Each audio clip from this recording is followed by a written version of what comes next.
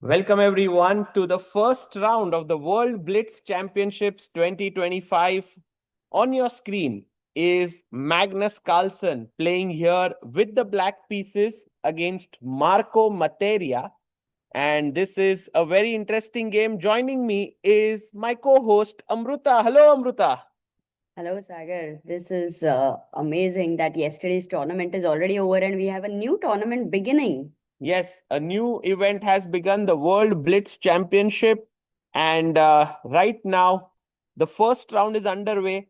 And Magnus has played the King's Indian without castling here. He's pushed his pawn to e5. And maybe, Director Saab, if we can stretch the video and board. Queen comes up to c2. Marco now defends the pawn. Magnus, after winning the World Rapid Championship, like Blitz is generally maybe easier for him to play. And Sagar, it does feel like Magnus will be the World Blitz champion as well. Let's see, Amruta. His opponent in round one is the young player from France. He's just born in 2009. Very talented youngster. But Magnus has never been upset on the first round. Yes. Like he never loses. There have been draws. And right now, white is doing quite well. You know, you push your pawn to f3, bring your knight out, you castle. And can Magnus think of long castle as well? Or short castle is the way to go? I think short castle looks very natural. He goes back bishop to c8. Just all the way. f3 and go back. Yeah, no, he played his knight here to a g4. It was taken bishop g4 and f3. And now pawn to b4, Marco. You know, he's a bit nervous for sure, facing Magnus. And this move, I think knight g to a5 is forcing him to take a decision. He can't play a3 and maintain his structure because pawn takes, the rook is hanging on a1. So already Marco has to take a decision here. A good move now, Amruta, is queen a4, pinning the pawn to the rook. Oh, so that later you have a3 on the plate and the bishop cannot easily defend the rook. But he doesn't. He takes the pawn on a5 and, that has isolated his a2 pawn. That's also not a bad idea. You do that, black castles. I think white will also castle here. But Sagar, the c4 pawn, which looks like one of the weaknesses there, b6, bishop a6, later the c5 square is there for the knight. Black looks comfortable. Amazing. Yeah, it looks like a comfortable position for sure, Amruta, but, knight c1, knight b3, c5 on the cards, a4, a5. I think white also has his chances here. Okay, the question for me is Magnus going to play some simple positional plan or is he going to go for f5 like a typical thematic King's Indian? Yeah, he played knight c1. I like this move by Marco, and you can see Magnus now thinking because the idea is simple, guys. Knight to b3, pawn to c5. And knight goes to b3. And Magnus does play f5, Amruta, like you had predicted. The rook goes back. And now it's time to push forward with c5.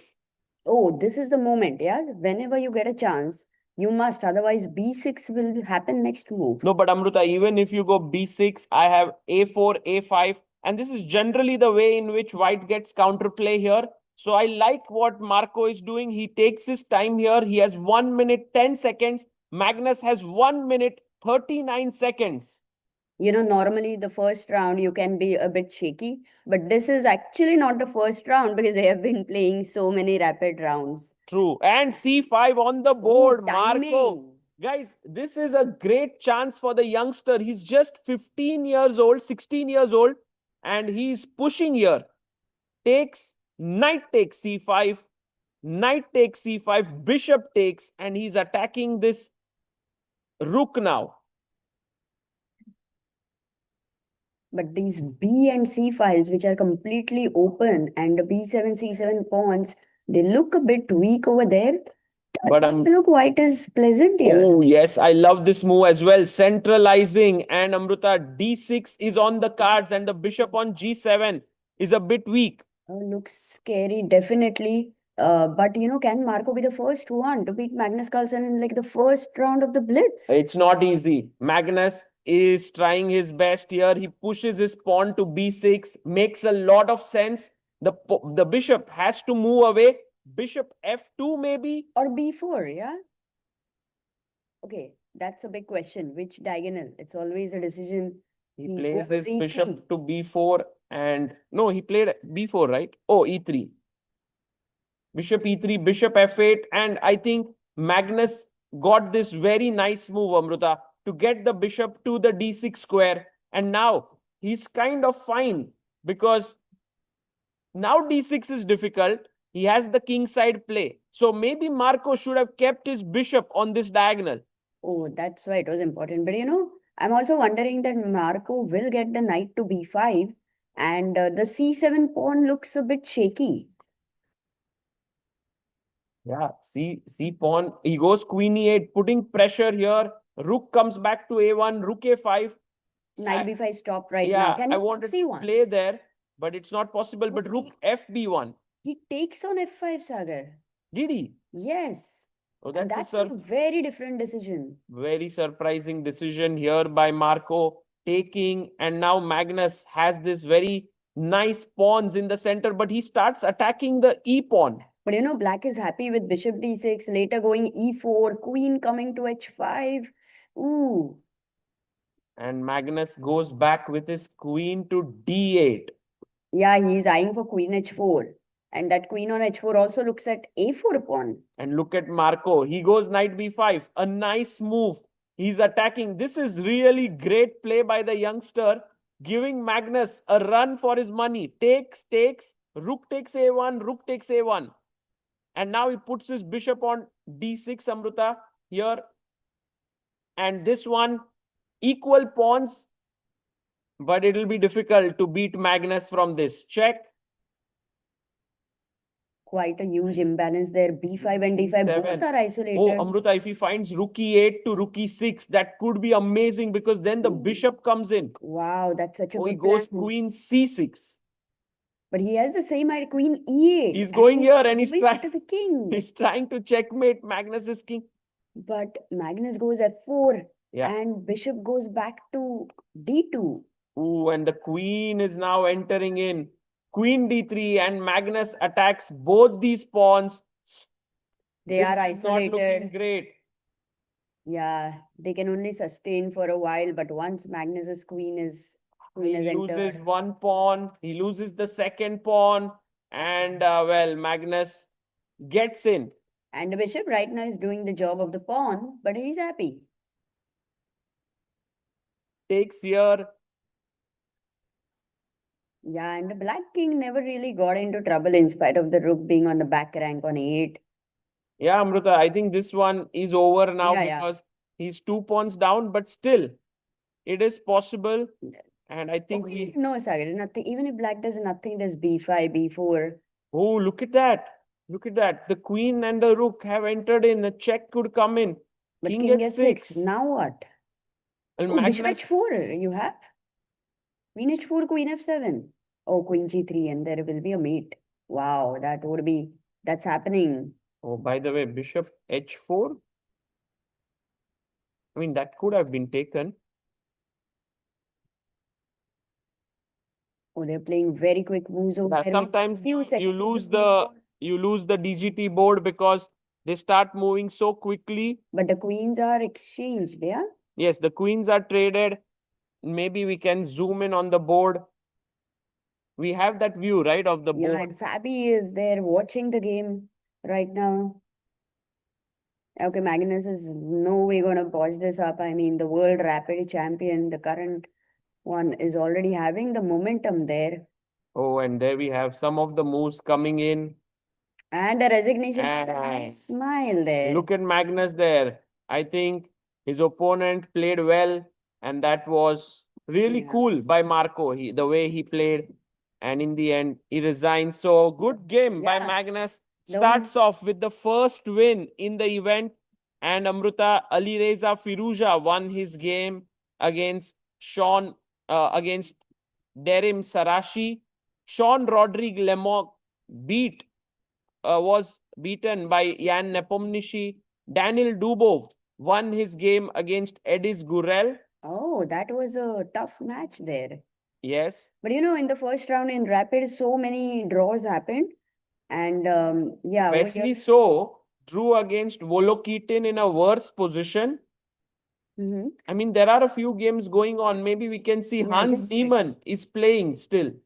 And he's losing to David Gavrilescu. Wow. wow. And Round one itself, Hans Niemann is better, clearly. no, Hans is I mean, worse. clearly losing, sorry. Sagar, also, what about the winners like Artemiev and Arjun? What are they doing? I think Arjun Erigaisi won his game against Suyarov. But this one could be the biggest upset of the round. There's also one more upset. Sergey Lobanov beat Jan Shistov Duda. And Faustino Oro beat Levon Aronian. Wow. Wow. Oh my God. I mean, Duda had a very difficult tournament, the Rapid one, where he had pulled out actually. So he would be really hoping to get something from this tournament. Yeah, and Hans Niemann, somehow the board is not really updating. I think these boards for the Blitz events are really not fully equipped for the speed at which the players play. But I want to show you, Amruta, any other game that are going on. We have a news from online chat coming in that Pragnananda won, Gukesh won.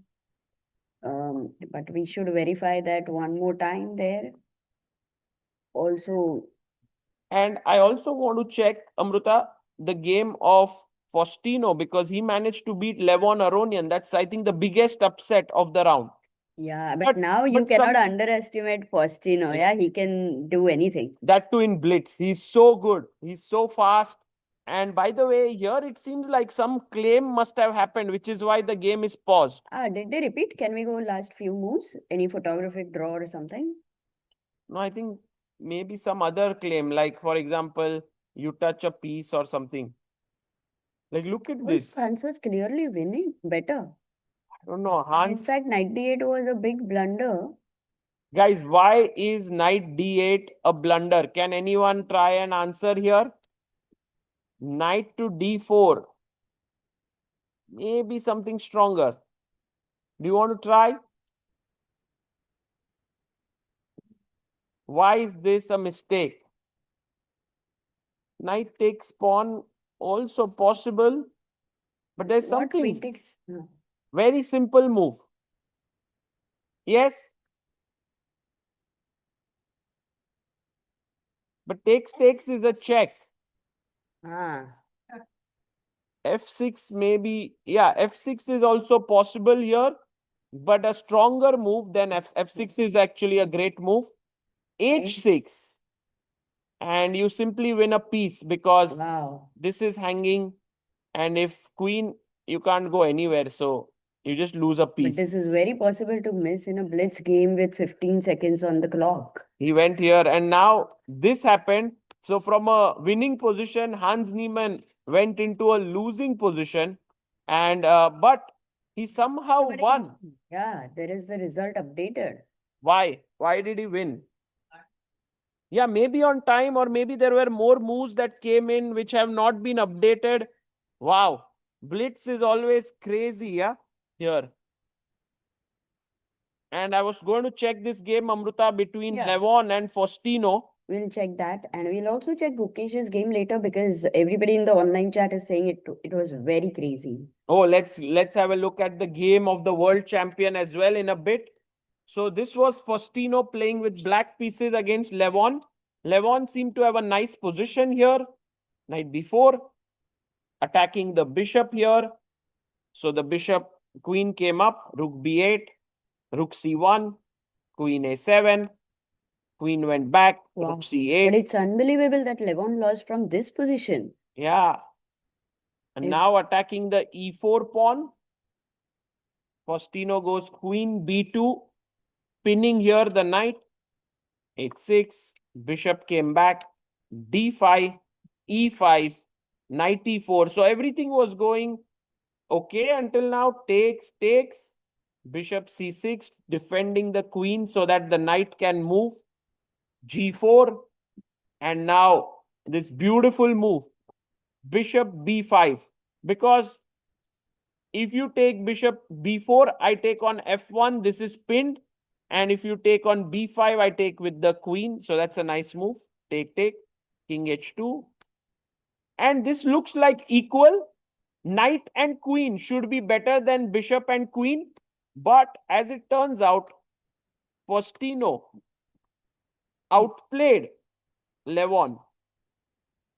Queen d3, queen a2. And now he checkmated him with check.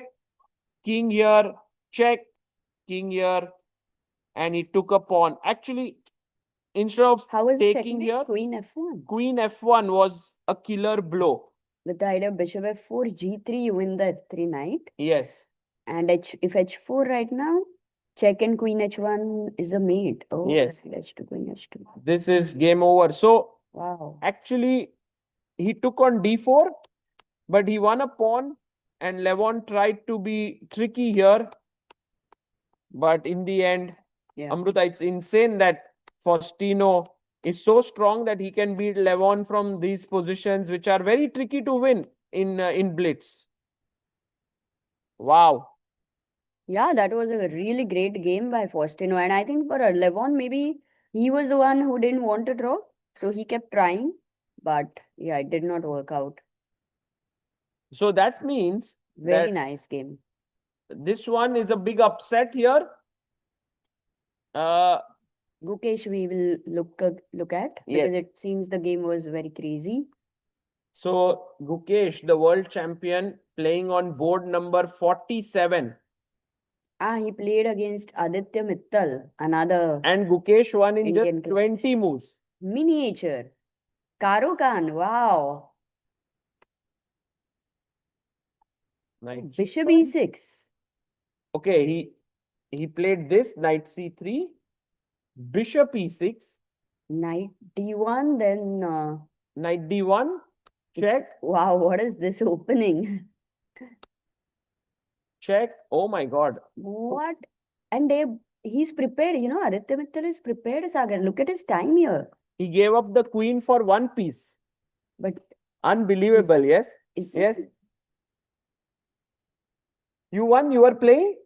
Oh, can you watch? Maybe we can see your game together. Whom did you beat? Okay, sit here. Yeah. You can sit, no, and then we can see the game together. But let's finish this game. And then we can see your game. Okay. Queen a5, d5, and rook b8.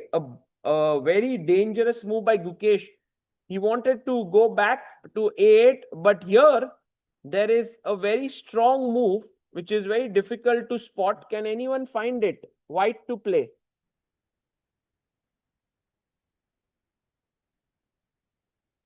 Bishop e3, but that's his plan. Yeah, if you give a check, he wants to go back, king a8.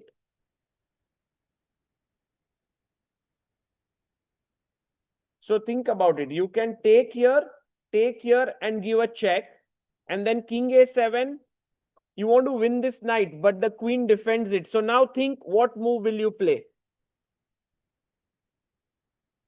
b4.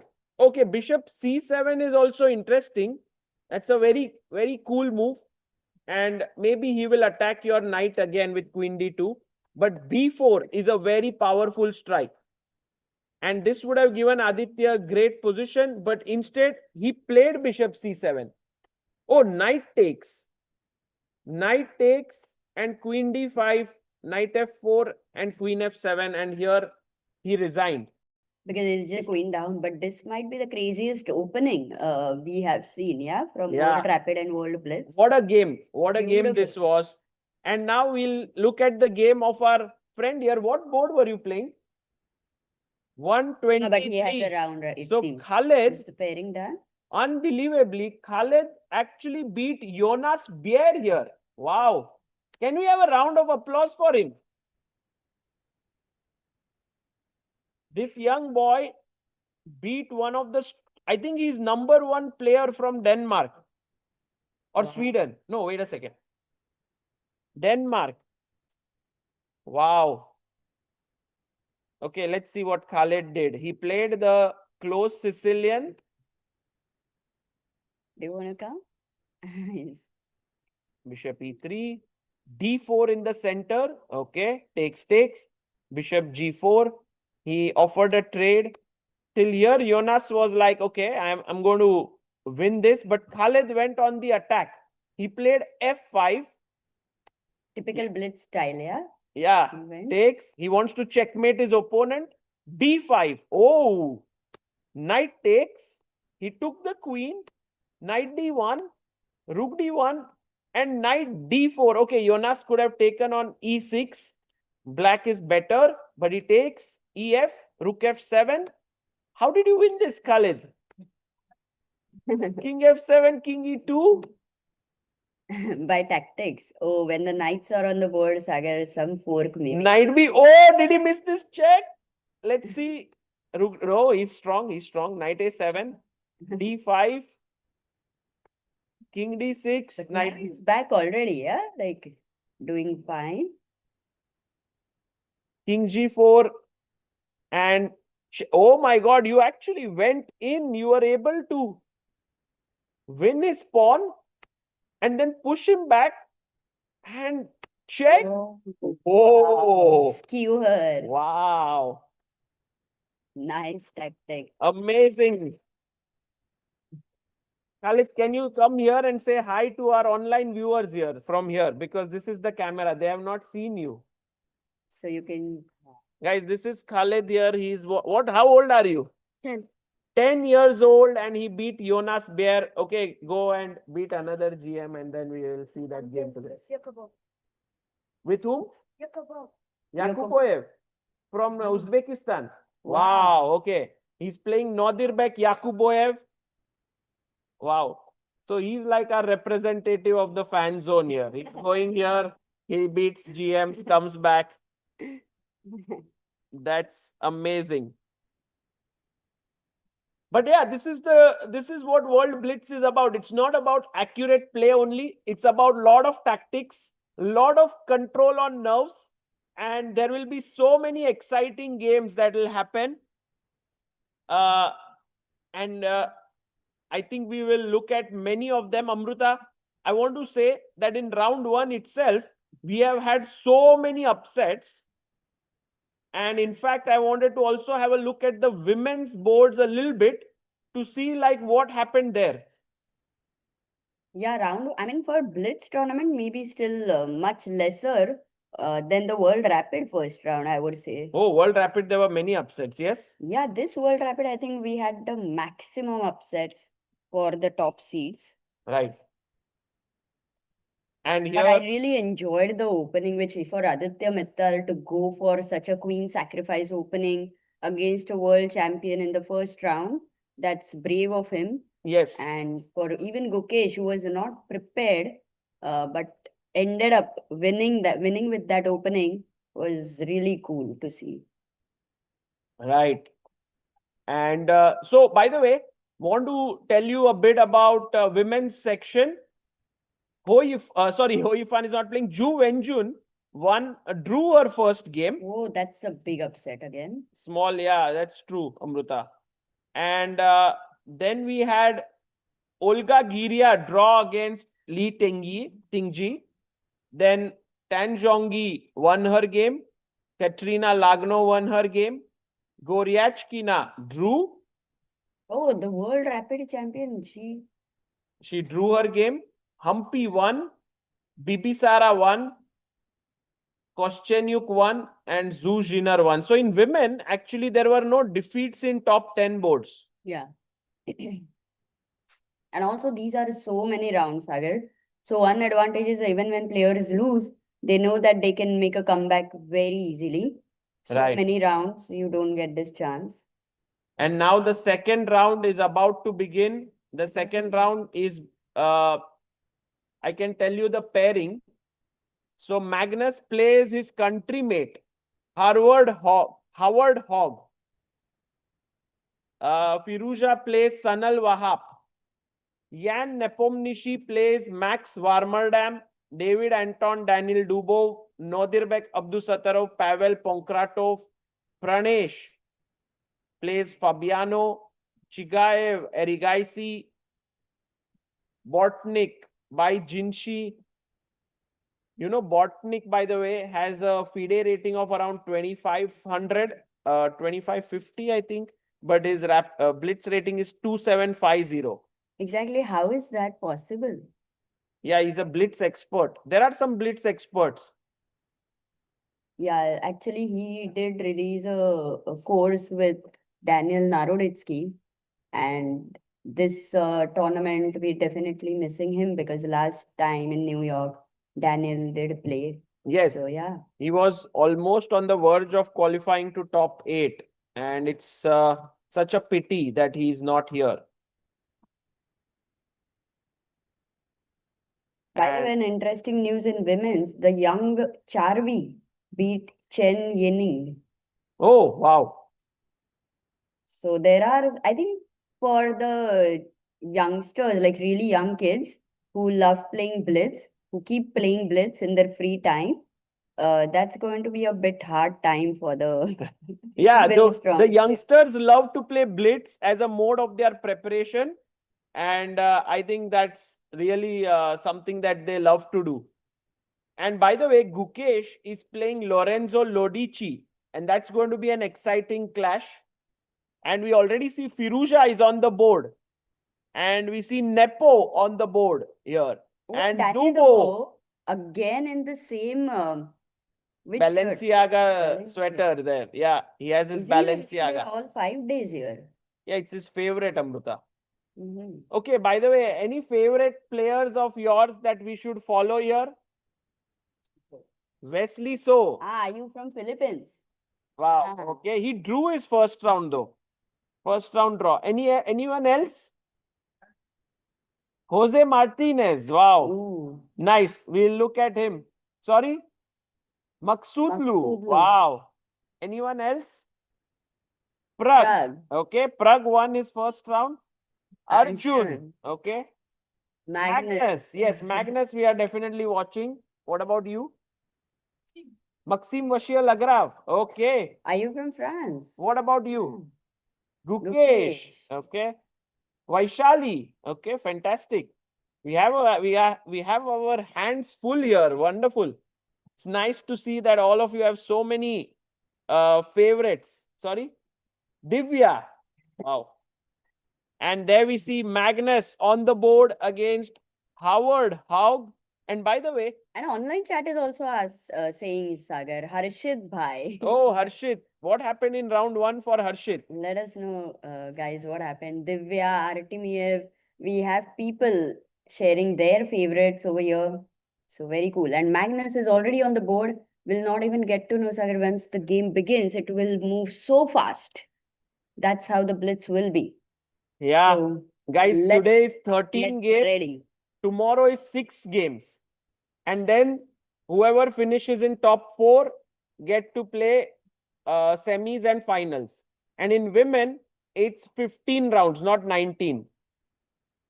Ooh, Okay, the handshake. there. Maybe we can increase the board size a bit, but Oh, it's the Karo Khan. kya hai? Karo Khan in Blitz. It's Sagar, fine. it's your opening. It's a fine opening. Are you happy Amrita. to see that? Yeah, I'm happy to see Karo Khan. But look at Magnus's treatment of it. He plays like this very simple move and he's ready to go into an end game against the young boy. But Howard is like, no, I'm not going to do that. He goes bishop g4. He pins the knight h3 and he gives up the bishop pair, puts his pawns on light squares. And now, yeah, that's a nice imbalance created. Without the bishop, he is very free that all the pawns can stay on the light square and not hinder. Yeah, bishop goes to g2 now, Amruta. And this is kind of a very solid setup for black. He's saying that I'm going to put my knight here, bishop here, and castle. So knight f6, knight d2, and bishop comes out. And queen e2. somewhere looking for this pawn push, although it's not coming here Yeah, just yet. he'll go f4 and e5, I think. That will be his idea, Sagar. Hmm. And then bring the knight on f3 and yeah. I think Magnus is enjoying his position. Would you also want to get a glimpse of a few other games? No, I think we'll stick here, Amruta. It's fast, 6 yeah? Too minutes, fast. yeah, we can't see too many things, but just a small update to all our viewers on just the adjoining board. Sanal Wahab is having a nice position with Alireza Firouzja on board 2. So that's good news for Sanal. Yeah, Okay. and also Turkey. I mean, they have a very strong team over here. And Rookie 1, the idea is, oh, what? Why? What happened? E5 is not coming. Exactly. It's like, what? Is he giving up a piece? No. But Magnus can play f4. No, he takes. How is Magnus playing such simple chess in this blitz format and still having this slight edge and able to convert, Sagar? Yeah, I mean, Amruta, he is very good at this format. That's for sure. He loves it. C4, striking in the center. This was nothing like what we thought will happen. F4 and E5 and all the aggressive moves there. Magnus is completely going for understanding how the kids are learning. They have still not seen all the classics there. So C4, knight to F3. And now you want to play B3 and bishop B2 on this long diagonal. So Magnus has this double bishop edge over here. I like the move C4 because eventually the C pawn is going to become a passer maybe. And oh, H6. Just quietly trying to stop some ideas of bishop G5, knight G5, but he goes B3, solidifying his structure, wants his bishop to come to B2 and bishop B4 and rook F1. He doesn't mind putting the rook over there. I think interestingly, black is not getting E5. There is a very strong control over there. But if bishop C3 possible? Yeah, that's a very good idea, Amruta. Bishop C3. Maybe it's the best move in the position as well. But he plays rook E8. He's trying for E5. And now bishop B2. Yeah, now you stop that again. There is no pinning ideas after E5, so you can simply take the pawn. 1 minute 47 seconds for Magnus. 1 minute 40 seconds. Howard has 1 minute 36 seconds. Yeah, it's very difficult to pronounce his name because we are so used to saying Harvard. Bishop B2. Black, even if he gets D4, it would be amazing, but Magnus has a very solid control on dark squares. That's why he tries to exchange the dark square bishop, and Magnus completely rejects it. Can they repeat bishop C5 back? Yeah, he can. He's doing it, and Magnus takes, queen takes, and now this small trap, D4 and C5. He gets in this, he gets his knight to E5. He has a small clamp. Yeah, that's a great space advantage he's getting on the queen side there. He goes queen C7. I like C5 here, but it's also, Amruta, nice how these youngsters are making Magnus, fight for the full point, not giving it easily to him. No mistakes. But we don't know how Magnus is thinking. Imagine Magnus is feeling his very comfortable position, no stress. No, for sure. There's no, I mean, he's enjoying himself. But at the same time, many times I see youngsters getting really overawed by Magnus and look at this move. Rook B1? Did he really play that? Yeah, I did not like that move at all. But Magnus wants these hanging pawns over there with the bishop looking at B7 secretly, But now you can win the pawn on C4, takes. He actually took here, I think. Yeah, he took. And now he's thinking whether to take the pawn. But I'm pretty sure he didn't play rook B1. I think he played rook C1, Amruta. That's my feeling.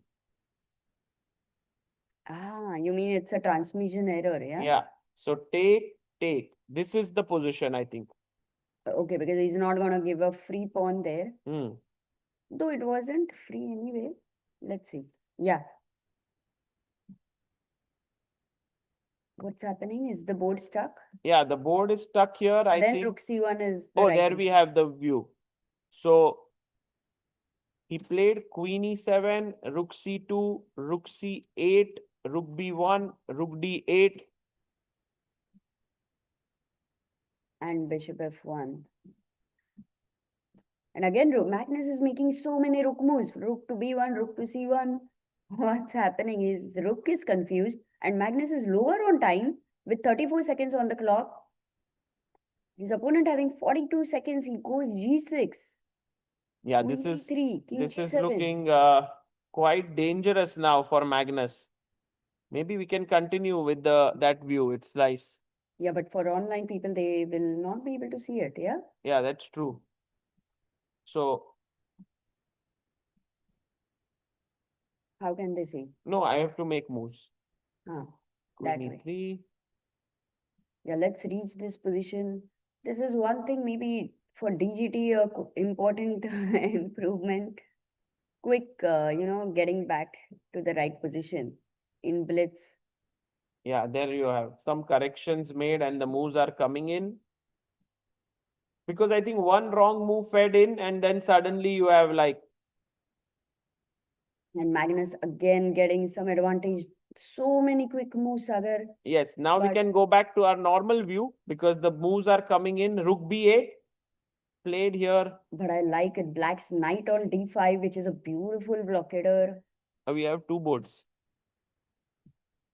What? Yeah. Bishop g2 he plays. Okay. Magnus, I mean, Howard is somehow hanging on with these two knights. Magnus planning to jump in with his knight But to we e5. can have Magnus video, right? Yeah. For the fans. Huh?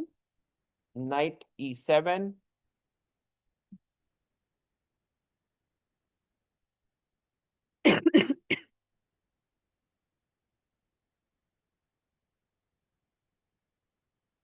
And knight to c4. He's coming to d6, defends the pawn on d4. The knight is here. Rook d7. And pawn to c6. What a game. What level of accuracy shown here by Magnus. He just made no mistakes. And now he jumps in with the knight. Queen b8. c7 is coming.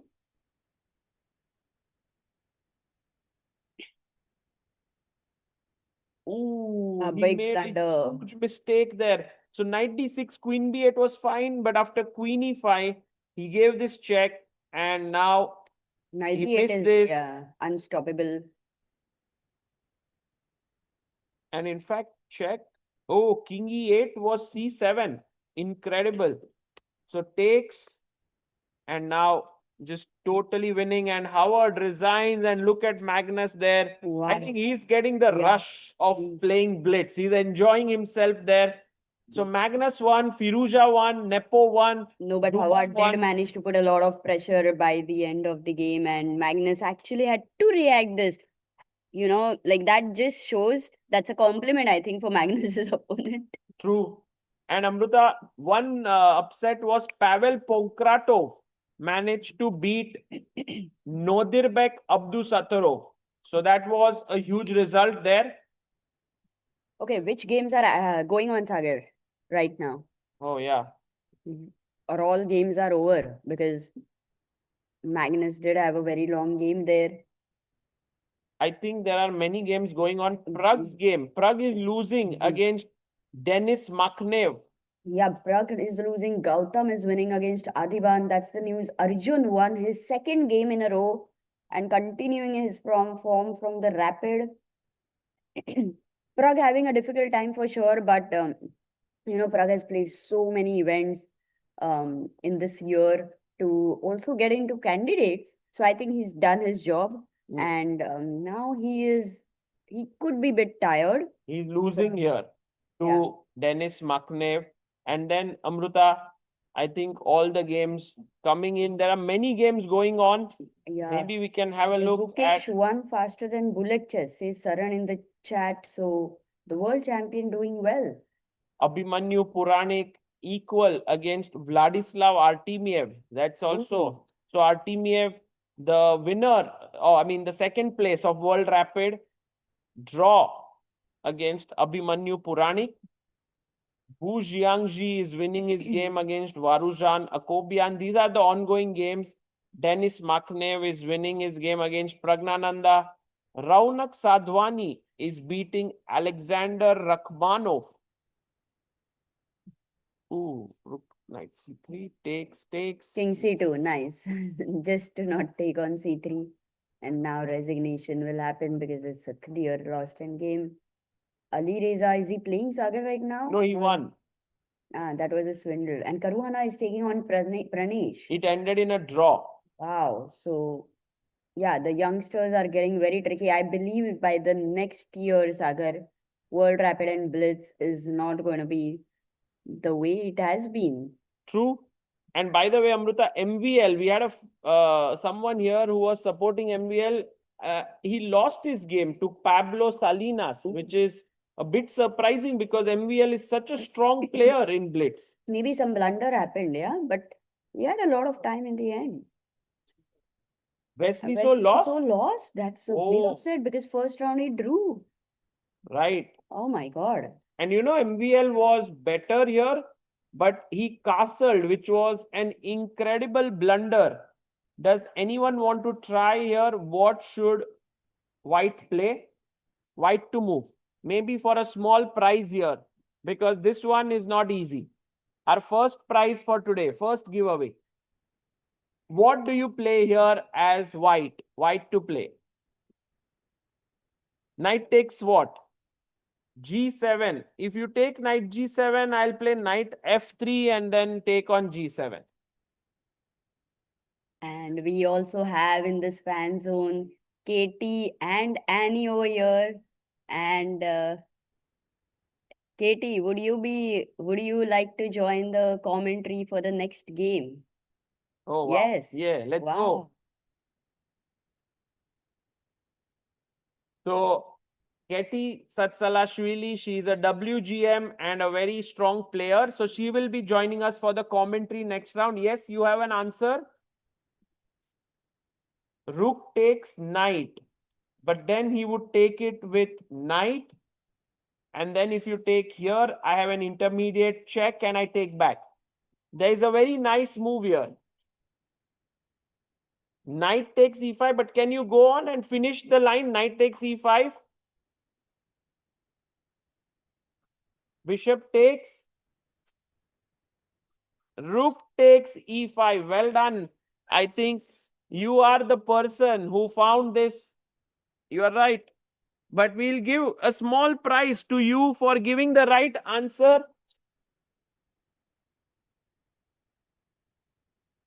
Was it a joint effort by both of you? Well done. What's your names? Maya and Vlad. Let's give a big hand to both of them for finding this tactic. And a small gift from our sponsors, Freedom here. Take, and if you take with the knight, you lose with take, and take. But when you take with the bishop, then rook takes, and this was what was missed because knight takes is met with a check and you lose the queen. So such mistakes where you drop an entire piece, well, that's not going to be, forgiven in this format. So MVL lost here. And then we have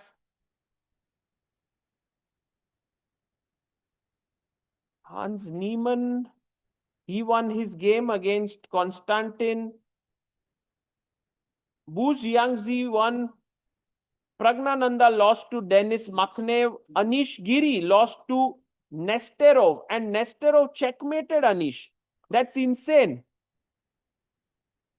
And look at this. Maybe we can look at what was the final error. Anish was winning here. He's better.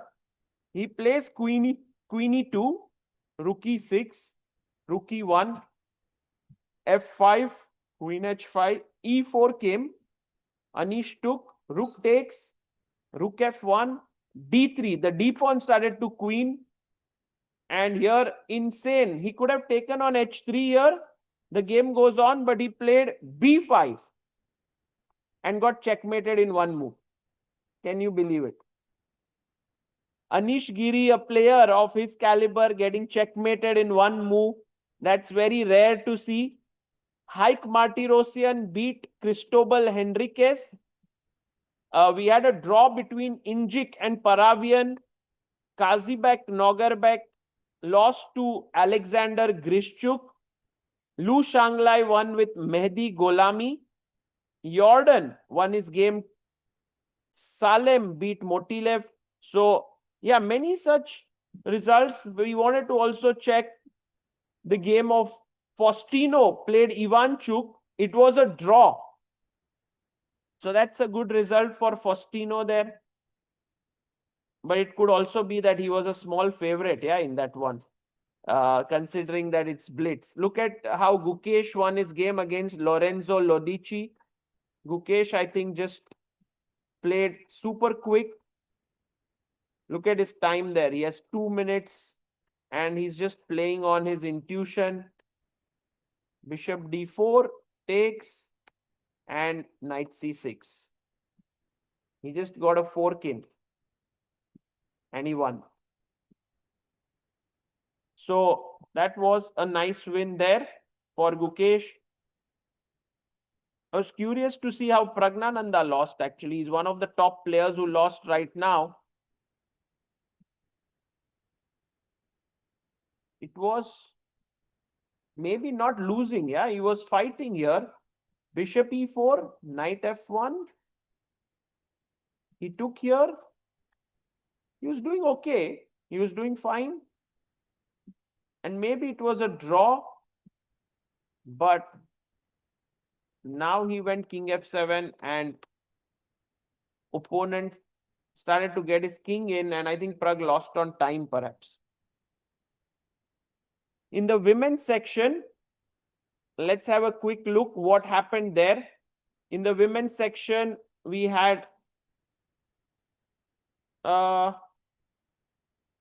let me just see if we have the new round, second round here.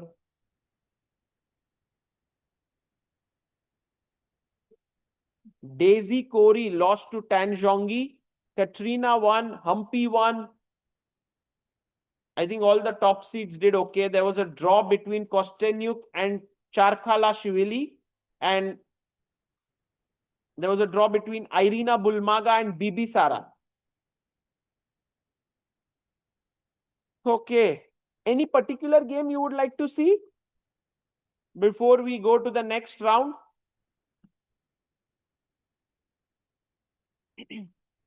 Please let me know if there's any game that you would like to see. The next round should start anytime soon. Can I get water? 3 p.m. Maybe Okay. we can take some break. 9. Right? You can take. Right here. Ah. Oh, look what. Maybe she can show. What? Annie, can you come and show to our viewers over here? Did you buy something or? Yes, I went for shopping. Oh wow. Use it here. That's for you. What? Yes, Oh, she's giving me. yes. Wow. Why? What have I done? Nothing. Oh my God. Oh, that. Let's see. What is this? This is a Yes, nice. what is it? It's a Qatar Chess Association. Oh, it's a chess board. What? Wow. Oh my God. That is, and And the that's such a- pieces. That's not. This is such a nice,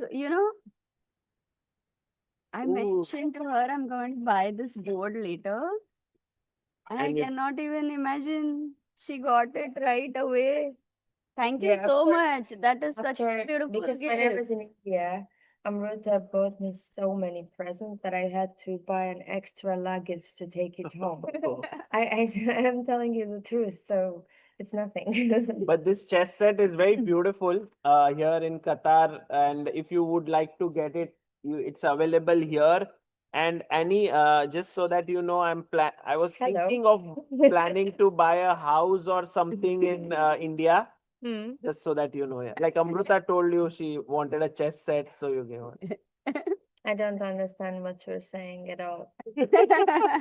I don't get it. And I want a Lamborghini. That's nice. So Thank That you makes so two much. of us, Amruta. We both want something. I'll tell you something. You can give him a Lego house or paper. Have you ever built a card house? Never. Okay, that I will teach you, which you can gift How should I say it's Indian? him. You want a house in India, right? No, no. No? Now Sagar is scared. Yeah, I don't know what will happen next. So, But these are nice Water will pieces. explode it. No, but I Yeah. did not give you so many things. So I did not give you so many things, Annie. You gave me zillion of presents, so You were there for the first time in India in front of me. I mean, yes. where When I you was. come to Armenia or US. I will Yeah. buy In you- Armenia, I'm gonna get a lot of presents, Sagar, from And her. you're not Wow. getting a house in Armenia. Don't hope for that. No, I'm not hoping. But thank you so much, Annie. That's a very Thank you. beautiful board. It's a great memory to have a chess set from wherever you go, because then when you play the games, it reminds you of that place. And Katie has gifted her a I Love Chess T-shirt Oh, for Zabel. oh, wow. So yeah, guys, check out this shop for sure. It's a nice one. Lot of stuff there. Yes, But if you want to buy me presents, this is the nice shop to buy me presents from. So I like clothes, jewelry. oh, actually, in the next break, I will show you everything over there, what they have. I'm gonna Yes. just move this. And We have Katie and the host. where is Katie? Yeah, Ketty will join us in a bit for the next round that starts in 5 minutes from now. By the way, just so that people back home can also know, it's a very intense tournament, this one. 13 rounds today, World Blitz, 6 rounds tomorrow, and then only Oh, top 4. Yeah, so like in total 19, and then top 4 play with each other in semis and finals. And many upsets are happening. I think Levon lost his round 1, but then did you see what happened in round 2? I didn't. I only saw what happened with round 1. Okay, let And me. now please check what happened on round 2. He was. Let me just check on which board was he playing. When you search over there, it doesn't show, yeah? But 13 rounds today, it's pretty intense, yeah, for the players. And they will have back to back. There is not much time in between the 2 rounds. And if one round keeps on going, Annie, then the next round is delayed, which usually happens. So it's a very long day. He won. He won his second game. And yeah, this is Did you actually. see what she did? Yes. No, it's true. I mean, it's all about momentum here. Yeah. You win one game, and then before you know it, you win another, and you are back in the top. Yeah, Yeah. that's the best part about 13 rounds. You can, I think 3 or 4 losses are also okay, but you can just keep winning back to back.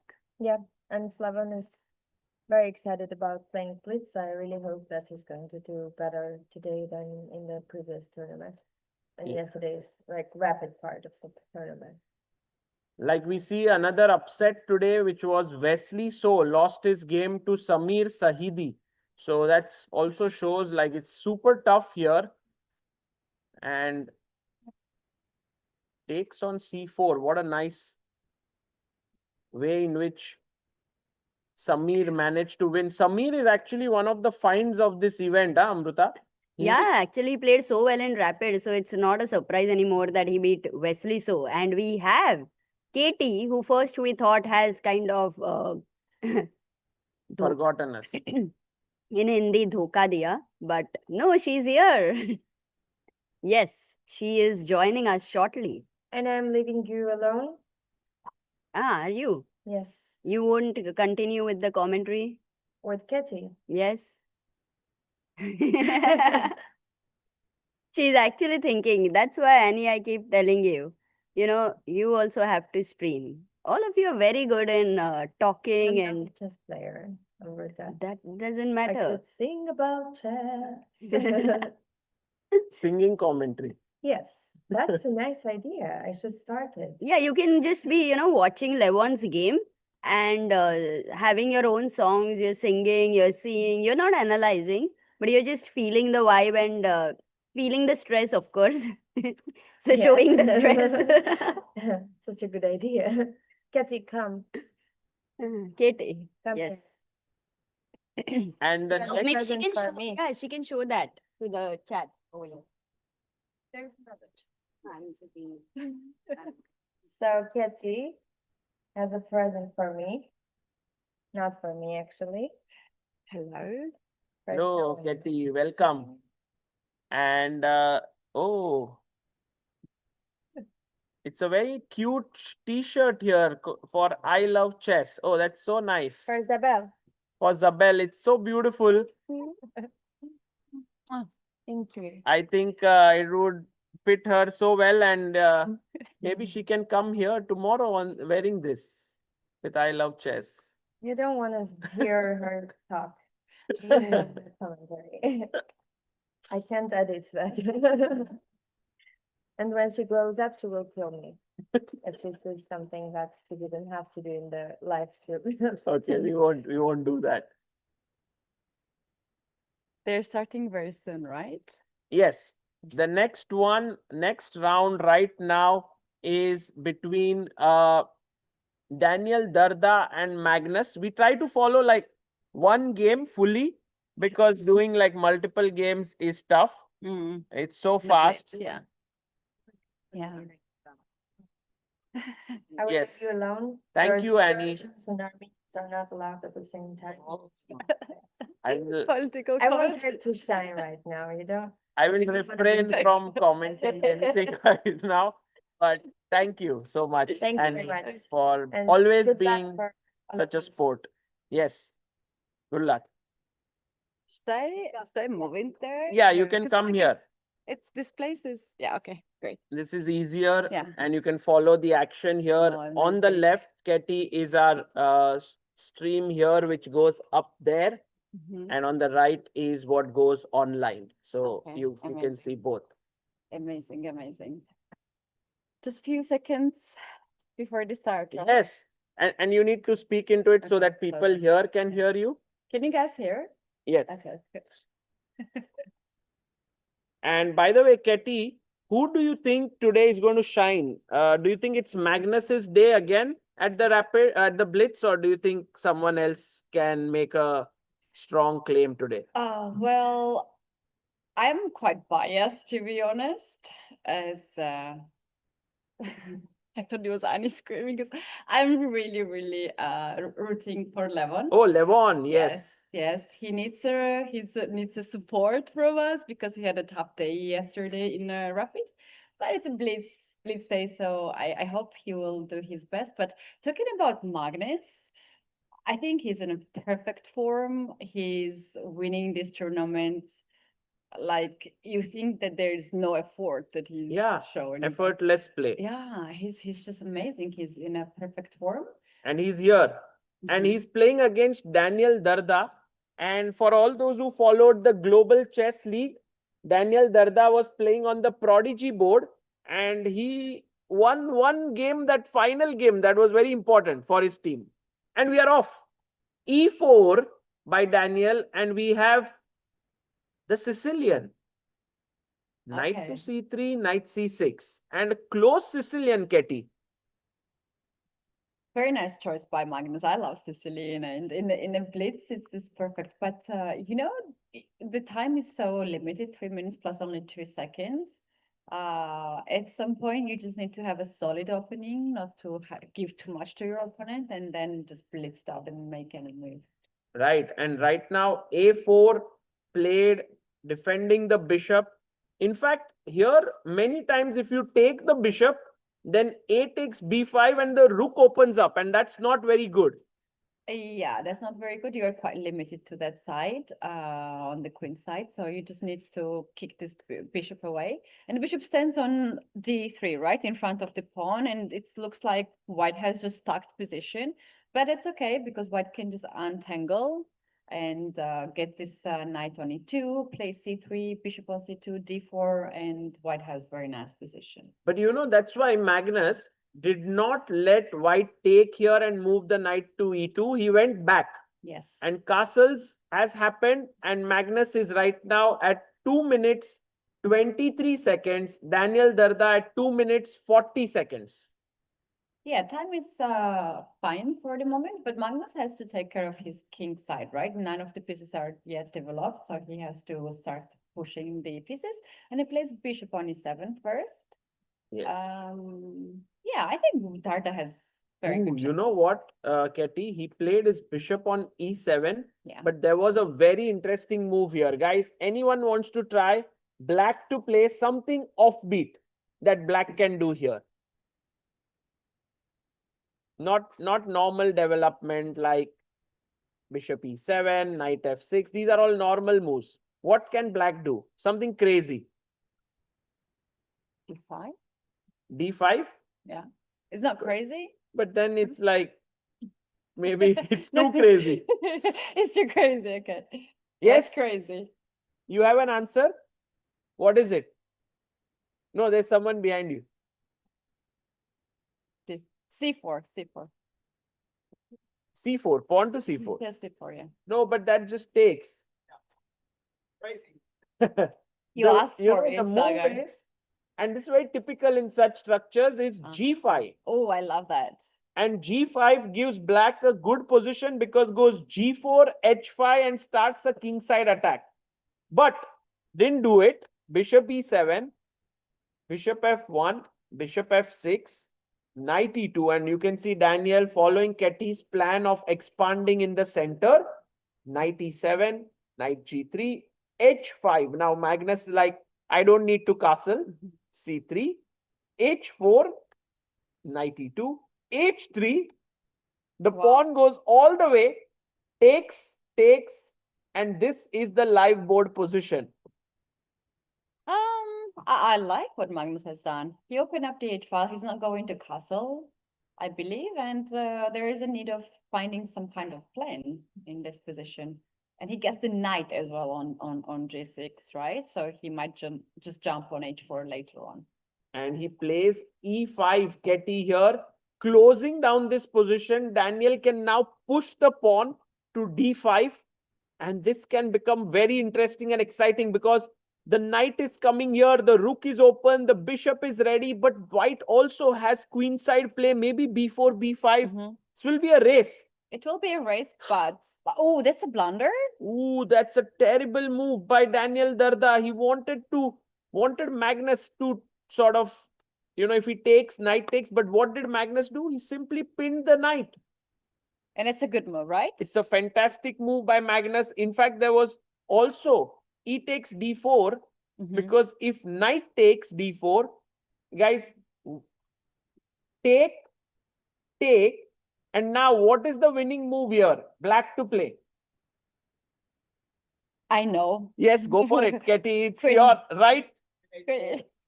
Exactly. Everybody knows, yeah. Checkmate was happening and Magnus didn't go for it. He played bg4, which is also a good move. d5. The knight most likely is going to jump in now to d4. Oh, that's very good position. Actually, Magnus is forced to close the center. He has king in the center, and now it will be just one-sided plan, attack on the king side. He can go in the center. He can go to e7. There are many possibilities here. And this is looking quite good for Magnus Carlsen. It's always a, something that I watch right now from here, but in the previous World Rapids and Blitz, I would stand close to Magnus's board and watch it. And I would be always surprised, how would he always get great positions against everyone? Yeah. It's like, true. Very few people are able to beat him. Yeah, that's actually true. And for instance, to compare the other top player like Hikaru Nakamura, Hikaru is the opposite. He not very often gets the advantage at the beginning. He allows his opponents to have a slightly better position and then he outplays. So everyone has their own strategy in this blitz and rapid And segments. Ketty, look at what happened. He took the knight, pawn takes, pushed forward, That's good. knight takes, and now knight takes knight, giving up the queen.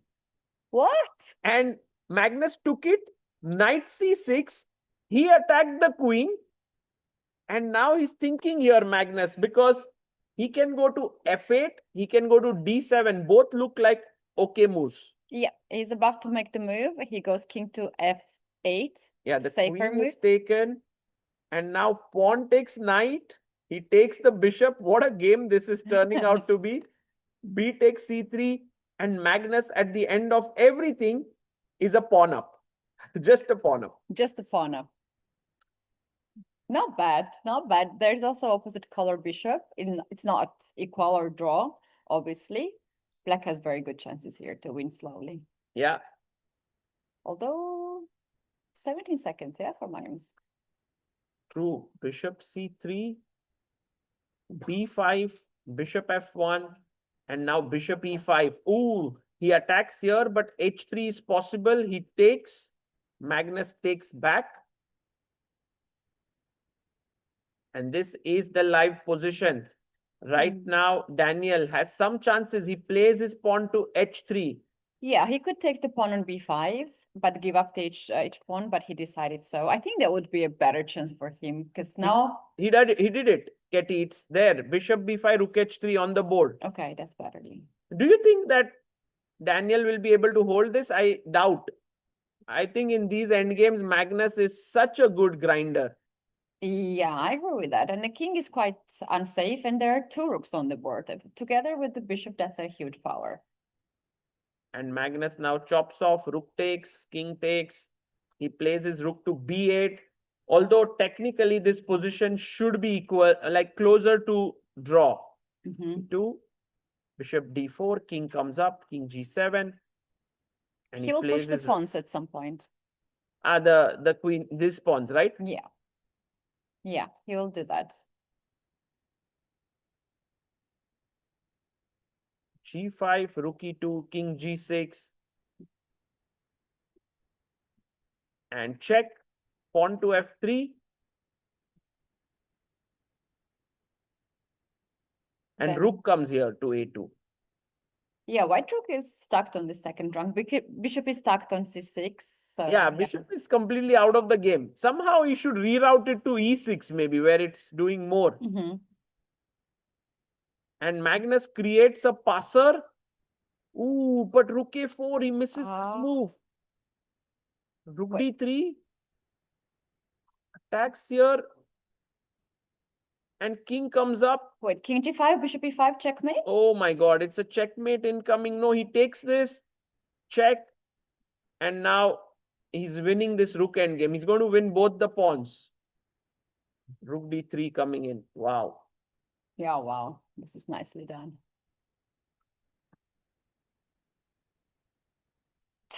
And Magnus is shaking his head there. He takes the pawn now. g3, and he's done it. He's going to win this one He's as gonna win well. it. He can even give up the g3 pawn and win with one pawn. Wow. he And can check. resignation. Magnus Carlsen wins another game. Wow, 3 out of 3. A good start, Ketty, and a good game here. We have another game going on. Daniel Dubov is playing on board 4 against Muradli Muhammad. Let's go to that board. Board 4. There we have it. Knight versus bishop. Should be equal position, right? This should be a draw, yes. Although Daniel has made a mistake, Muradli might have a chance now. You know, when he went here, knight takes f3 was winning. Oh yeah, to take that pawn. To take that pawn to stop the king from coming here, then you are better because you might even win the h3 pawn. But he went the other side, and somehow, Ketty, in these blitz tournaments, I see the knights are so tricky. It's very difficult to play against the knights. Yeah, in the end game, they're so tricky. You have to be very careful. What Black can do here? Black can just get the king on e2 and then attack the pawn on f3. But you also have a weakness on f4. So I think it's a draw. Ooh, he gets a Yeah. draw. He gets a draw somehow. Daniel Dubo manages to hold in. So the results are Magnus wins with Daniel Dardha. Firouzja beats Jose Carlos. Nils Grandelius loses to Nepo. Dubo draws against Muradli. Arjun Erigaisi beats Amin Tabatabaei. Alexander Bortnyk beat Nicolas Theodoru. Nodirbek Yakuboev drew with Hans Niemann. Pavel Ponkratov drew with Bu Jiangji. And we have another game going on board 9.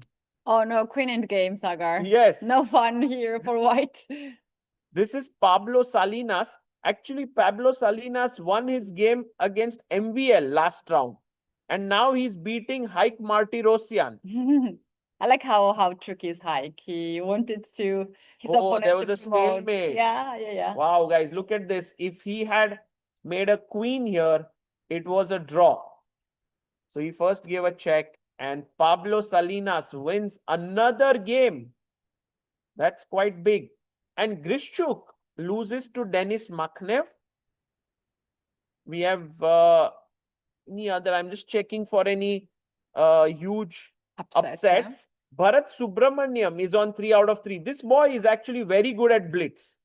He's from India. He's very good. Murzin has started well in blitz. He won rapid, but he didn't do well in rapid 25. He had won in 24. But I think in blitz, he may just take like maybe a top spot. Yeah, maybe because it's the blitz is for it's everyone's game who plays well actually. So you just need to warm up sometimes in the rapid, and then I know a lot of players were counting on the blitz portion. And another result, Ketty, is Richard Rapport lost to this Indian youngster Pranav Anand. And Pranav is also on 3 out of 3. He beat Basim Amin, Robert Hovhannissian, and Richard Rapport. So that's a great result for Pranav Anand. He's doing very well. And Gukesh lost his first game to Sergei Sklokin. Oh, wow. And I don't know. Do you know about Sergei Sklokin? He's just an FM. No, to be honest, I heard for the first time. It's quite surprising for me. He actually was totally lost. Gukesh was winning here. But as it turned out, let's just see where Gukesh went wrong. From such like 2 pawns up position, how do you lose this? Check. Rook d5. He gave up the pawn. I think he played somewhere g4 and check. Blunder checkmate. Even now, after losing that pawn, he's better.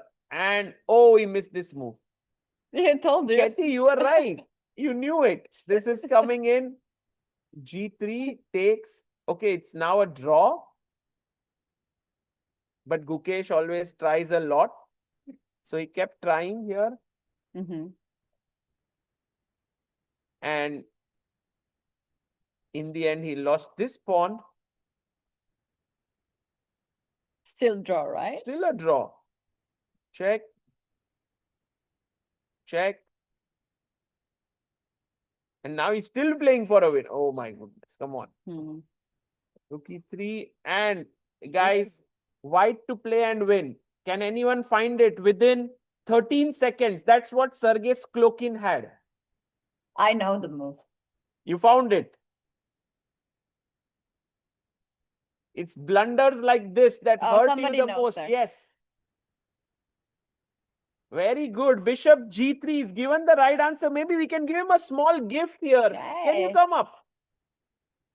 There's a small gift there, Ketty. We can give him a giveaway here bag from Freedom. It's a big gift. Yes. Huge box. What's your name? Ahmed. Ahmed has won a giveaway from Freedom. Let's give a big hand to Ahmed for finding this very nice move. Ahmed, Bishop G3. And Ketty, this must have been a big shock to Gukesh. Yeah.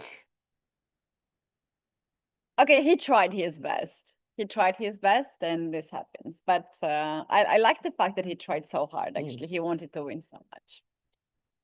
And Gautam Krishna, this boy who really impressed everyone in Rapid, is also drew. He's on 2.5 points out of 3. And yeah, maybe the next round will be very exciting, Katie. We can take a very short break and then come back, and then we'll continue with the coverage of this tournament.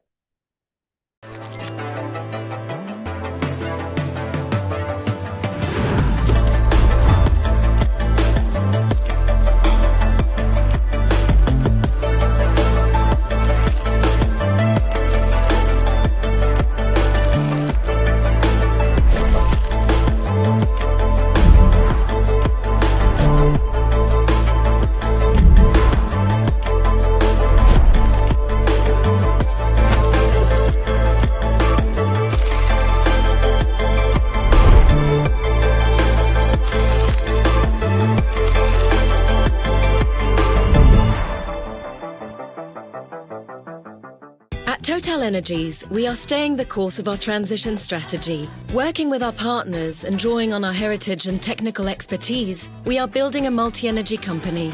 In Qatar, TotalEnergies produces oil and gas with local partners and contributes to the development of solar-based electricity and research initiatives aligned with the country's evolving energy landscape.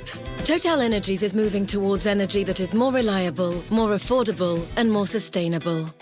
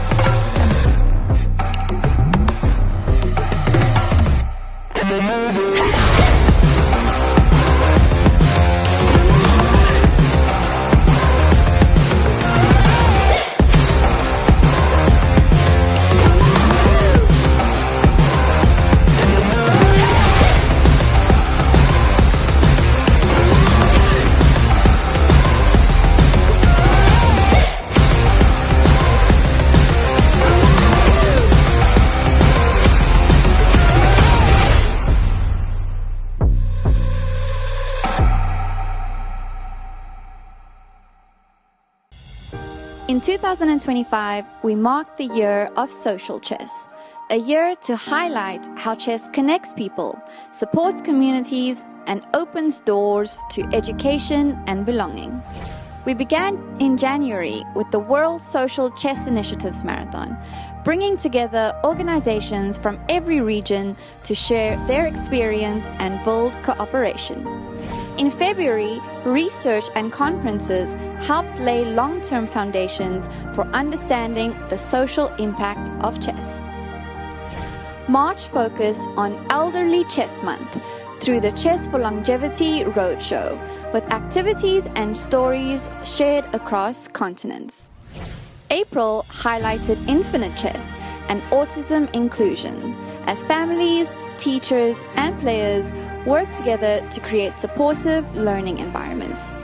In May, the Chess for Freedom workshop in Mexico united federations and correctional programs, with inmates from around the world competing in the Continental Championships. June highlighted Chess for Protection, with events in refugee communities, including Kakuma. In July, the Chess for Recovery sessions explored how chess can help rebuild focus and confidence. We also celebrated International Chess Day with a 24-hour online tournament where more than 20,000 players made over 5.5 million moves, showing how chess can unite people everywhere. In August, the Women's Chess Marathon sparked a month of global connection, and September centered on chess in education, where October promoted inclusion and health, including the Chess Olympiad for people with disabilities and the Intercontinental Championship for prisoners. In November, the Social Chess Storytelling Challenge concluded, sharing powerful real-world impact. As we gather in December, we recognize that the year of social chess is not a conclusion. It's a foundation we will continue to build on, together. Now we look to the coming year, 2026, the year of chess in education. Chess is changing, and this is the next big step. Total Chess is a new FIDE-approved World Championship Tour. Created by the team behind Norway Chess, it combines Fast Classic, Rapid, and Blitz into one title. A pilot is set for autumn 2026. In 2027, the inaugural tour begins, and we will crown the first ever FIDE World Combined Champion. 4 events a year, hosted in cities around the world. A clear season structure, a bigger audience, and a stronger presence for the sport. We are partnering with sponsors, investors, host cities, and media partners to build something with long-term global impact. If you're looking for a global platform with real momentum, this is it. Let's talk about how you can be part of it.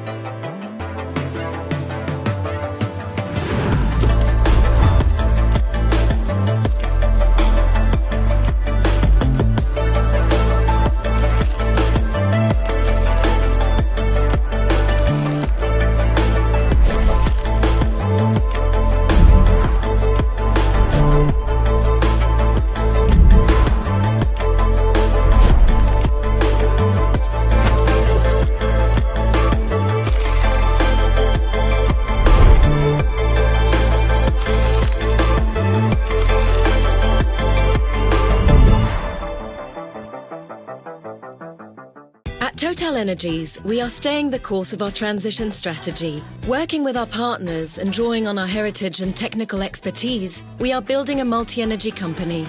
In Qatar, TotalEnergies produces oil and gas with local partners and contributes to the development of solar-based electricity and research initiatives aligned with the country's evolving energy landscape. TotalEnergies is moving towards energy that is more reliable, more affordable, and more sustainable.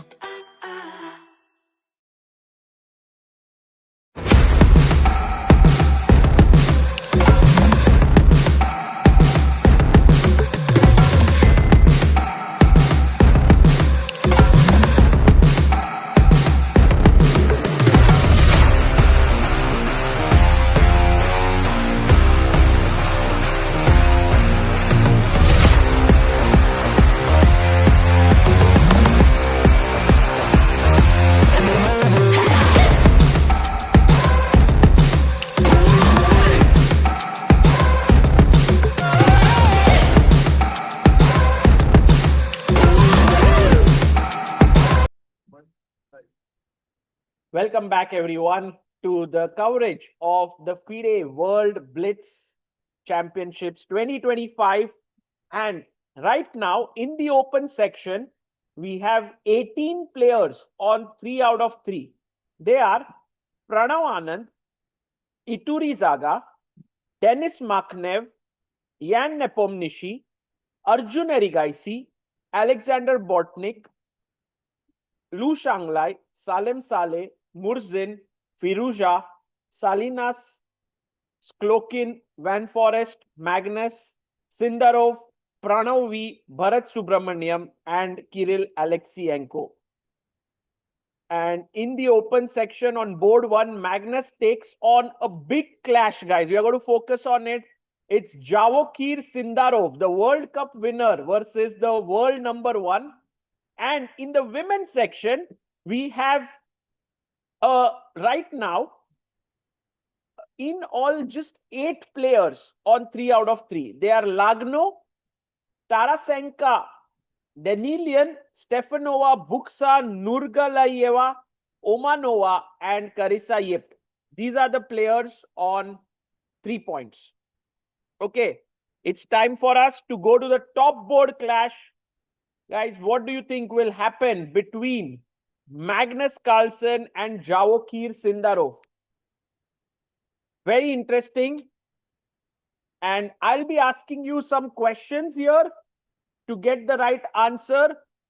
So you need to tell me, okay, whenever I ask you some tactical question or something, and there you see Yan Nepomniachtchi, and his opponent is Kirill Alexienko. He's played against Kirill before. We also have Pranav V there, and Pranav is thinking. We have Alexander Bortnyk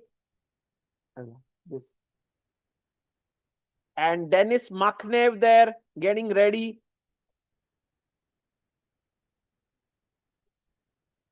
Denis Makhnev takes on Lu Shanglai. That's Bharat Subramaniam, a talented youngster from India. He is playing against Jordan. That is Sklokin, I think. This is Sergei Sklokin. And he just beat the world champion. There we see the world rapid champion 2024, Volodar Murzin. And ooh, that's very quick. Going to Magnus versus Sindarov. Guys, Javokir Sindarov has been in scintillating form recently. He's played so well. I think just the World Rapid tournament also, he was doing quite well till a point. But before that, he won the World Cup. He did amazing at the Global Chess League. Then he played really well at the freestyle chess in South Africa. And so now when he faces Magnus, it'll be a huge clash. And Magnus has the white pieces. And there we have a handshake. Guys, are you excited? Are you guys excited? Yes? Okay, let's go. White to white. What do you think will be the first move of Magnus? E4? I doubt.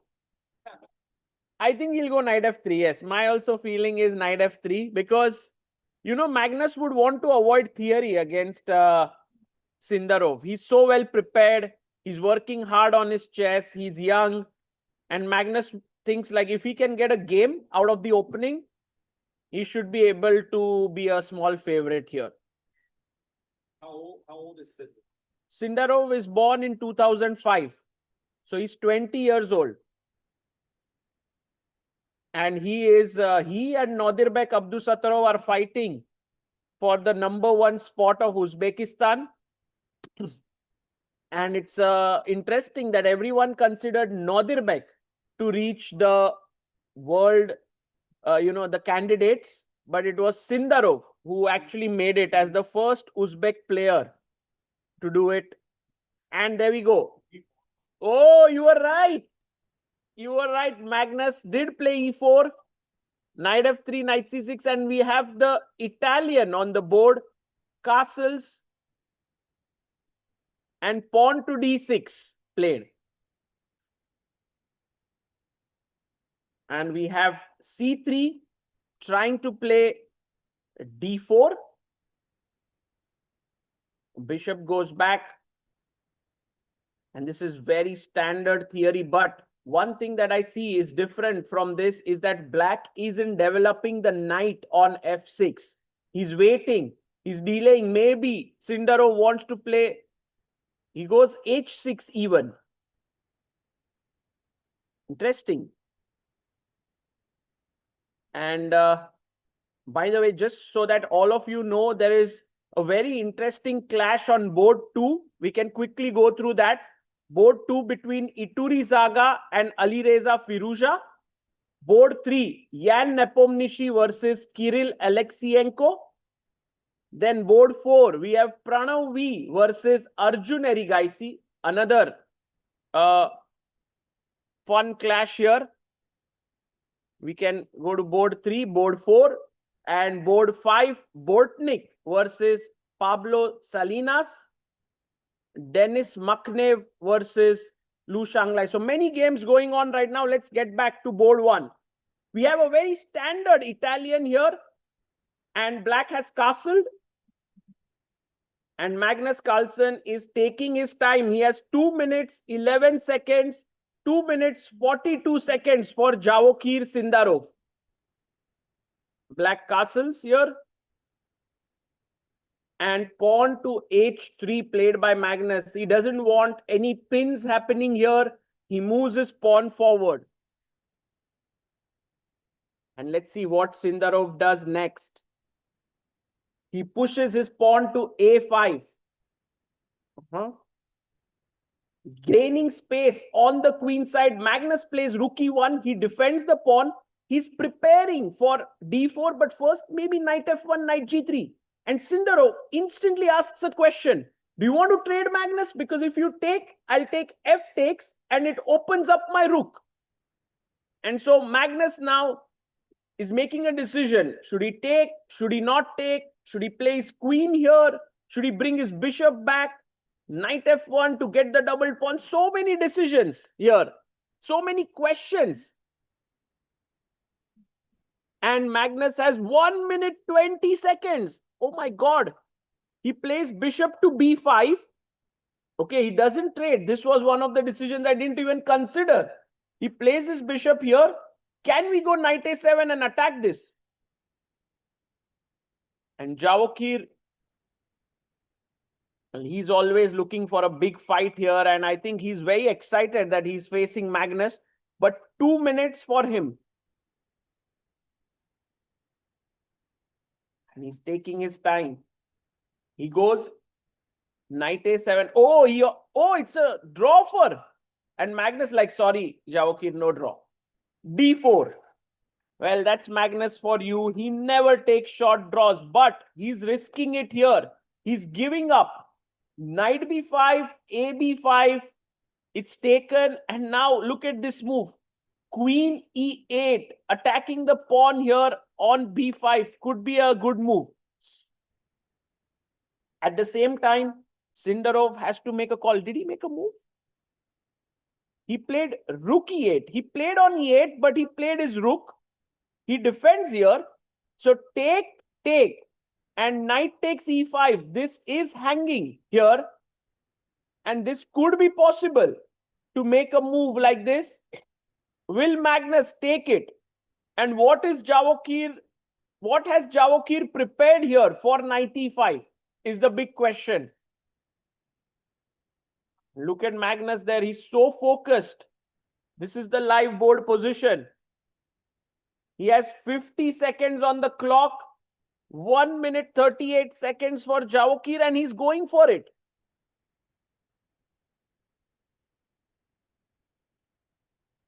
He takes, pawn takes, and now, guys, do you think Magnus takes here?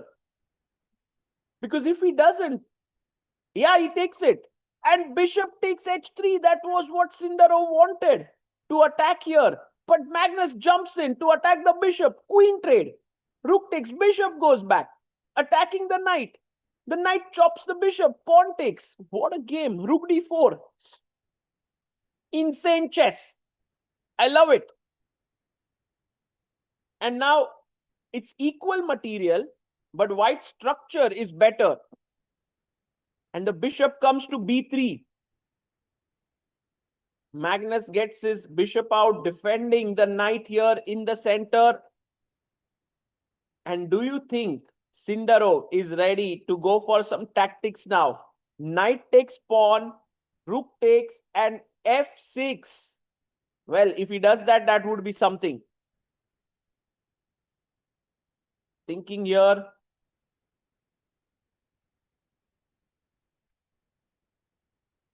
$25 for Magnus. 1 minute for Jawokir Sindarov. Oh my God, he takes it. What a guy. Rookie 4, F6 played. Insane. And now rookie 1. He takes, bishop takes, and maybe this game is heading towards a draw now. I don't think there's enough here for Magnus to try for a win. It's opposite colored bishops. Yes, the G7 pawn is a bit soft, but black has his own counterplay on the queen side.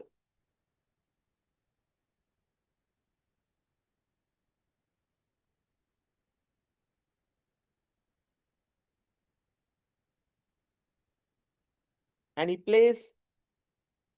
Ooh, he's thinking here. Sindarov down to 30 seconds, getting a bit nervous here.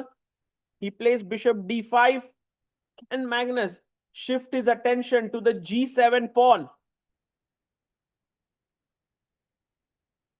Oh, he comes back, rook e3. Bishop comes to c4. Look at Magnus here. He comes back, he gives up a pawn and jumps in, attacking E7, G7 and B7. Pawn to G5. It's getting very intense. Check, king f8, rook takes rook. And he's going to take it with the rook here and takes the pawn on B7. Now B6 is hanging. It's big problems. And Magnus, generally, if he gets a small edge, he's already very dangerous. So he gets a pawn, rook e6, defends the bishop. Now b3 played very calmly. The king comes up. Okay, if you are able to trade the rooks, it should be a draw. Ah, look at him. If you take here, he wants to take on b3. Magnus like no rook trade allowed. Takes, bishop takes. King h2. This is not easy to win. This one pawn will be blockaded. He played what here? Rook e6, rook check, rook e7. And again, some kind of a repetition here. But not getting in here. Jawokir Sindarov. Oh, he gets the pawn one step ahead. That's already a small victory for Magnus. He gets his pawn one step. It's always one step at a time. But the c pawn is like, now you can't move forward because the rook controls, the bishop controls. But now he shifts his attention to the g pawn. But Sindarov pushes his g pawn forward. And g3. What? He's giving up another pawn? But what's happening after king g3? Oh, smart. Very smart. Rook g6 spinning here. And the king comes up and Sindarov gets the pawn. And now, only one pawn. And even if you sacrifice your bishop for this pawn, it should be a draw.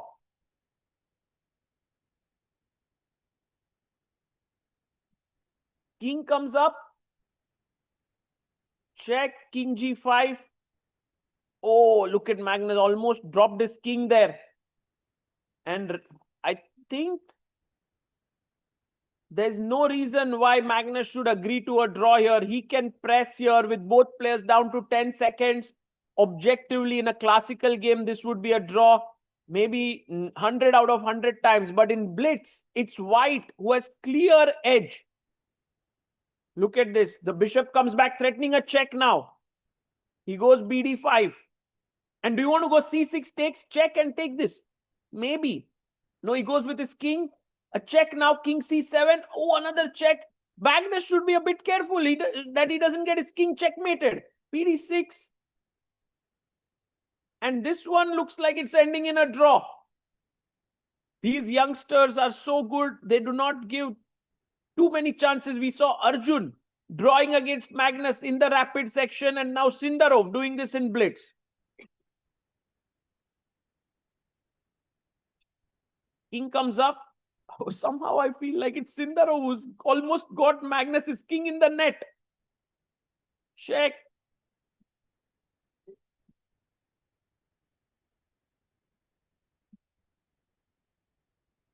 And now rook comes back. So this one should be a draw here. But again, not at all certain. He goes rook to e1, attacking the bishop here. The bishop goes back. Rook comes up. Rook to b4. And they agree to a draw. I think fantastic play there by Jawokir Sindarov. He's played amazingly well. And I think a great one for him. And to hold Magnus to a draw is not an easy feat at all. So absolutely well deserved there. We have Iturizaga, who managed to beat Alireza, who lost to Alireza Firouzja. And there was, generally there are all these amazing moments in these games that we see, but Firouzja won very smoothly. And then we have Pranav V on board 4, who managed to beat Arjun Erigaisi. Arjun Erigaisi beat Pranav. So just so that here, Queen D8, Queen E6, he took this, A5, it was equal, and look at the blunder there, King H2, and he blundered the full queen. Can you believe it? So that was a huge mistake there. We have Alexander Bortnyk, who managed to beat Pablo Salinas here. And in this position, rook takes a4 was played. And here's a question for all of you. For a giveaway here, what would you play here as white? White to play, what is the move? We have a very special giveaway for all of you. To one who finds.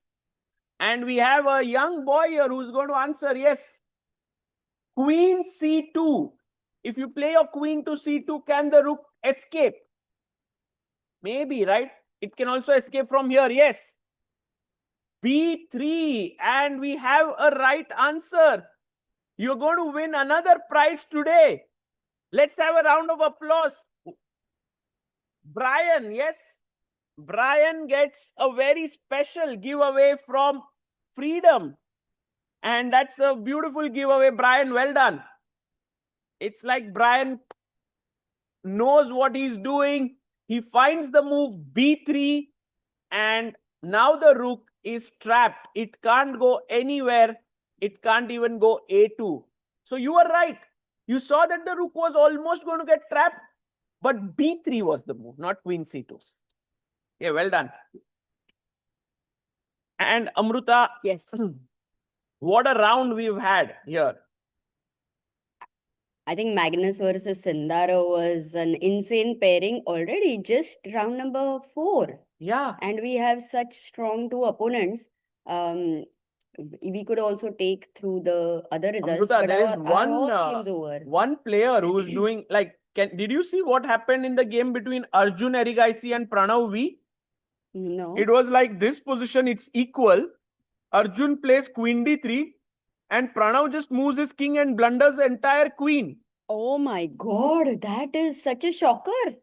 Huge shocker there. You know, it often happens in time pressure that you forget to see your side, your territory. And yeah, man. You know, it was the same thing where the checkmate happened. The blunder in Vaishali versus, who was it? Yeah. Yeah. I think, Wow. by the Queen way, even meet. yeah, it was Tan Zhongi. Yeah. By the way, Vivek Bhai, there is one shot that has been sent on our group. It's a very beautiful moment. Maybe if you can download it, we can show our everyone here. We have a team that's inside the playing hall, and they have shot a very nice video, which we want to show you.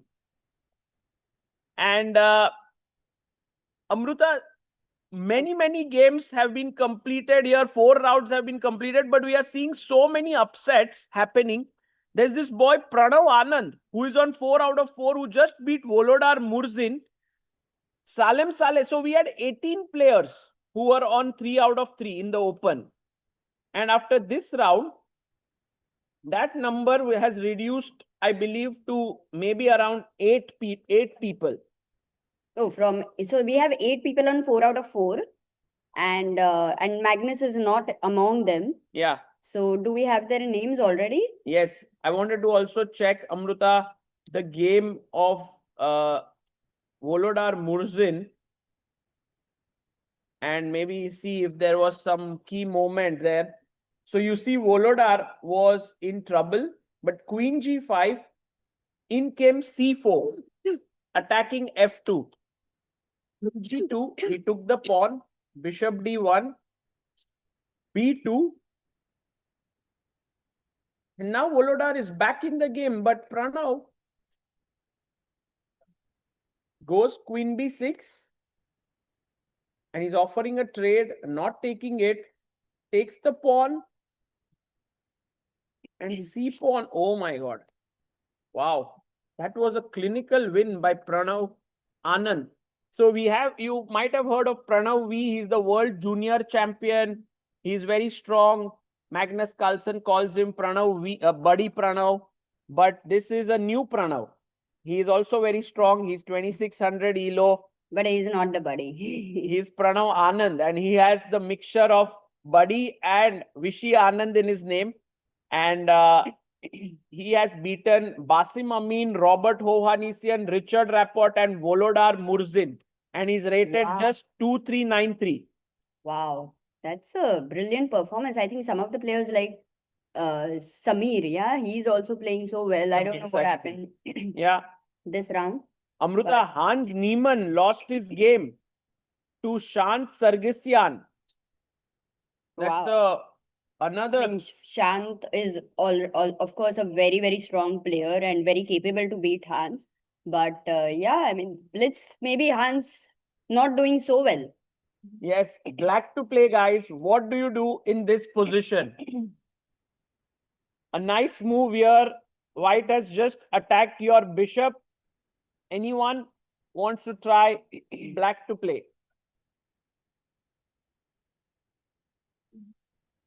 Yes? Go for it. What's your move? Let him answer. If he doesn't, then I'll come to you.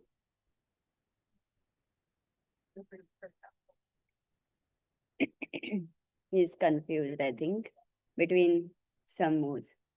Maybe he's also nervous, right? Do you want to move your pawn here? Do you want to move your bishop?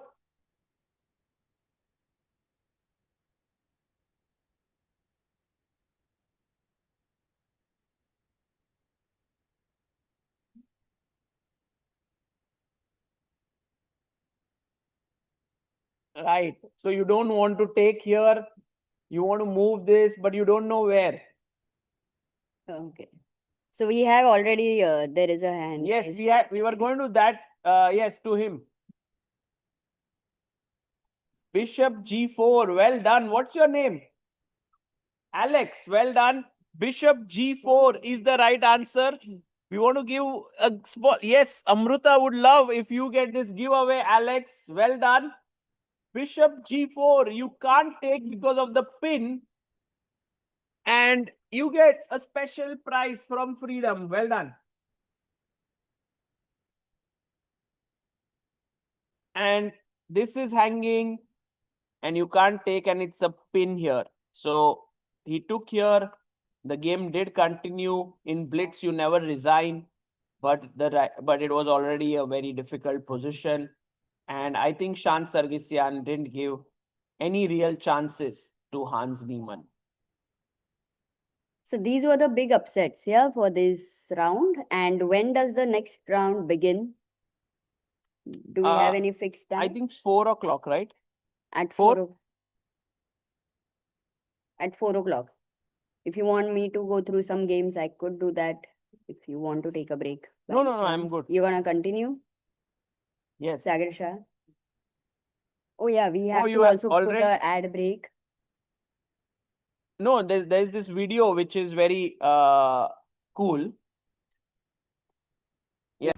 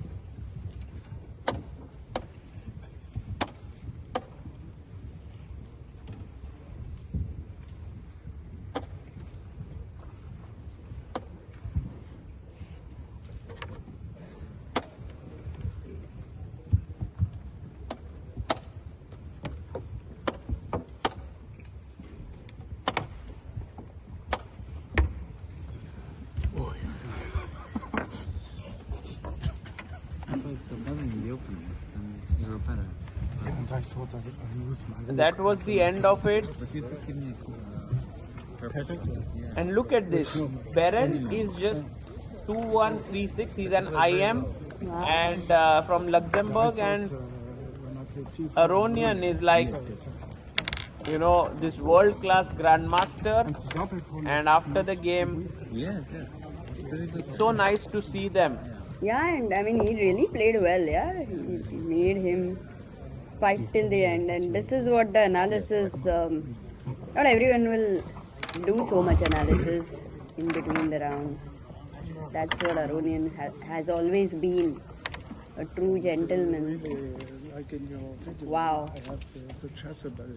I mean, top players like these, you know, for them in the last 3 rounds, even if they are on the top 5 boards or top 10 boards, But Amruta, that I still think helps.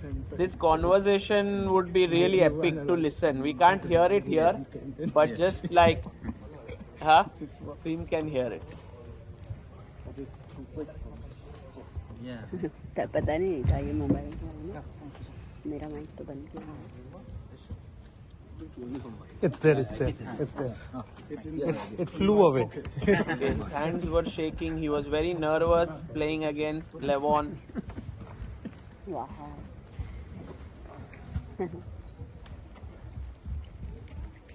And that's the thing. They played together, they fought together, and then they went out together also. So that's always the thing about chess. You can be rivals on the board, but off the boards, always friends. That was really a beautiful video, yeah. Till the end, if we watch, we understand. Yeah, it's a very rare sight to see this. I mean, yeah, Levon is very, very kind. I think he's one of the most, he's the classiest player out there. And he's making a comeback now. He's on 2.5 out of 4. And let's go through, Amruta, the pairings. I think the next round pairings are out. okay. Board number 1. We have Carlson versus Pranav Anand. So that's going to be a very exciting one. We just spoke about Pranav. Not being the buddy. And that is true right now in this round. Firouzja takes on Van Forest. So Jordan Van Forest versus Firouzja. Arjun versus Salem. Lu Shanglai versus Bortnyk. Nice. 5th board. And now these are the ones on 4 points. Okay. Then And then who is on top on 3.5? 3.5, you have Nepo, you have Sindarov, Hari Krishna, Gautam Krishna. Wow. Although What happened to him? Gautam Krishna is very good at this short format. He beat Zemlyansky, Adiban, Jules Moussard. So 3 GMs. So he had a great start at the World Rapid. Now he's having a great start at World Blitz also. Yes. I think in the World Rapid in second half was a bit difficult for him. But, you know, he would have learned his lessons. And World Blitz, who knows where he will reach. So you have the pairing Nepo versus Mamedov and Alexinko versus Buziangzi. Sindarov is playing Aristan. Okay. And Shant versus Hari Krishna, Gautam Krishna versus Alan Pichot, Daniel Dubois versus Ruslan Ponomario. That is also going to be an exciting battle over there. Women's pairing, here we have Umida Omonova versus Katerina Lano. Zarina is playing Yip Karisa. Okay. Nurguleva is playing Yip Karisa. Third board, we have Elvira versus Goryachkina. Then we have Anna versus Polina. Divya is playing on the 5th board against Maria Muzichuk. Quite a tough opponent there. And yeah, Humpy, by the way, on the But board. we have number Amruta 7. only 4 leaders in the women's section. We have Umanova, Lagno, Nurgalieva, and Karisa Yip. So let's go now to our top board clash. Magnus versus Pranav Anand. This is going to be an interesting one to follow. Okay, what's your guess? Whether firstly Magnus is going to beat Pranav or not? And how tough it's going to be, if yes. I mean, Magnus generally gets it done against players who are weaker than him. I mean, all the players are weaker. But I think when they are around 25 or 2600, he's able to outwit them. And look at Pranav. Guys, for a youngster, the chance to play Magnus in an over-the-board clash is very rare. So any format, if you get a chance to play Magnus, that's a big one. There you have Alireza Firouzja versus Jordan Van Forest on board 2. I think it was Forest. Yeah, Forest. Yeah. Arjun versus Salem on board 3. And we have Lu Shanglai versus Bortnyk on board 4. Lu Shanglai actually making a comeback to chess. Yeah, Amruta is playing a lot now. Oh, yeah. He was actually the world junior champion back in 2014, which happened in India. And after that, he had taken some break, but now he is back there. But Magnus not on the board yet. And you know, Sagar, Pranav Anand's rating, if you go to his board, is 2393. So there is a huge gap between their rapid ratings. But Pranav Anand has a very good online rating. He's very strong there. So Magnus knows that he's definitely not going to be looking at his 400 points lower or something like that, because that's not even the truth. So okay, guys, about to begin. Can Magnus do what he did in 2023, coming 2.5 minutes late to a 3-minute game? That would be fun. You are always looking forward for that, no, Sagar? Okay, there he is, Magnus Carlsen, very much on time over there, wearing his iCard. Hi. And here he adjusts his pieces. This is one thing I see, you know, I never see a chess player coming to the board and not adjusting their pieces. So that's very interesting. Absolutely, everyone. E4, D4 or C4 or knight F3. What's your guess, guys? What is Magnus going to play the first move? E4. Yes? Knight F3. D4. Okay. So we have a few guesses here. What does the online chat think, guys? What is he going to play? Knight F3. D4. Lots of suggestions here. But I am looking at a, you know, very crazy game by Pranav, because Magnus, you know, what he does is he tries to take them into end games and a little bit of, you know, positional play. Yeah. Because his understanding is great. Handshake over there. And let's begin. Oh, E4. E4, we have the Sicilian here. Knight to F3, and Magnus says, no theory, I'm playing bishop C4. Wow. Is he saying that I'm going to play Italian anyway? Yeah, if Pranav plays E5 at some point, it will become E4, E5. But E6. E6. Yeah. And he brings his bishop back. This is amazing how he does that, Sagar, to get out of the opening preparation. And actually, he's taking the Italian setup over here. Wants to convert into that. Yeah, but I think, Amruta, I'm curious to see how Black will also react now. Rook E1. So defending the pawn here. Oh, we need to have a board, D4. by the way, over here. Oh, there's no board. Yep. So, sorry. We'll start from the beginning here. If we can... maybe we can extend the players and then the board would be nice. So E4, C5, and Magnus gets out of theory. Knight F6, D3, castles, E6, pawn to A4. And this is the live position now. Rook E1, he's preparing, pawn to D4, Rook B8 and D4 played. And Pranav plays B5, takes.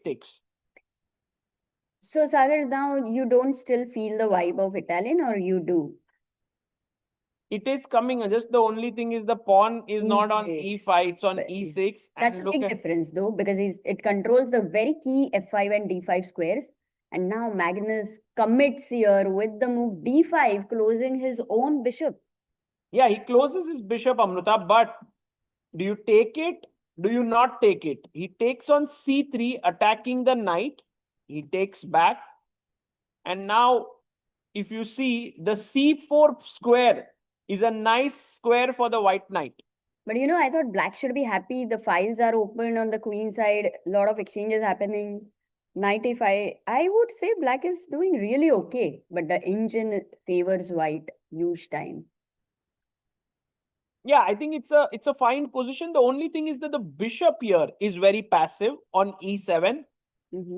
So knight a5 attacks the bishop, and now you drop your bishop back to a2 or c2. C2, no? You don't want to block your rook over there. So You can also make an intermezzo. Taking here, intermezzo is an intermediate move, because if he takes the bishop, I give a check and then pick this up and I'm pawn up. So Magnus here thinking about whether he should take here, whether he should keep it. He does take on e6. Wow. So he's okay to give that bishop because materially he's winning a pawn. So f takes or bishop takes is a question there. But He Pranav takes Anand with the says, f pawn. yeah, it's very clear to control the both the squares. Now bishop c2. You go back. And Sagar, black Yeah. must constantly be alert for e5. Yes, true. And that's why I want to play e5 now itself. And that's what Pranav Anand has done. He pushes his pawn to e5 and blocks the bishop's path. Ooh, and do you want to take the knight from f1 to e3 to the juicy d5 and f5 squares? That's a great idea, Amruta. And I think that's what Magnus is going to do. You can see Magnus just sitting back in his chair. He has 1 minute 30 seconds. Pranav has 1 minute 50 seconds. Queen e2. Ooh. Okay, he goes with simple development.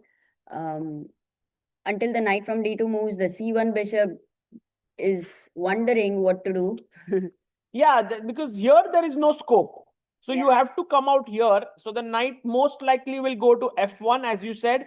But for now, Magnus plays his queen and knight to h5. Is that some tactical error? Because, you know, Amruta, always you have to look at these tactics. Yeah, what's the idea? Wait, what's happening? Guys, what should black do here? Very quickly. Because if you take here, then I take your knight.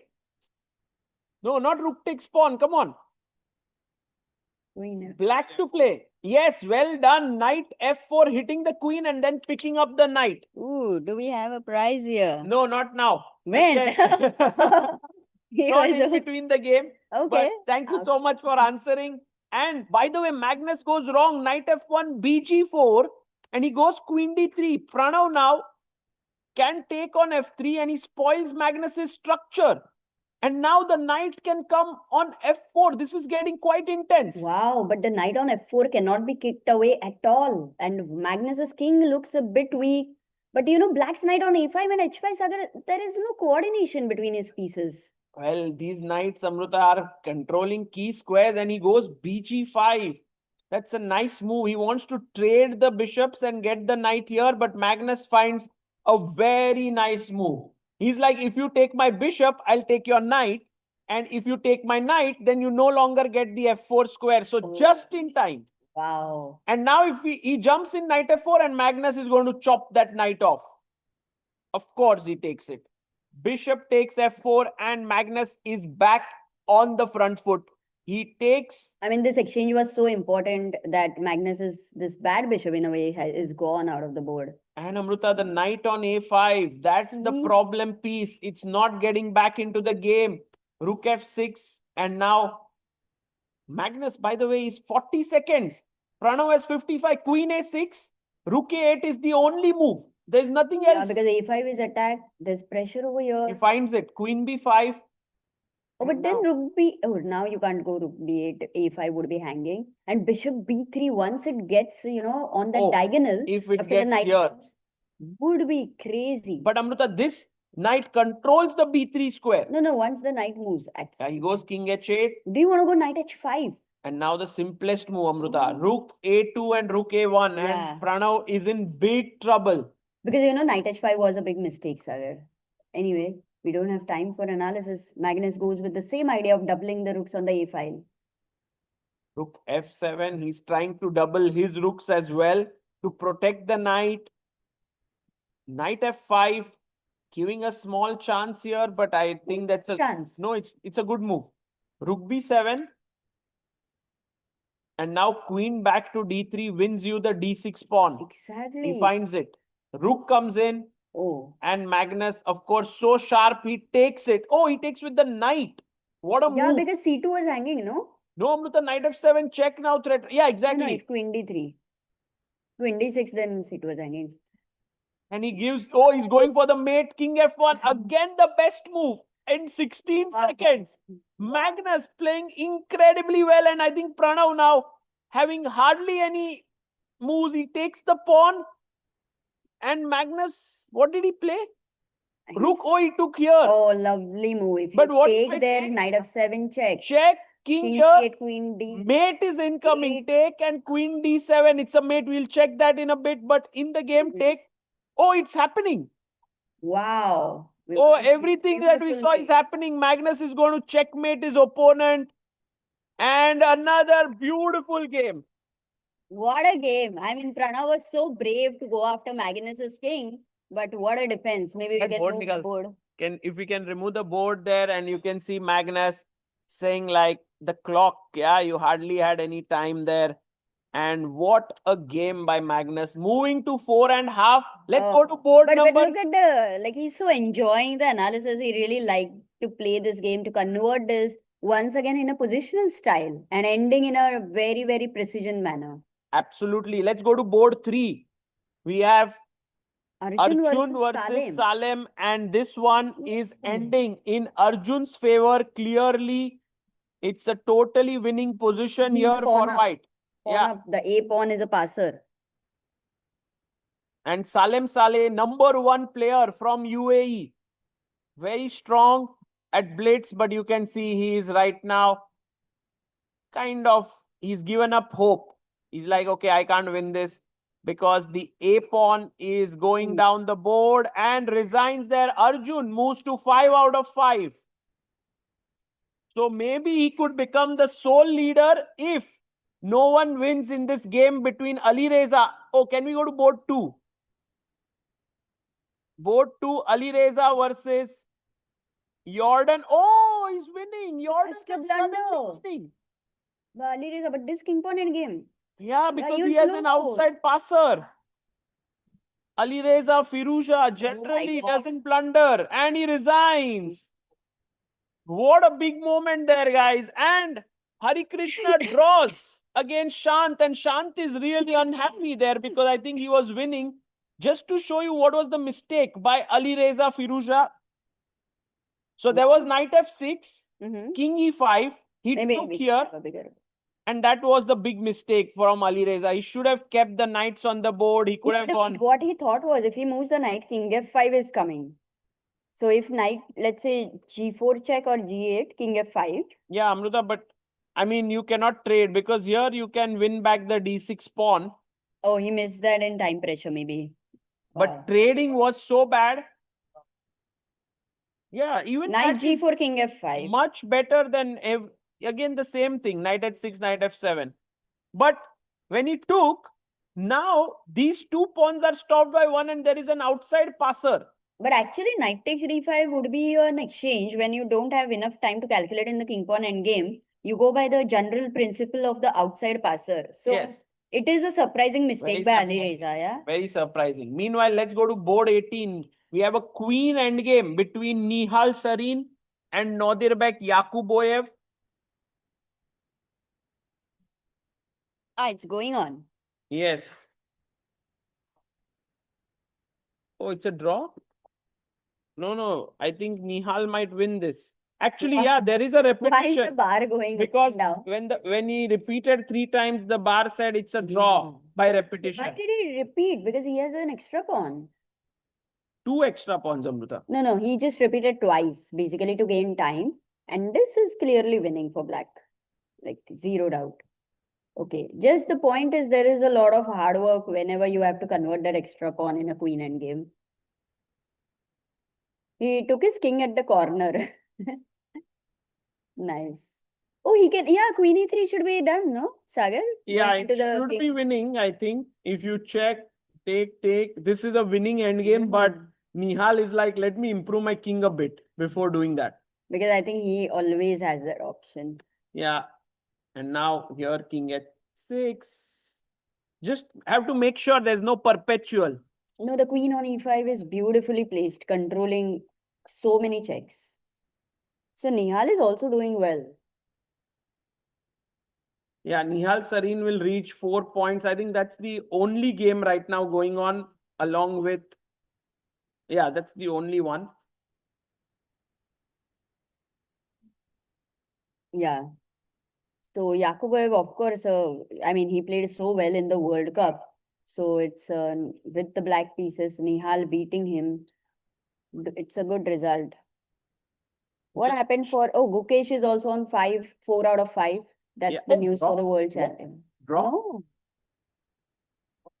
No way. No, yeah, you are. They place, when you place the kings incorrectly, DGT means it's yeah.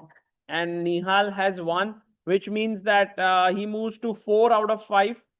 And right now on 5 out of 5 are only 2 players, Arjun Erigaisi and Jordan Van Forest. Ah, so that means they are definitely going to play each other. Their Yes. colors were opposite, Sagar. Yes. So Arjun was white, and now he will be black against Van Forest. And on 4.5, do we have a number of how many people are Oh, there are huge number. We'll try to get the that. pairing later? Yeah. And just to check in on the women's section, right now there's one player who's on 5 out of 5. That is Umonova Umida from Uzbekistan. Wow, she beat Lano. Yeah, she That's beat a huge result. Katrina Lagno there. And Carissa Yip, she is also on 5 out of 5.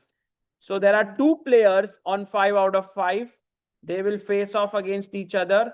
Goryachkina won her game with a nice sacrifice here. If king takes g2, Amruta, what is the finishing stroke? Yes, mate. Anyone will find it, Sagar. And a big news is Humpy lost to Natalia Buksa here. So that's a big result for Natalia. And we have Anna Shunkman beating Polina Shuvalova. That's also a big one. And Divya Deshmukh drawing against Maria Muzichuk. Which one? Leaderboard. Ah, the leaderboard, yes. It's yet to update, or is it? Yeah, it is there. Standings are there. I think if we can ask our director Saab if we can get the leaderboard there on our screen. It was a very exciting round, actually. And Magnus's games are always, something is happening. There's always a He was lesson to learn so from his- accurate, no, Amruta? Under time trouble, he found like so many good moves. This knight g3, very important move to not let the black knight come to f4. Exactly. The only difference I see in Magnus's games here compared to the previous ones is he's going low on time number of times. Like earlier, he would be majorly more on time than his opponent. So that's but he's managing in the time pressure. Slowed down a bit. Yeah. But also sometimes, Amruta, in the first few rounds, he's slow and then he picks up. Okay, then it is impossible to catch him. That's true. Well, here I think there are many players who are doing well. Yeah, so it's not so trivial for Magnus to win this. But So is in trouble. Yeah, Wesley So is in trouble. Yeah. He's not playing well. Yeah. But I think that's the beauty of this tournament. Like you can make a comeback even after many rounds because it's a long tournament. 19 rounds is insane for one tournament. Have you played anytime 19 rounds? No, Amruta, I haven't actually. I played, I think, in Aeroflot Open once, the Blitz tournament, where you have to play twice the same opponent. And that's 18 rounds, yeah. Oh. And by the way, we have the standings there. Can we also put it up here? Is it possible? Standings. We have Arjun Erigaisi and Jordan on 5. Bortnyk 4.5. Lu Shanglai, Magnus. Wu Xiangzi. Yeah, Jordan 5. And there is a big upset actually, Amruta. We did not mention it. Aristan. This IM. Let me just bring that up. Kazakhstan? Yeah, he's from Kazakhstan. Aristan Isanzulov beat Sindarov. What? Yeah, that's a big result. Yeah, because Sindarov generally is pretty has been consistent Yeah. since a few months. So even a draw is still an upset, but losing may be a blunder.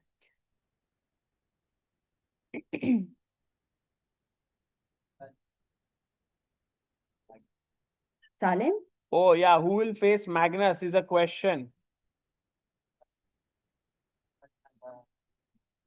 Yeah, Salem might be his opponent, but there are other players on 4.5. We'll see whom he faces. And guys, also look at this one move here. Sindarov plays Rook G4. No, they can't see. Yeah, this is the leaderboard, but I'll also put up the chess board here. Rook G4, okay. Black to play. Not for any prize here, but just Why? very easy move. Ah. Yes, Knight E3, well done. And he gave up the entire rook there. So Amruta, it is time for the next round. It'll start in roughly around 10 minutes. So we'll take a very short break and we'll come back very soon.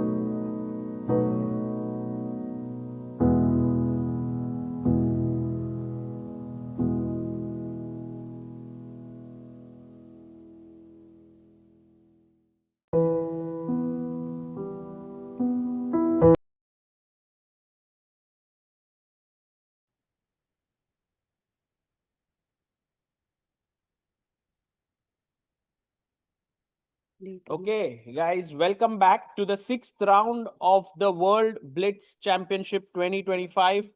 The players are almost taking their seats. The 6th round is about to begin. Very interesting pairings. On the fixed board, that is board 1, we have Magnus Carlsen taking on Alexander Bortnyk. And Bortnyk, a blitz specialist, playing there. On board 2, Amruta, is Jordan Van Forest and Arjun Erigaisi, the the only two players who are on 5 out of 5. Ooh, and can we have Dutch on that board? Oh, Dutch defense because Jordan is white, or the King's Indian because Arjun is Indian. Lu Shanglai versus Bu Jiangzi, the all Chinese clash on board 3. We have Aristan Izan Zulov versus Alireza Firouzja on board 4. But now anything can happen. We are seeing so many upsets. So the player who has a momentum is risky. Oh, but then we have a very interesting clash. Temur Rajabov versus Nepomniachtchi. That's so cool. Temur, who has not been playing so much this year. And also he had a difficult World Rapid, I believe. So Yeah. he's doing pretty well here in the World Blitz. And Temur Rajabov, Nepo will be a fun clash, Amrita, unless they decide to draw. There's also Gukesh versus Artemiev. Can we check board Oh. 9? Are they already there? Because, ooh, look at that. There is Artemiev on the right. He's the silver medalist in World Rapid and the world champion. They are playing each other. We'll also maybe look a bit at that game. There's also very interesting game between Nodirbek Abdusattorov and Volodar Murzin. All a very exciting pairings happening. That's board 7. If we can look at board 7. Yes, what a pairing there. And board 6, we have Pentala Harikrishna versus Dubov. That's like clash of styles. Two totally different players. One very aggressive, Dubov, or creative, and Harikrishna very positional. And board 1, Amruta, Bortnyk and Magnus. Ooh. Oh, Magnus is the first one to come. Handshake. And if we can have the board here, would be very nice. Let's go. Yes, there we have the board. Bortnyk comes in. Wow, but Magnus reacted something. I don't know. He's already started calculating. A3 was the first Oh, move. Can you A3. believe it? Bortnyk is like, Magnus, I'm going to play with black pieces against you. Oh my. Because I don't want to play with white. He plays A3. Okay, now this one. Can Magnus give a perfect answer to this A3 move? Yeah, this will be fun to see. Castles and Bortnyk, well, he's so good at blitz, Amruta. The engine already shows slight edge for black. And it's more like Magnus is white playing the Reti system. So quite interesting. Yeah. And why would a Bortnyk go for A3? Just to make a statement, Amruta. It's just like A3, I'm playing with now black. Okay. Like maybe I don't fear you. That's what he means. But it's not such a silly move. It can be useful later to play B4. It can come in handy at some point to control this square. Okay, D3 played. And So, now Magnus needs to decide D5. whether to play D5, D6, C5. I mean, C5 looks bad. But look what Magnus did. He went for A5. And he's saying that I'll clamp there with A4. A4. Oh, he played A4, Amruta. And E4. It could convert in Sicilian very well if C5 is played by Magnus later. But I don't think Magnus will go C5. Yeah, could. He could. And Amruta, a very quick draw on board 3 between Bu Jiangji and Lu versus Bu. Shanglai. Yeah. And very quickly going to board 2 because there we have Arjun Erigaisi versus Jordan. And guys, here we have the French defense, which is one of Arjun's favorite opening. They both are the leaders of the tournament on 5 out of 5. But Arjun is very quick to get his pieces out and he seems to be doing quite well. Yeah, his development is complete and we have seen Arjun choosing French in the World Cup in a very, very important tiebreak over there. which did not give him great results though, but he's using that line. Yeah, bishop a6, and we are 14 moves into the game. Arjun has 2 minutes 27 seconds. Jordan has 1 minute 44 seconds. And we have had some moves here. Yeah, you know, one important thing about both of them is they are really good in opening preparation. But it seems like Arjun has been the one to out prepare. Yeah, and Amrita, there have been some moves played, but somehow We are not the getting it moves are not updated. updating. Maybe So let's we'll go check to the other game. board 1 between Bortnyk, and it's a slow moving game. You know, this one, e5, de, knight e5, knight fd7, he takes, queen takes.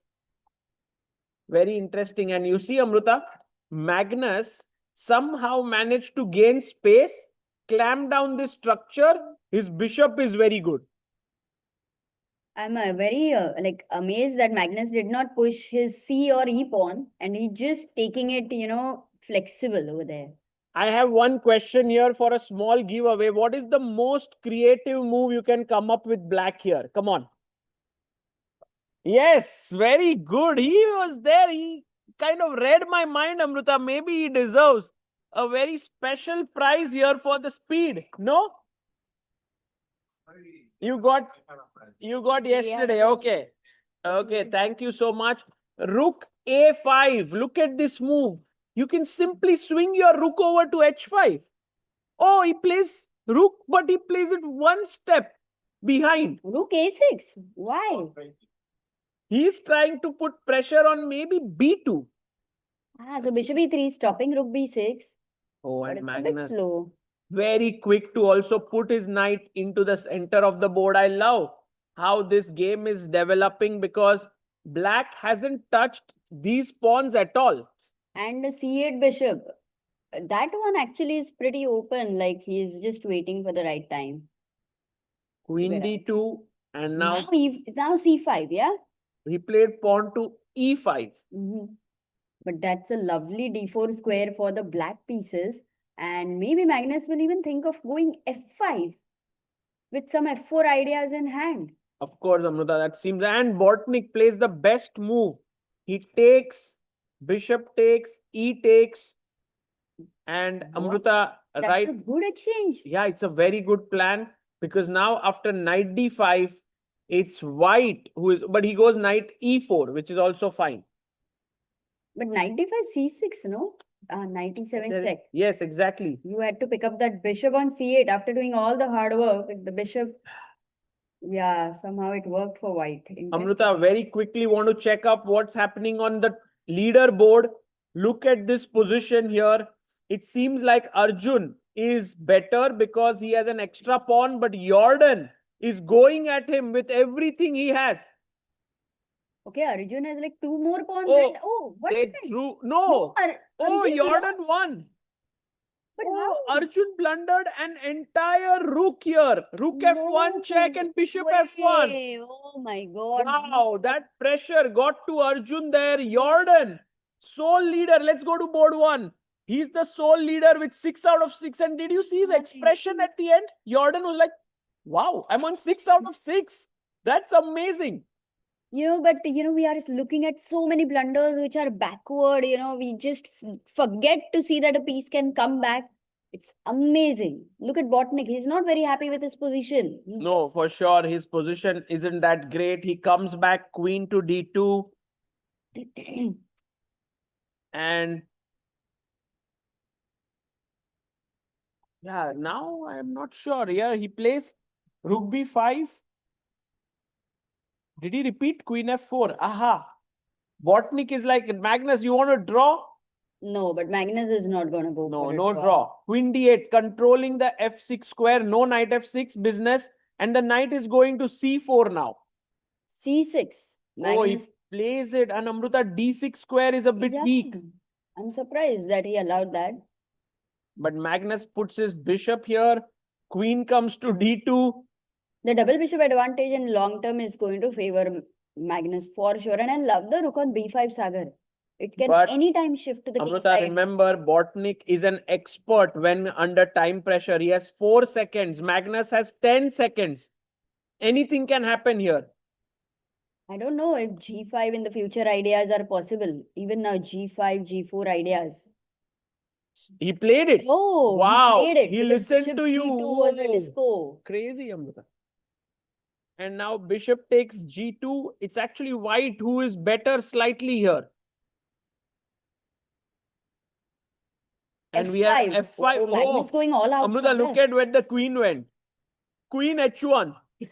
Queen F6. Rook E2. He wants to double here. Very quick moves are happening, Sagar. Rook E2 is a mistake by Bortnyk. Yeah, he made a mistake. F4 by Magnus. Bishop E4 threatening a mate. He takes, knight D6, and it's actually Bortnyk who's better now. Wow, look at his bishop here. And what does he do? But it's I think opposite Rook H1, colored Rook H1. bishops. Exactly. But maybe his bishop is better than the black Can we bishop. have that view, Director Saab? Because the moves are coming. The moves are coming. Okay, earlier I thought there are no moves, but now his bishop can settle on C4. His rook can come in. But still, it shouldn't be so much better for white. I'm a bit surprised with the engine evaluation though. But I think Magnus will be able to defend this. Oh, he takes the pawn on B7 and he takes it on C6. He's losing here, Magnus. Alexander Bortnyk. Can we go to the other view to just see the position? Look at No, this. but he made a mistake and now Magnus is back because the pawns are controlled, Sagar. These two extra pawns.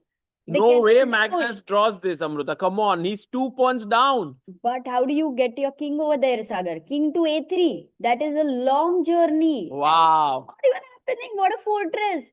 Magnus Magnus. might have to start believing in fortresses now. Oh my goodness. There's no way to even try here in spite of being 2 pawns up. You know, pawns are only matter if they can be pushed. He gives up 1 pawn, Amrita.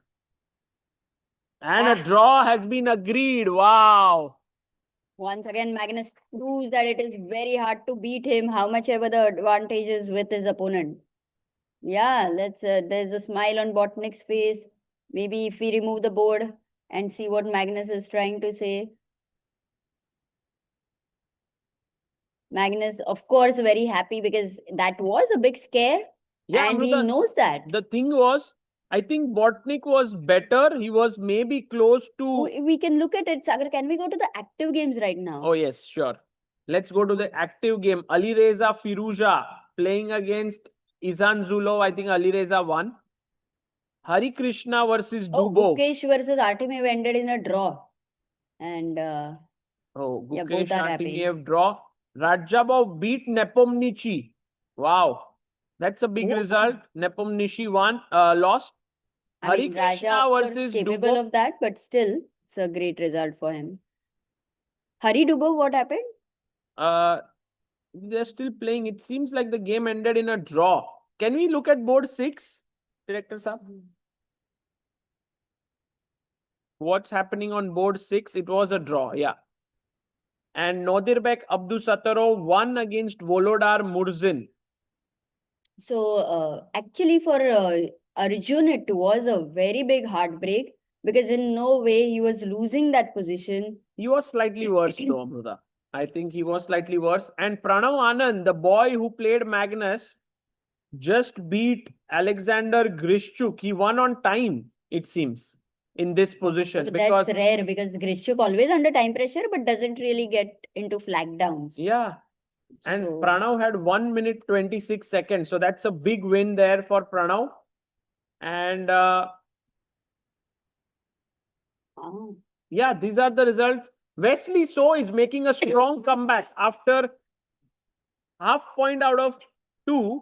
He has won 4 games in a row and he's just beaten Gautam Krishna. So Wesley on 4.5 now. He's coming back and he's a dangerous guy if he gets going. Meanwhile, in the women's section, Umida Umonova won her game against Carissa Yip. Just showing you this game, how it happened. Carissa played this central counter opening. And Umonova got a fine position. She started attacking on the queen side. And look at this, total domination. B4. I can't believe because Carissa Yip is such a strong player. She has been the US women's champion, and I did not believe that Umda is beating Carissa. Umida, yeah. Umida. Oh, bishop B3. What a move. And after takes, she lost the queen. Wow. But if CB, then I think you had, instead of here, CB, you had queen B2 checkmate. So Umida manages to get to 6 out of 6. Like tomorrow, by the end of this hour, Sagar, after the 6 rounds, tomorrow's 6 rounds, we'll already know who are into semi-finals. Yes, exactly, Amruta. But today we have 7 more games. Guys, are you tired? No? We have a lot of action coming up. And there is always a queen endgame that's going on any of one of the boards. Right now, Polina Shuvalova is playing against Zarina here. And this one will end in a draw because the pawn is quite advanced. Also very important was what happened to Koneru Hampi.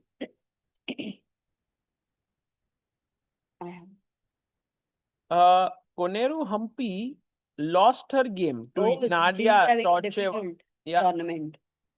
No, Blitz is really tough.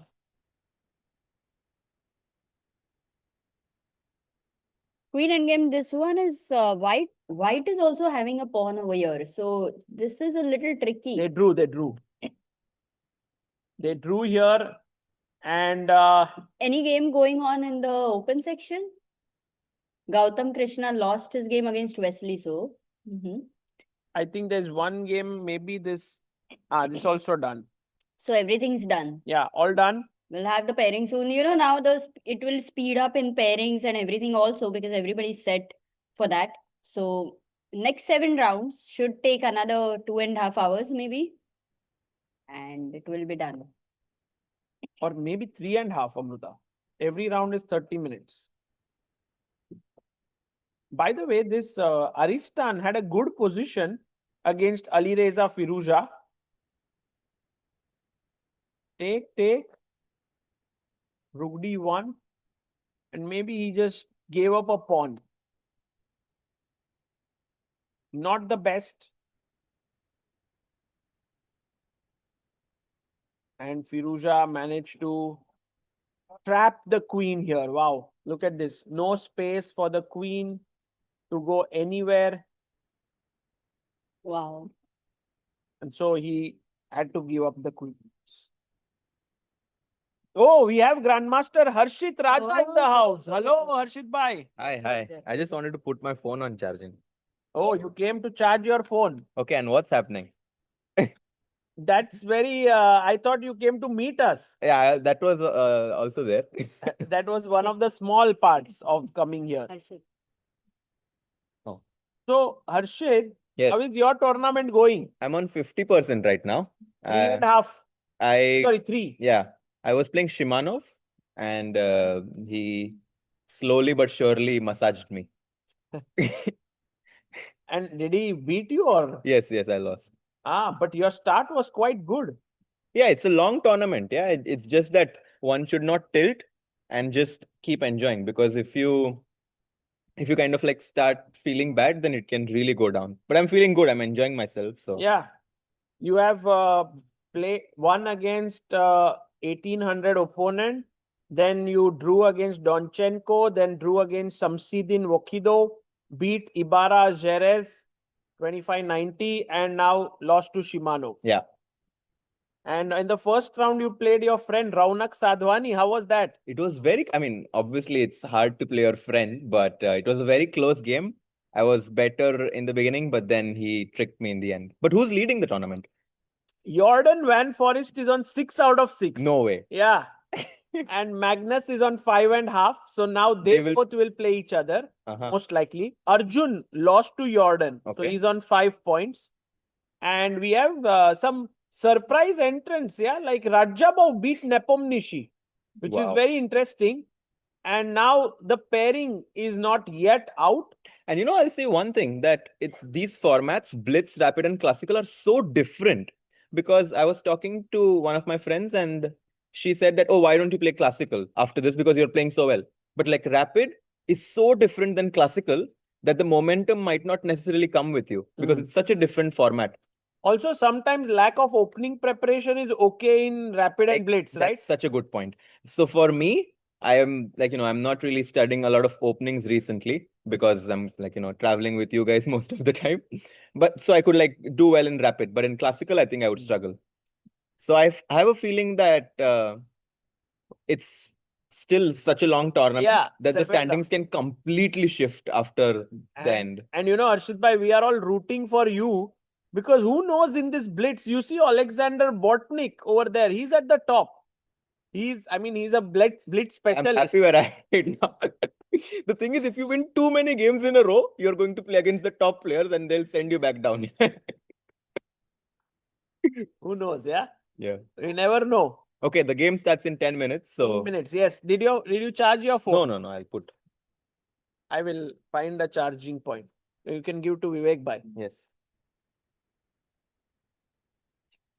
And what is the most exciting thing for you about this right now? Like the entire thing happening in Doha? Like, do you like the playing hall and everything? I love it. As soon as I came to the playing hall, I was like, wow, I'm going to really enjoy playing this tournament because they have organized it so well. And it's like a tradition for all of the chess players. You come together at the end of the year to play this World Rapid and Blitz. And you get to spend time with for me especially, like I think some of my closest friends are in chess. Right. So it's nice that we can spend time with them and also play some chess. Wonderful. Harshit bhai, I hope that you have great rounds. All the best. We are all rooting for you. Come back after the end of the day. Hopefully we'll see. Yeah, I'll try to come whenever I can. No, you have to come. Your phone is here. Yes. Okay, see you. See you. Okay, guys. So Harshit now on 3 points out of 6 playing here. Always good to get insights of a player, who's playing there. And just this entire organization of this tournament is done so well. I think it's very tough to have individual boards, like individual tables for each player. Many times I've seen in tournaments there's lack of space and so on. So it's done so well there. The hall is so big. So all players can feel really comfortable playing here. And by the way, pairings should be out any moment. We have the screen here. Yes, there we have the playing hall that you can see on your screen. I was actually checking this game between Jan Nepomniachtchi and Radjabov because that one was very interesting for me personally because, somewhere Temur Radjabov being a world-class player hasn't been playing much. And one would imagine that Jan Nepomniachtchi would be the favorite in this encounter. But you can see that Jan went long castle and he started attacking on the king side with his pawns. But somehow Radjabov, by playing some moves which were very weird, like bringing the queen back in and so on, he managed to somehow create play. Although here Nepo is still totally better. Takes, he's winning in even. I'm surprised what happened here. Rook h4, queen a4. Okay, now you just go bishop b7, but you are afraid that this pawn will fall. But he was not. He took. Oh, he went rook g3. Actually, a great move here was king c7 with the idea of rook a8 to trap the queen. And perhaps he was afraid of rook b1, but that falls. And rook b2 is actually just losing to queen f3, exactly. So the rooks are not moving. But he went rook g3, queen, rook f1, king c7. And now he found the time for this move. Somehow because he got this extra move to defend this. That's a bit sad for Nepo because queen b6, and believe it or not, this position is still playable. I wonder if Nepo resigned here because rook h7 defends this. Maybe he just resigned the game. That is insane if he did that.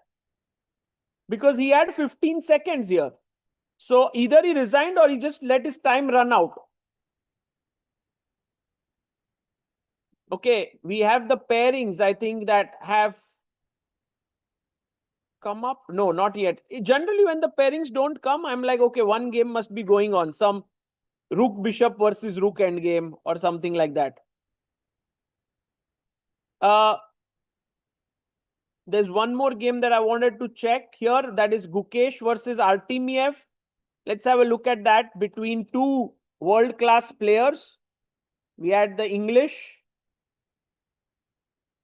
Okay, very typical idea. Gukesh playing. No. Oh, what a beautiful move. Did you see this? So here, when he went back bishop g7, now it was very important here for Gukesh to play something like maybe b5, maybe queen d2. Moment he played knight d2, there's this wonderful move, e4. And this might not seem like what's happening is the first reaction, because you can take with this knight, then it defends this knight. You understand that the bishop can take the knight, but knight e4. Now, the question is, what is black's move here? Anyone? Yes, Lukash, you are right. F5 is the move and the knight is trapped here. That is insane. Oh, Amrita is... No giveaway, special giveaway for Lukash. He's too strong for this. He's not just a very strong player, but he's also a very, very well-known personality in the chess world. So I don't think he gets the giveaway. Sorry, Lukash. So knight e4 also is met with f5 here. Knight e7, queen c2, e3. And actually, Artemiev played really well. He was pressing here totally. Gukesh was in big trouble. Bishop g4, queen e7, and bd4 again found the best move. I wonder how Gukesh saved himself here. f5. Bishop takes another good move. He went rook a2. Maybe he just had to take bishop e2 and black was close to winning. But rook a2 looks so natural, yeah? Yeah, it's very natural. But Gukesh found his play. He got his play with the b pawn coming to c7. And here he lost the b7 pawn. In fact, Gukesh started to win. bg2 played, although here there was a better move, which was rook b1, Amrita. What a tough move it was. For 3 seconds, yeah, that too. You can't. He played here, king h7, queen takes queen, and finally the game ended in a draw. That's why both of them were very happy. Yeah, I think both got their chance. Both didn't take it. And the game ended in a draw. And we have Magnus versus Saleh. Wow, Salem is doing really well here. Fireworks on the top board, Amrita. Salem versus Magnus. You know, guys, Salem is such an amazing player.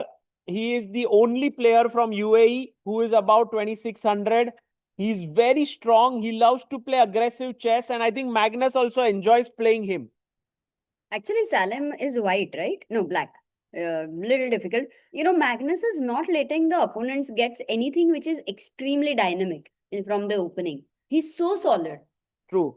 Yeah, it's a bit tough. It's tough to beat him for sure. Nodirbek versus Jordan. 6 points for... so basically, there is only Magnus on 5.5. Oh, even Magnus is on 5. Oh, Right, so 1 because he point drew. sole lead by Cross. Forest. Jordan has full point lead? Wow. That's something. Actually, it could have been Arjun. No, it would have been a draw majorly. We checked that blunder was haunting. For Arjun to come back in this round is a challenge after that rook blunder. Yeah. And Levon Aronian has made his way back. He's on 4.5 now. Wesley So is on 4.5. These top guys are coming, Amrita. Duda is on 4.5. So while they all faced tough times in the initial rounds, they generally pick up.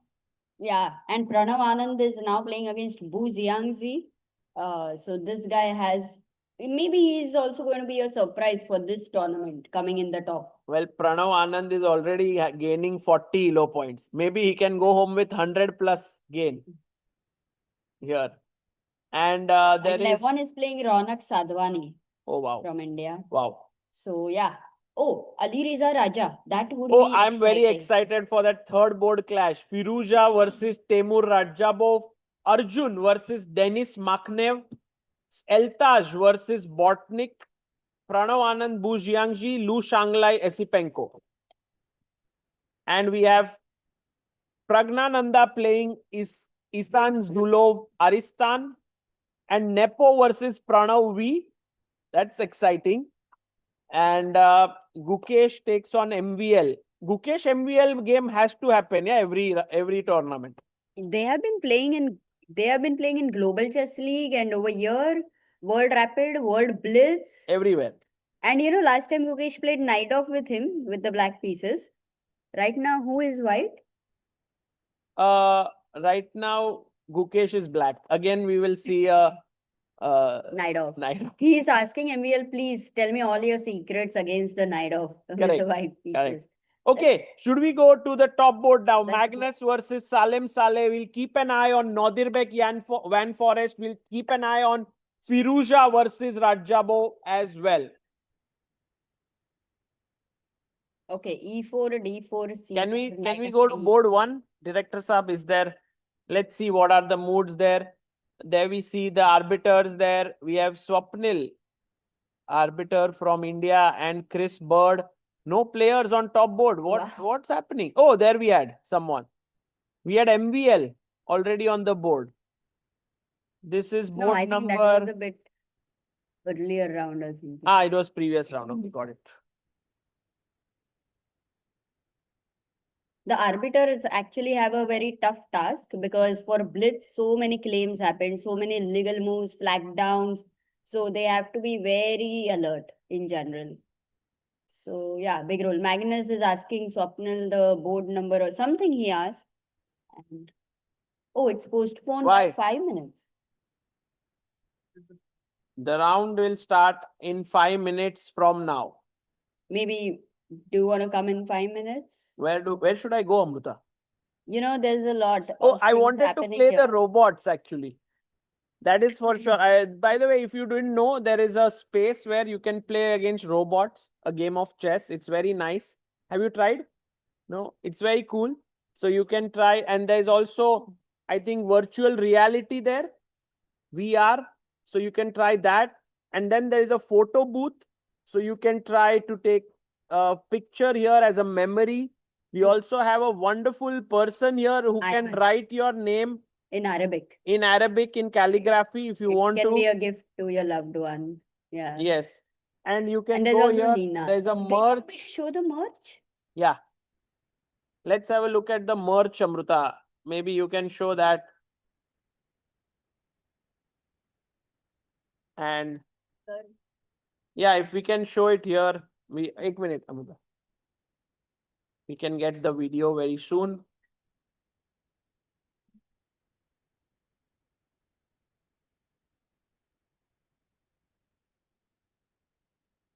And there we have. We can also put it here, Director Saab, on the big screen. And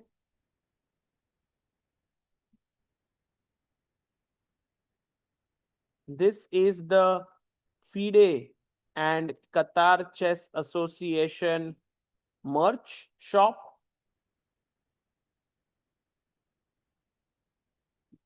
And very cool here, very cool t-shirts. I think, yes, there we have on both. Yeah, Amruta, you can now go in.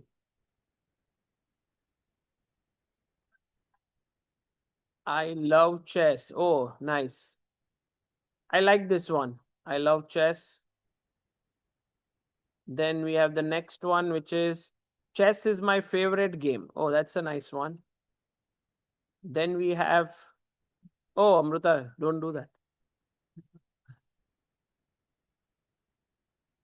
Social Chess Year 2025. Nice. So yeah, this was the year of social chess.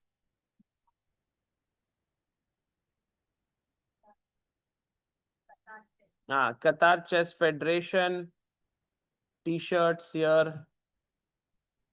Oh, very cool. Very cool designs.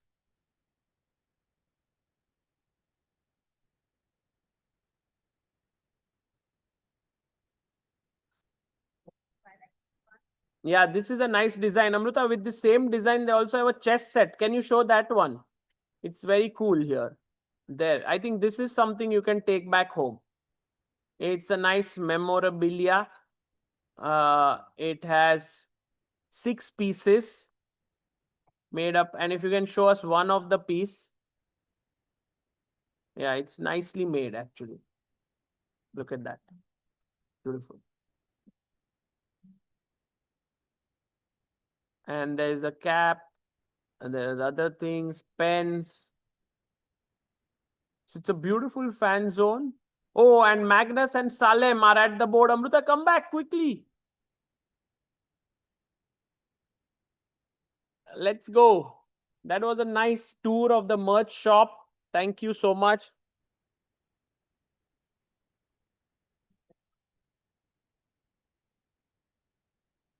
And we are here in Qatar, in Doha. For all the people watching back home, we are in the fan zone right next to the playing hall. And we are broadcasting this live for the people who are here and also back home.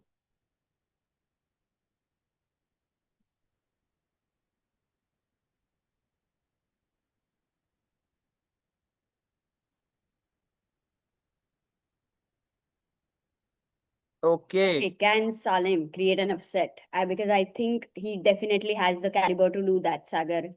Tough, Amruta, tough. To beat Magnus is not easy. He's too good. He's too strong. But Salem, I think, really enjoys his bouts with Magnus. I know this. It's a once a year thing for some of the players to play Magnus. You can't get an opportunity to play him at other events. He doesn't play them anymore. Ooh, the game starts with E4 and C5. And Amruta, Magnus played the same line bishop C4 that he played with Pranav. I think he's found a way to get out of Sicilian territory.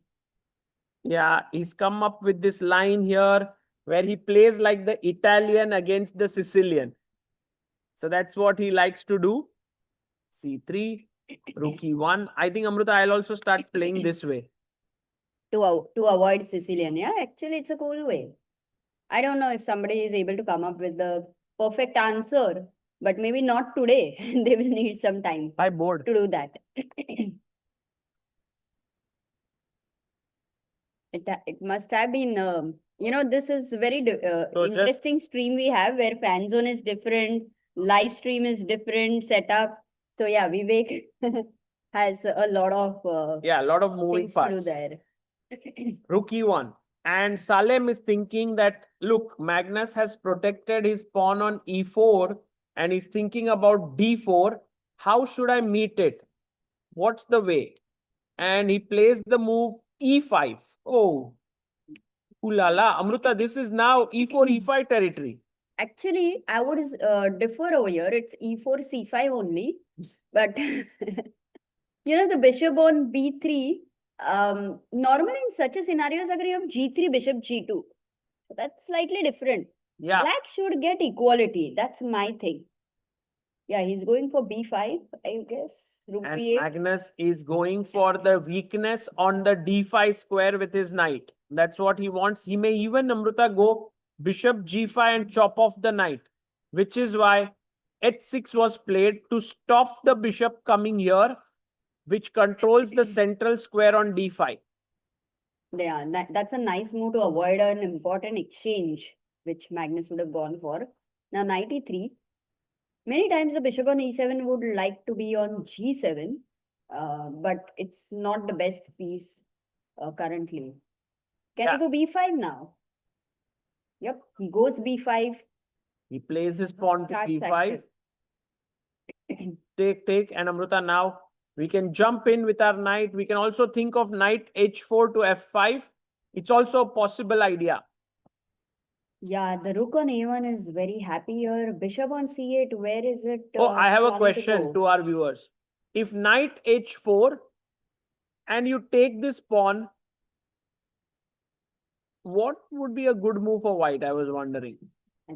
I mean, Yes, knight f5. Well done. really, not knight g6. I was yeah? actually thinking knight g6, but actually knight g6, somehow c4. Oops, sorry. c4 and black is doing okay. But coming back, anyway, Magnus went knight d5. He didn't go for anything too ambitious or too risky with knight h4. And we are here. Amrut, I want to quickly take a bit of a view of the other boards to just and then come back here. Yeah, the So- leaderboard, especially Northern versus Van Forest. So What's Nordirbeck is totally winning his game against Jordan Van Forest. Very strong position for white. Firouzja against Rajabov early days on board 3. Then we have Arjun, who is actually looking quite, he's close to winning against Denis Makhnev. I think he will. There's a very nice move here, guys. Anyone wants to try white to play and win? D5 is also the move that came to my mind, but I can take because the bishop defends it. So can you find something truly nice? It's a very typical idea here. And let's see if Arjun finds it. How strong are you, sir? What's your rating? 23. Whoa, c5. What a beautiful move. Pawn takes pawn and a3, and you've trapped the bishop. Do you think Arjun finds it? Oh, he doesn't. You see, even the world's best players sometimes miss opportunities. They are human after all. Okay, knight d5, rook e8, knight d2, and take, knight f1. He goes rook a6. Magnus somehow making some We need to inroads. go to Magnus's board. Yeah, let's go to video. Magnus. Sorry. I thought, yeah. Queen d8. And somehow Magnus is putting pressure on b5 and has this beautiful knight. But Amruta, the engine considers this as even. Exactly. I think that should be the right way for bishop c4. And Salem has made it, shown it how to do that. So king f1. Oh, they have taken. And do you think it's a draw here or? You know, endgame and Magnus, I'm not yet sure. Rook a2, he goes rook b1. And why is the engine giving this better Because as? of bishop f8. The bishop is so bad. Wow, I can't believe it. And also this idea of maybe b4 at the right moment, yeah? To attack the b5 pawn. Yeah, then you fix it, then knight c7, and then that is attacked. Looks good. But you have to be careful not to give the d4 square. Oh, I would easily. love it, Amruta. Look at this. If I go b4, Actually, take, and if you jump, I'll take your knight. My knight would be much better than your bishop. He goes c4, and Magnus is close to winning now. it was a wrong commitment here after c4. Should you take And them? Vivek bhai, can we not have on their face little bit? Oh, ye kar sakte. So c4. Perfect. Okay. So do you want to take on c4? I think you don't want to go d4 and allow a passer for black. Oh, Magnus goes king He d2. finds the best move there. King e2. What a move. What a brilliant move there. And the point is that now if you take, I simply take here and this pawn will fall on b5. It's a big weakness. And also the king on d3 is so active. So rook on b1 is doing the job very well. There is no activity for the rook on 7th rank. Ooh, and b4 played, and what? C takes b4. It's a free pawn. Yes. He he takes takes. it. And what? C3. What is Salem up to? He's Oh, trying because for if you some go bishop tricks. c1, there is c2 rook trap. Wow. But what if I take here? Oh, illegal. Oh, it's a pin. King e1. Oh, again finds the best move. Now the knight is hanging and the pawn is hanging. It's like playing against stockfish, yeah, when you face Magnus. He finds all the best moves. Take, and now king c2. Knight c6, knight d5 defends it. He'll take this pawn. And the problem is not just that you are pawn up, This bishop cannot come into the game and this just queens. So Magnus is totally winning now. Wow, resignation over there. Wow. And What a win. And Amruta quickly going to board number 2. It seems like this game can go in any direction, but very likely a draw here between Nodirbek, Abdusattorov and Jordan, although Nodirbek is a pawn up. And Jordan will have to try his best if he wants to keep his lead. And on board 3, Alireza Firouzja is totally crushing it against Temur Rajabo. Look at his bishops, rook and knight. Oh my goodness. wow, Totally such winning active here. pieces here. No chance for Raja to No, come back. this is just lost. And going to Arjun Erigaisi on board 4. He's playing against Denis Makhnev and completely winning for Arjun. He's piece up. Oh, and Nodirbek is winning on board 2. If we go to board 2, Nodirbek and Arjun won. Nodirbek is completely winning, and which means, Amruta, the leader on 6 out of 6 is going to fall. Oh, yes. And that means that Magnus has already joined him. Yeah. Like always. And Magnus, Nodirbek will be joining. Arjun, many people have joined him. I mean, if it was Arjun's big miss over there in general, but yeah, resignation over there. He's so not happy. Van Forest. Because this was a golden opportunity, Sagar. Even a draw would have kept his sole lead. Yeah. And he misses that. Okay. Which one is the Nodirbek? Look at him. He's Let's so go to board 8. smiling and happy, but Board Van. 8 between Dubov and Injik. no, and they finished. Dubov drew. Draw. It was a draw.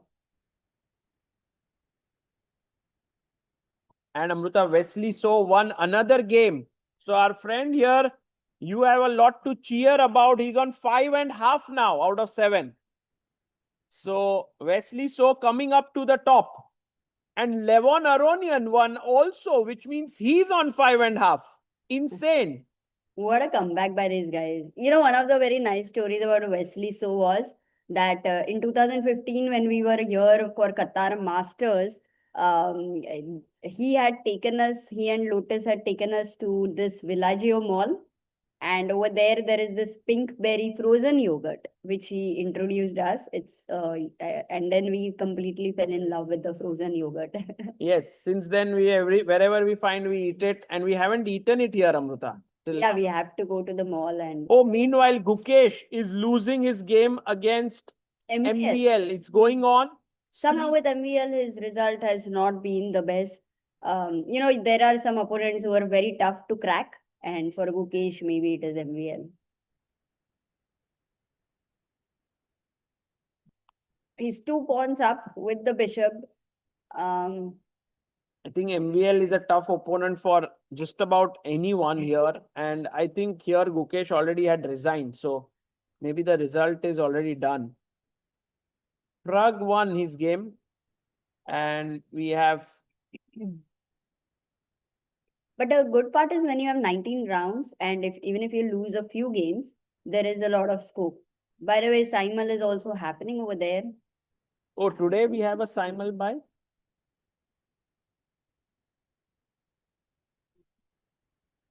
We'll try to find out. Oh. Every day there's a simultaneous exhibition happening here, which is very cool. So Sagar, any other games are going on currently? Also, what were the results for women's section? Yeah, in Top women's four. section, we saw that the sole leader, that was Umida Omonova, she lost to Goryachkina, which means that Goryachkina now becomes the sole leader with 6.5 points. We have Candela Gukamboru, who beat Elena Denelian. She's on 6. Maria Muzichuk beat Carissa Yip. She's also on 6. Zhu Jinner drew with Natalia Buksa. Anna Muzichuk lost to Alua Nurman. I mean, why did she lose this position? I still have a question here because it's equal. Did Anna Muzichuk lose on time? No, but the clocks look okay. Not sure. Okay. And we had Amrita Elena Rubers winning her game to Diana. We have Anna Shunkman losing to Antonetta Stefanova. We have Zarina Nurgalieva winning her game against Mary Arabidze. Ju Wenjun beating Valentina Gunina. And these are the few results that have happened. Divya won against Daisy Corey. So next round will begin at 5:30. I believe that is 10 more minutes to go. And Maybe a we will little take- later, yeah, because we had a slightly late start. Oh, so 5:35. So maybe we will take a break right now, Sagar, Okay. and we will come back in a few minutes.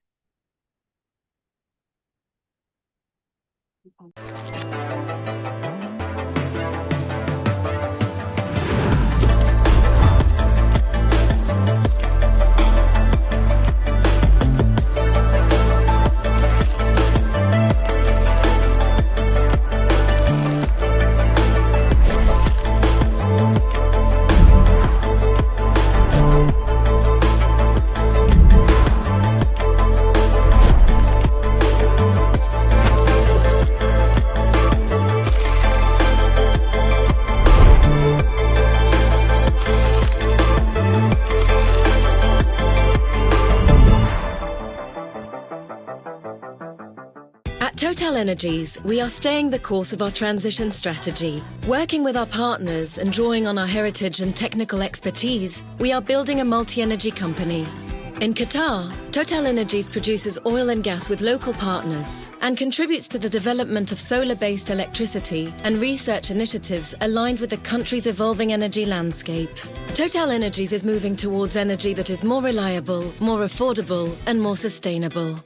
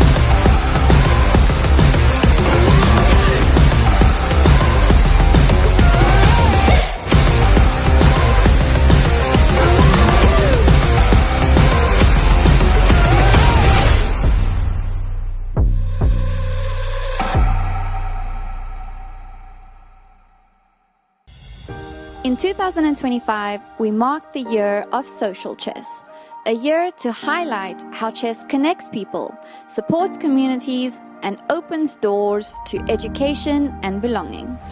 We began in January with the World Social Chess Initiatives Marathon, bringing together organizations from every region to share their experience and build cooperation. In February, research and conferences helped lay long-term foundations for understanding the social impact of chess.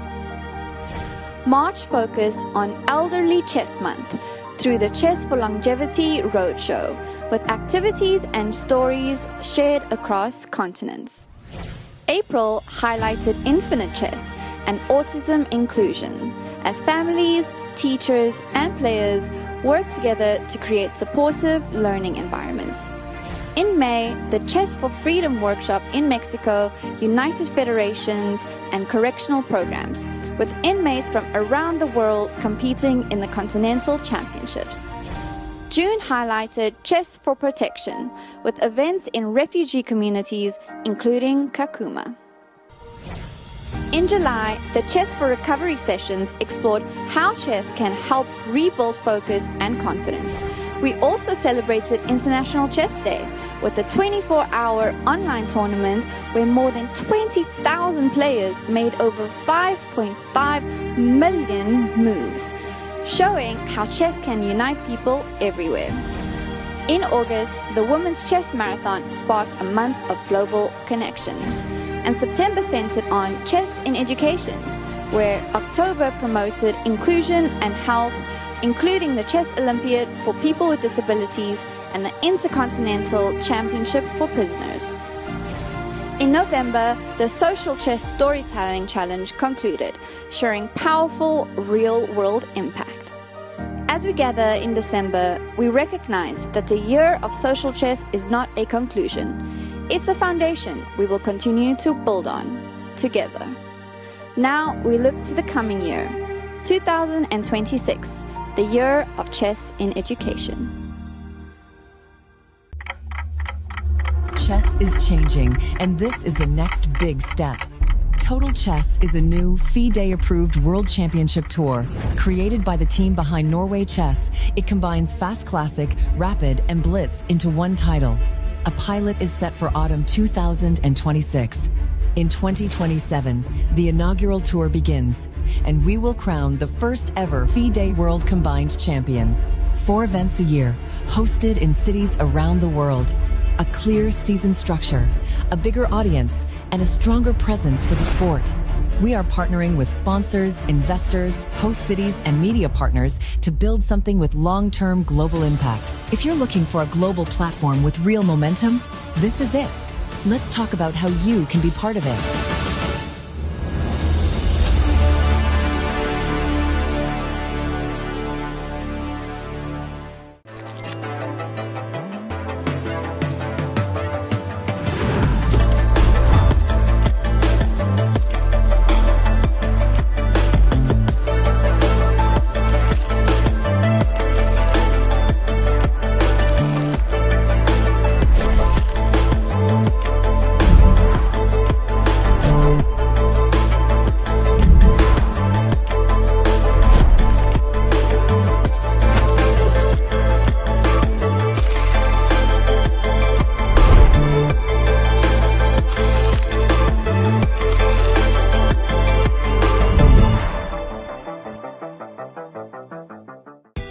Energies, we are staying the course of our transition strategy. Working with our partners and drawing on our heritage and technical expertise, we are building a multi-energy company.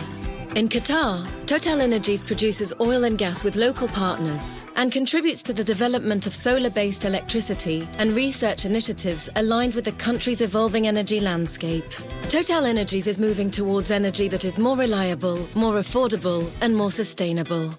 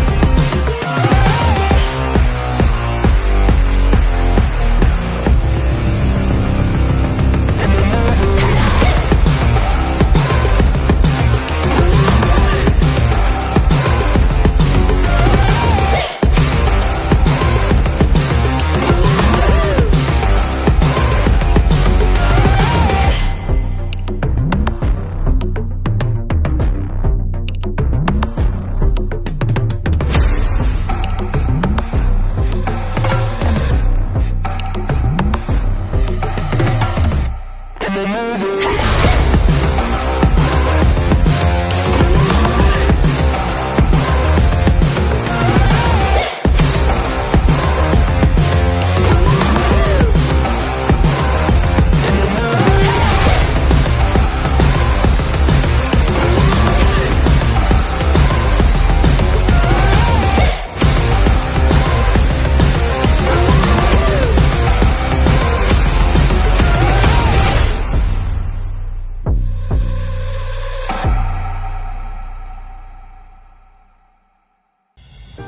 2025, we mark the year of social chess, a year to highlight how chess connects people, supports communities, and opens doors to education and belonging.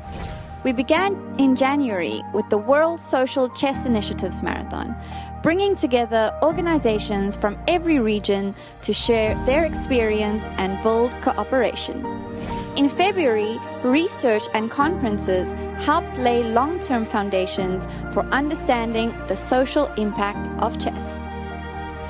March focused on Elderly Chess Month through the Chess for Longevity Roadshow, with activities and stories shared across continents. April highlighted infinite chess and autism inclusion, as families, teachers, and players work together to create supportive learning environments. In May, the Chess for Freedom workshop in Mexico united federations and correctional programs, with inmates from around the world competing in the Continental Championships. June highlighted Chess for Protection, with events in refugee communities, including Kakuma.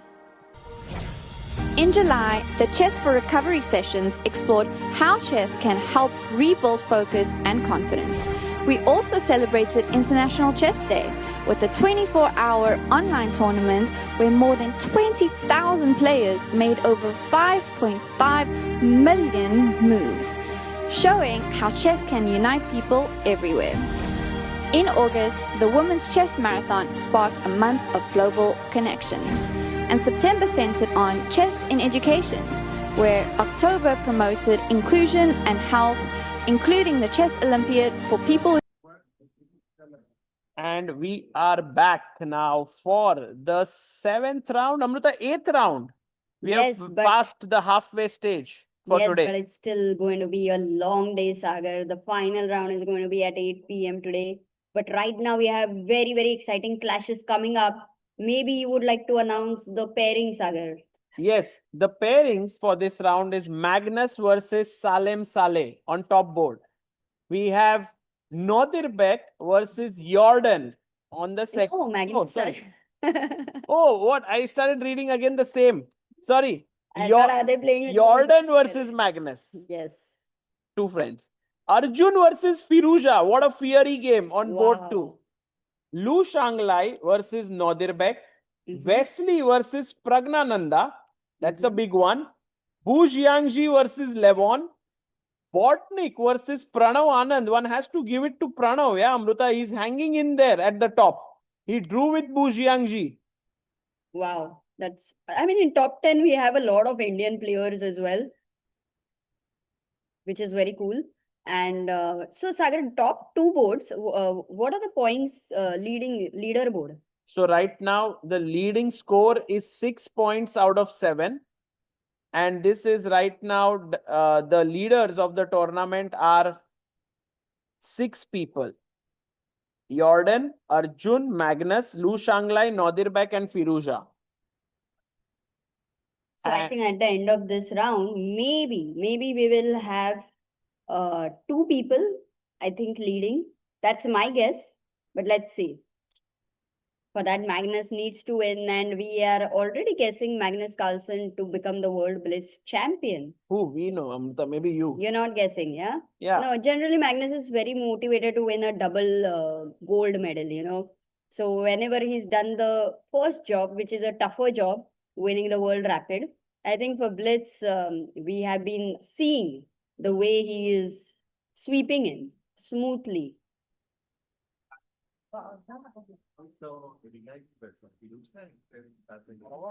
Instead of Carlsen, you want to see Erigaisi versus Firouzja as the main game.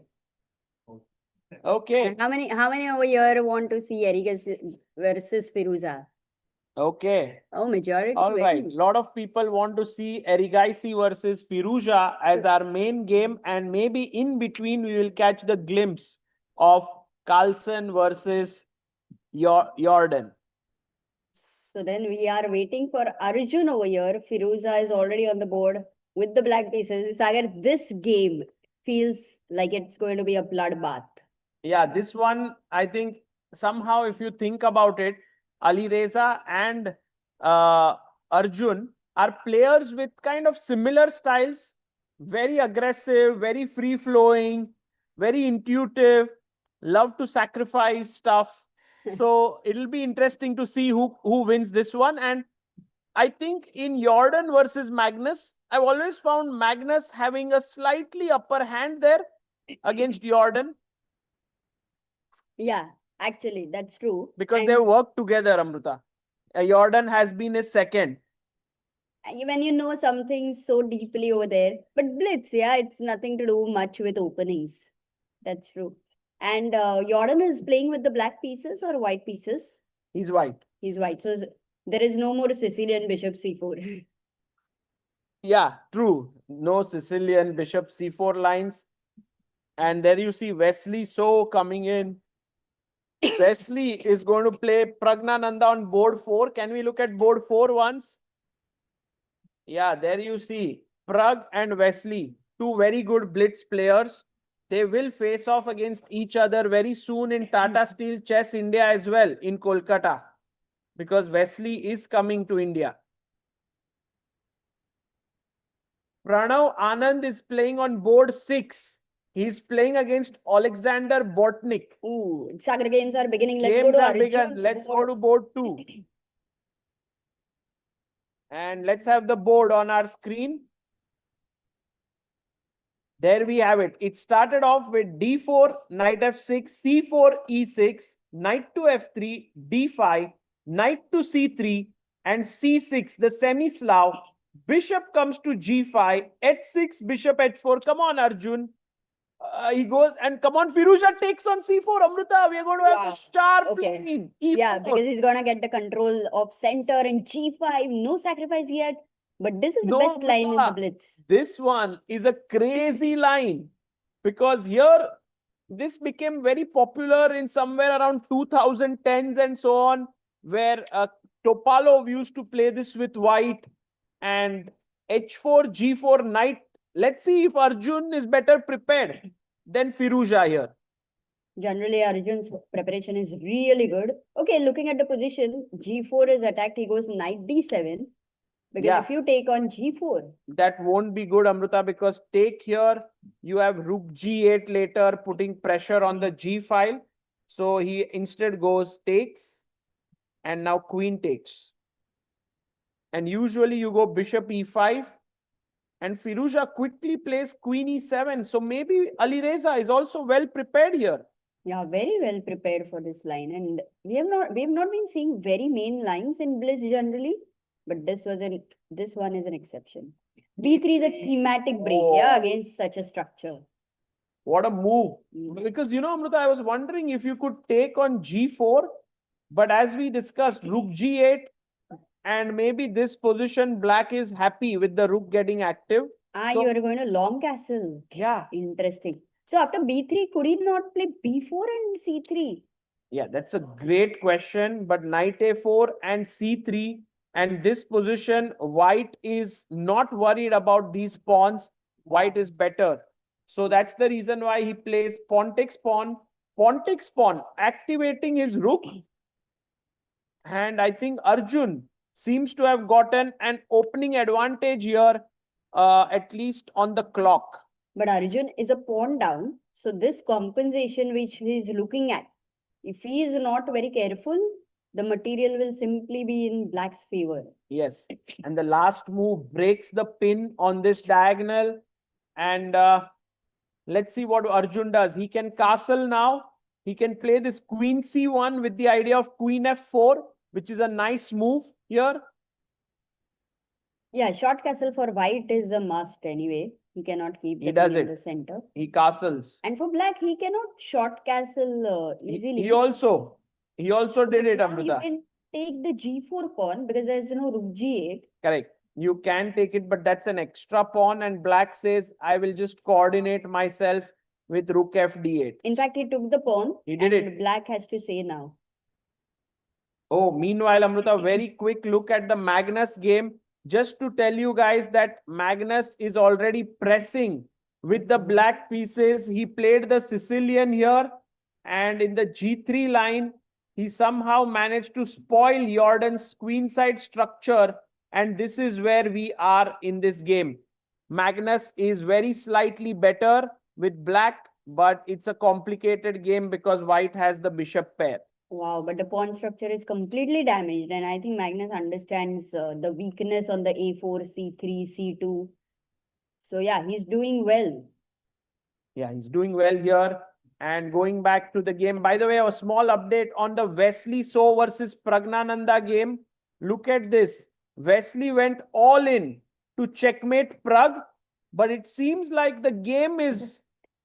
Sicilian. Whoa, it was Amrita Sveshnikov, this one. And somehow Wesley So came in a very aggressive mood. Maybe it was his preparation. Yeah, this is the line actually. But it doesn't seem like from the time usage. And now Pragg must take rook takes f5 and he's better. Look at this, rook f5, Knight f5. knight f5. You can't take here because if you take here, somehow No. white is okay. But you start with queen f7. He took? No, he did not. Oh, he took rook f5, knight f5 on the board. And Pragg now with queen f7 is better against Wesley. Oh, he doesn't go for that. He goes queen g6, Sagar. It's also a good move. So Pragnananda pressing against Wesley So, but anything can happen in that game. Let's go to Arjun's board on board number 2. Here you can see Amrita after takes on g4 happened. f6 by Firouzja. He went back. King h7. Queen g3 threatening bd6. And here Ali Reza had to play e5, but he went queen f7, bishop came in, rook g8, and now white is clearly better, f5, but Firouzja is like, look, my rook is lined up, my bishop is lined up, this looks very dangerous. Exactly, and there is a mistake by Arjun, queen f4, because it looks scary with that bishop and rook together. f3, Mate in one threatened. rook a2, maybe you want to defend a g2 pawn. Wow, what a creative way to defend rook a2, but then bishop takes d4 is a check. Oh. So you need to play rook f2, he finds it. Okay. Okay, but still bishop d4, though not a check, he's winning a pawn. What a game this is turning out to be. A great choice, by the way, because it is full of tactics and possibilities here. Pressure here, pressure here. He plays a6. Wow, that was too slow, Amrita, somehow. a6, he wanted to save this pawn. And e5 played. Bishop comes back, d5. Arjun going all in. And notice, if you take pawn takes pawn, then knight e2, knight d4. Positionally, this is really good. So that's why rook c8, b4, bishop c7, and can we go d6 now? d6 looks Yeah, like I mean, a if great... d6 is a good move, there is no reason why you're not going to push that pawn. Exactly. It gives you space. f3 and g2 are like a granite now against the bishop on b7, Sagar. And Right. rook on a1 is doing very well, not letting the bishop on b7 go anywhere. But only the knight on c3. If it reaches d4, then the e6 guy would be completely stressed out. Right. And now going to board number 2 here. Let's... And a result coming in that Pragnananda has drawn his game. Wow, He's Wesley accepted a So draw. actually escapes miraculously. There, rook e1 played by Arjun, a good move. Queen f7, and now queen to d4, ed. Arjun is totally better now, but winning is not easy because this bishop is very dangerous. bg3 is threatened, but take the queens. Take the queens and knight e2 and get your knight into the center. He takes rook d2 and white is totally dominant here. Takes the pawn now. Knight takes pawn, can be chopped off in the center. Guys, count the number of pawns. Black is even a pawn up at this point. Takes rook e8, rook e5, bishop comes back, and look at the speed at which they are playing. F4 found, takes, and somehow Firouzja has come back into Now the because game. he's winning the rook e6 he didn't play. I don't know why. Rook The bishop e5 was knighted happened, there. and now rook came back, and Amruta e7. Oh, anything can happen, Sagar. Yeah, of Because course. it's that one pawn. He pushes on a5, e7, takes here. Maybe this will end in a draw. Oh my God. Such a better position Arjun had, and this is not converting. Oh, he blundered, I think. Who, Arjun? Yeah, he went rook e6, takes... No, not blundered, because he'll get Rook back his f6. pawn. Yeah, it's a draw. He'll get back the bishop. It's going to be a Perpetual. draw. Oh, wait. King g5, king g4. No, draw. I don't think he'll go to g4. It's a bit too much. But why not? Okay. They And opted for a a draw. What a game that was. And oh, we have news that Magnus also drew his game. Really? Yeah, there's only one game going on. This is Ladislav Artemiev and Pranav V also should end in a draw. And what a round this is, Amruta. First 8 boards drawn. That too, they all played, yeah? Not even short draws or something. Insane. And that too in Blitz, which is so hard. It's so rare, yeah. to see 8 draws in a row. But that gives a chance for people who are slightly below them to come back, which means that Fabiano Caruana won his game. He's up to 6. Dubo won. He's up to 6. SL Narayanan beat Duda. That's a big win for SL. And then Shant is still playing. Shant is winning, Amruta. Or losing. Sorry, Injik is winning. G5, and then look at that knight trapped in the corner. Ooh. Mamma mia. Bad knight there. Hari Krishna here, he is losing his game to Alexander Grishchuk.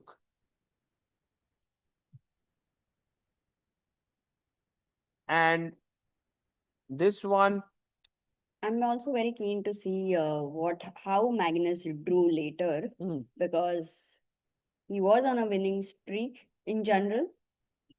And Hari versus Grishchuk is completely lost for Hari here. Yeah. No, Hari resigned, I think, in this position. So all top boards are done. Yeah, everything's done. Let's go to the women's section very quickly to see. Draw. All 8 boards draw. Oh, we have top board going on. Maria Muzichuk versus Goryachkina. And Maria Muzichuk is losing here. Maybe the board we need to change. Yes. We are back here. Check. Yeah, it's a draw, no? No. Wait. You just... Rook g1 check? Rook g1, king f5. You just come back And you make because a there is a queen. Fourth queen. And so Goryachkina is unstoppable here. She's on 7.5 out of 8. Umida Umanova, who lost to Goryachkina in the previous round, wins her game, comes to 7. Natalia Buksa loses to Eline Rubers. Alua Nurman drew with Zarina. Chu Wenjun loses to Stefanova. Wow. Here it seems like the rounds are ending quickly and they have a longer break than the round, yeah? Yes, definitely. It happens a lot because there's always one long game, Amruta. And Le Tingye beats Divya Deshmukh. Okay, can we look at Magnus's game? Yes, let's look at Magnus's game because he was better slightly against Jordan. I thought that was positionally so Magnus-like that he would love to convert with the knight on c4, where he had already spoiled the structure. So Magnus got a small edge out of the opening, taking on c3. And then he brought his knight to c4, queen a5, rook came to the center. Knight d2, takes, bishop c6. And this was not a good move by Magnus because now gives white an opportunity here to play, white to play. Guys, what do you do? Slightly difficult move, but also very logical if you think about it. Yes. F4, why do you want to play F4? Sorry? C4, very good, well done. Just undoubling your pawns and finding a way, because if you take here, I can take on d8, rook takes, and now I can pick up this a pawn. And white is slightly better. So c4 was a very cool move, well done. Knight e4, cd, bishop d5, bishop e1. In fact, Jordan started to get better, Amruta, because these two bishops, very powerful. Yeah, actually, the whole thing about a double pawn and Pawn up. this is gone. And But the Magnus a could have pawn- very well lost this, actually. Yeah, because the a pawn against the knight If Magnus was white, he would have beaten himself. and rook, Rook c2, rook and bishop is a better combination than the rook and knight. knight c5, and somehow he defended. This is typical Magnus here. He finds a way to defend it and draw. Actually, very interesting is why did Pragnananda and Wesley so draw, or why did Pragg accept a draw here when actually in the final position, Pragg is clearly in a preferable position. Look at this idea, guys. Queen takes f5. And here's my question to you. Is rook f1 a winning move for white or not? Yes? No? How many yes? Very good. How many no? Oh, दूर से भी देख रहे लोग. Now you can you tell why they are saying no? You said yes. Rook f1. Why is it a bad move? It's a very good move, but only problem is I take your queen and then I take here. And then you lose an exchange. So while you won the queen, you also lost your queen. Okay. That's a nice disco. But I think what Pragg did not like is after take, he did not like castles. Oh, you can actually forget about castles because the king is meant to be in the center in the end game.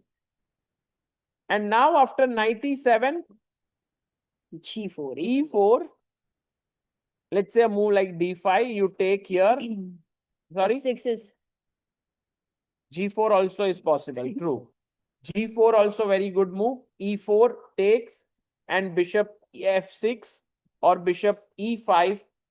And here it is black who is better in this endgame, although it's difficult to judge it, which is the reason why I think Pragnananda accepted a draw against Wesley So in a better position. We also had Bu Jiangji versus Levon Aronian, was kind of equalish and drawish.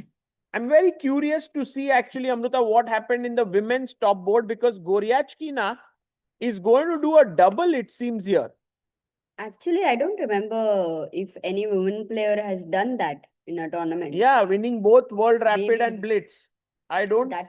also don't remember. It means maybe it's for the first time. Wow. And so I look at the audience over here, which is also there on the screen. Yeah. Very cool. Thank you all for staying here and enjoying. Did you all go to the venue as well? Did you see the games there? Oh, it was very cool, yeah, to see there's so many games happening at one time. Sometimes when I look at games of World Rapid and Blitz, it feels like a symphony. Everyone's tapping the clock, tuck, tuck, tuck. You have that sound and you just listen to it. It's very nice. Do you want to ask any question? Do I want to ask a question to anyone? If anyone wants to ask a question, maybe we can take some questions. If anyone wants to ask. You can ask. Go for it. Okay, did you go into the tournament hall? You go to the tournament hall over here? Whom did you?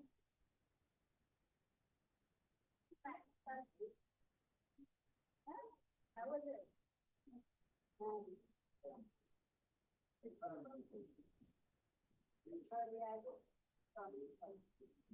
But he has been playing a lot of chess. Oh, nice. Did you play the robots?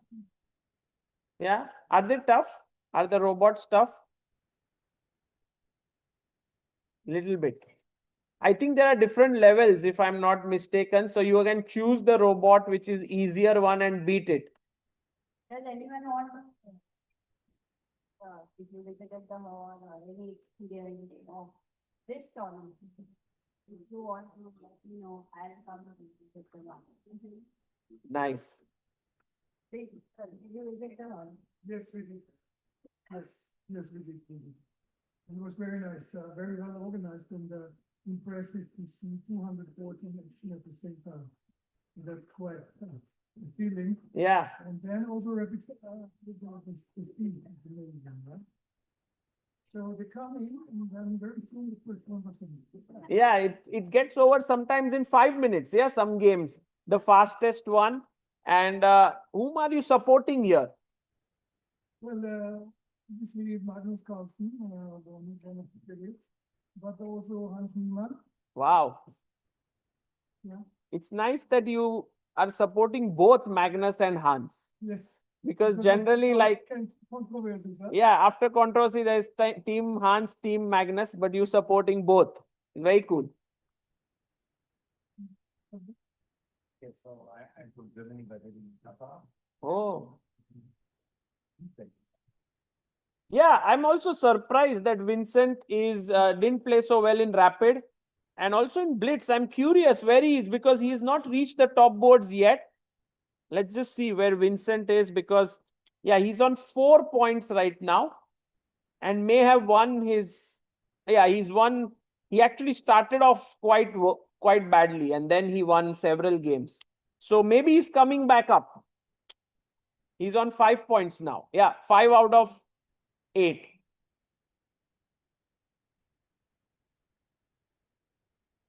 Yeah, actually, I think India has the highest number of players who are here. 41 in all. 28 in the open and 13 in women. So that's even higher than all other federations. Yeah, so. Okay, guys, pairing is come out here. And Magnus versus Arjun on board 1. Wow, that's a great encounter. Firouzja versus Nadirbek. That's also a fiery encounter on board 2. Amazing. Van Forest versus Lu Shanglai on board 3. Dubo versus Pragnananda. That's grudge match for Pragg now because Dubo eliminated him in the World Cup. And after beating him, he said that I prepared only 10 minutes, that too on my phone. So maybe Pragg may want to beat him here. Although Dubo is a very strong blitz player. Grishchuk versus Wesley So. Levon versus Injik. Caruana takes on the world Rapid champion 2024 Murzin. SL Narayanan versus Bortnyk.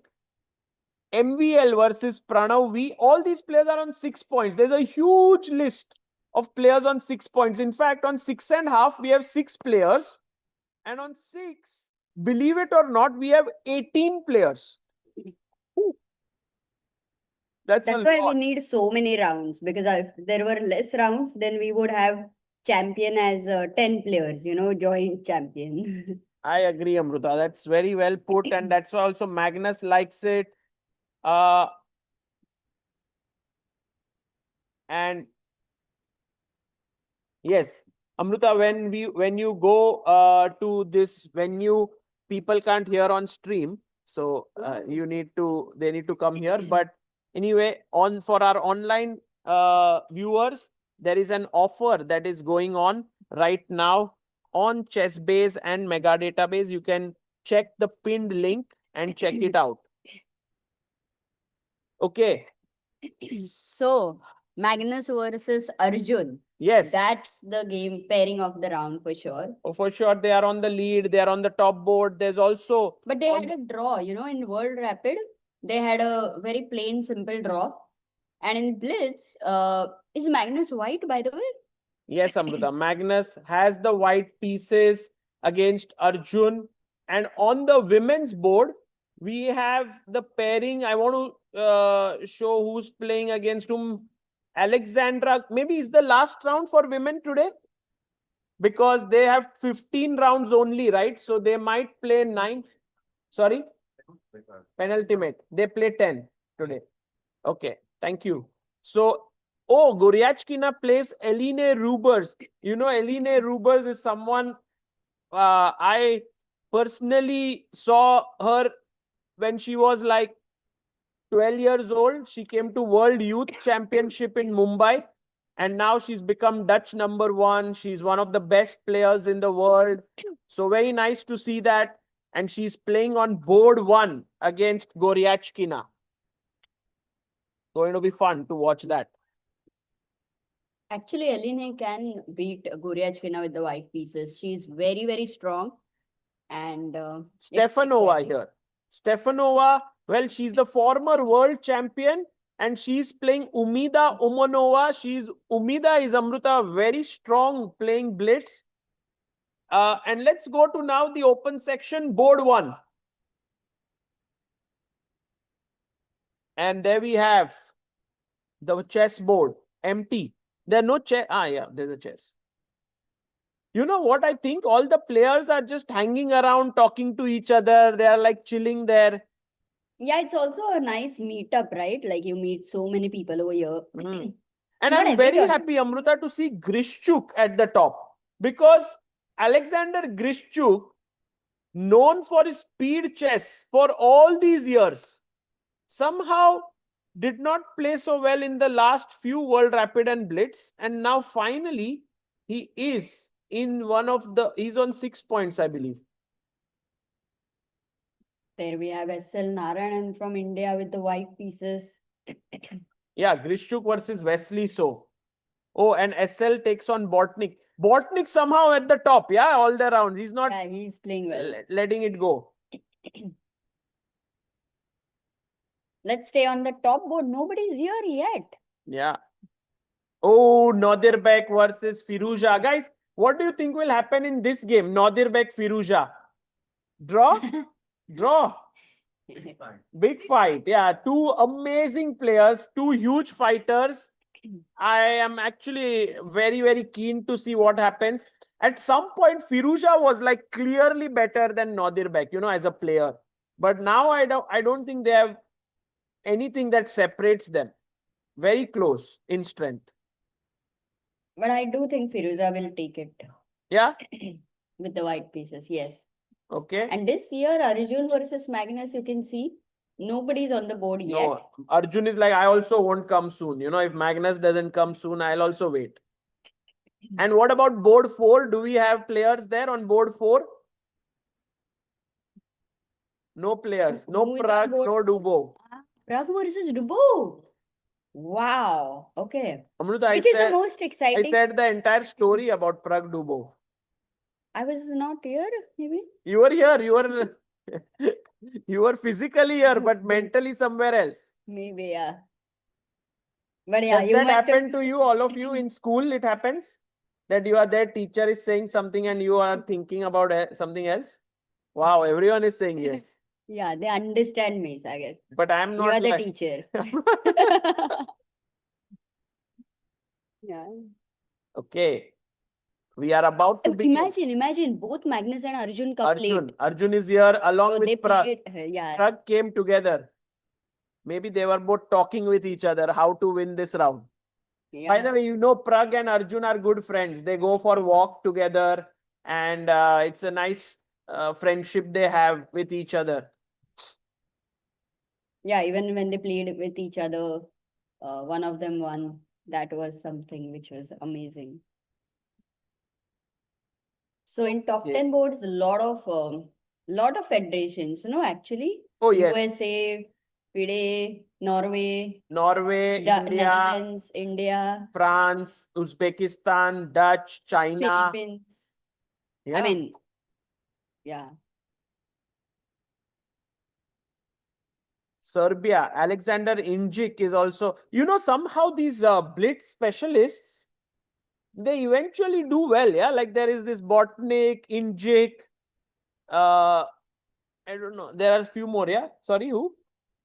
Nodirbek is good in all formats. He's not like a blitz specialist. Yeah, he's good at rapid, he's good at classical. But there are some who are not so good at classical and rapid, but will do very well in blitz. Pranav, we knew Pranav Anand. I'm surprised with his performance because few days ago he played this round robin blitz with Pranav V. Yeah, he's a blitz expert. Correct. He plays a lot online, and maybe he's much stronger in blitz than his classical and rapid. Wow. We call him Ajju Bhai. And with the black pieces. Magnus is here and he comes even before the game begins. Oh. So no arriving late. Second, let's do this. You choose any one of them to support. I'll choose any one of them. Oh, really? Yeah. Okay, I'll choose Arjun. Okay, then I'll choose Magnus. Okay. Okay. And a handshake over there. Let's go, Magnus. Let's go, Arjun. And E4 Sicilian. C5, knight f3, bishop c4 again we are gonna see? No, this time he goes what? Oh, because Arjun is smart. You know what he did? He saw that Magnus is playing every game bishop c4 to d6. So he said, Magnus, I'm going e6 so that if you play bishop c4, I'll hit d5. Oh, nice. So kind of he said no to bishop c4. But h3. Magnus plays h3, a6, and now he plays what? Calm. c3. And d5. It's a little bit of a lapping territory, Sagar. French. Oh, e5. No. Can we get advanced French? No, but d4 here. He will stop your d4. He will play d4, you Yes, think? I think think Arjun so. is happy with the French. Where there is h3, which looks much less useful than a6. Oh, you're right. He goes bishop d7 and Magnus goes d4. We are in Oh. the French territory. And guys, which is the bad bishop for black here? Bishop on f8 or bishop on d7? d7, correct? Light So square. now what he wants to do is trade the bishop with bishop b5. That's his plan. So basically you remove the useless piece from the board. And then what remains is very useful. Okay, but Magnus, did he play? He played bd3. Oh, Magnus is like, Arjun, if you come here, maybe he wants to just play it on c2. But you cannot short castle then. Oh, Okay. it's happening. It's happening, Whoa. guys. And Bishop Magnus saying that I don't need to short castle because eventually my bishop on c2 razor sharp looking at h7 with the knight coming to g5, you better be alert. Whoa, Amruta, calm down, calm down. It's not going to attack. So much attack is not going to come. a5, I like that move. It stops the queenside play of Magnus. Yeah, but now if a4 and knight a3 and knight b5, b5 square could become a weakness. But look at what Magnus did. He played pawn to a4, bishop a6, and now knight a3, very likely. This bishop is such a nice piece. Love it. Knight d2. Ooh. You know, you have to be careful with the ideas like c4, sometimes giving up a pawn, opening up the center. Amruta, what about take here? Take here and knight c6. How do you defend this pawn? Knight b3, But knight b3, I have check. bishop d2. And then maybe isn't this better for black? Like, this. Yeah, you have a nice b4 square. Bishop on a6 is great. Arjun is doing fantastic over here against Magnus Carlsen. Yeah, Arjun is better Wow. with the black pieces against Magnus. But guys, remember, getting advantage against Magnus is only not even half of the thing. Yeah, you need to beat him. You need to find series of great moves. And so here, knight d4 played, bishop c5, the pressure on d4 is mounting. And Arjun wants to go knight e7, castles, rook c8, just normal chess. No, even the knight will go to g6 or f5. Look, your e5 pawn is now no more protected with d4 pawn. Oh, right. So it's slightly weak. It's slightly There. weakened there on bishop. And also your knight on d4 is pinned. You be careful. Because you can't short castle. Oh, bishop e3 is now really tempting Arjun. Take my pawn. Can Arjun be fearless and take it? Oh, he has to be greedy, Sagar, and fearless. Well, to Oh, I he's mean, about to. I think I his don't hand think he will. action, I don't he's think he about will. to. It feels like that. Go for it. It's the best move. And Magnus has something in his mind. But you know, bishop on a6 is so powerful. It's Unless unbelievable, bishop. how can you not be able to short castle? Oh, he takes it. Wow. Arjun. And the bar went up, but then the bar understood that it's a good move, so it came down. Blunder? It's not a blunder. Unbelievable. It's a good move. It's just bar wanted to just make the audience a little bit like anyone who was sleeping had to wake up, you know. So, and now Maybe on the live stream we can also have the audience there. We have the mobile, so it would be great. so if rook b1, Amruta, now c3 pawn falls. So you need to, I guess Magnus had something in his mind when he played this. Oh, look at Magnus. He made his last move with a little bit of like, you know, King, what? king d2. He And defends 1 this minute pawn. down, Sagar on time, and the king in the center. This one, Ajju bhai must get this one. No, but it's dangerous now. Magnus actually has shifted the game into a very complex territory because, you know, the rooks are now slowly going to get connected. He has to go back. Arey, but what about the king in the center? Well, the king is safe. Try to attack it. How do you? He comes back. Best move. Oh, not there. Okay, transition. What? error. These long moves are always very tricky on DGT. Rook e1 played by Magnus. And Arjun finishes his development. Rook comes in to attack the queen. Queen c7. But the knight can jump in. He's attacking the queen. Bishop takes with a check. Rook takes. But Bishop b5. Good move. If a b5, what did Magnus yeah, where is take? the knight gonna go? Oh, there might be d4. Oh, yes, there might be d4. He has prepared it. D4 is his idea. Oh, he takes it. And look at Arjun. Arjun is like, Crushing it. wow, I'm going to completely prepared. Pawn takes a knight b4. Wow. What a deflection. And the d5 Insane. square. King on d2, Sagar. Arjun should not let it escape. Amruta, Arjun Erigaisi is playing with so much confidence here. Yeah, the fire, Rook Sagar. c3. Seconds for Magnus Carlsen with the king in the center. And Arjun Queen goes, d7 maybe, did yeah? go queen b6. Oh, what? No. That was a transmission. I think queen d7, queen b6. Sagar, play the He moves. played queen b6 here. And then what happened next? Did Magnus make his move? Bishop e4. Bishop to e4. Rook to d8, I believe. Rook d8. And, king e1, short castle.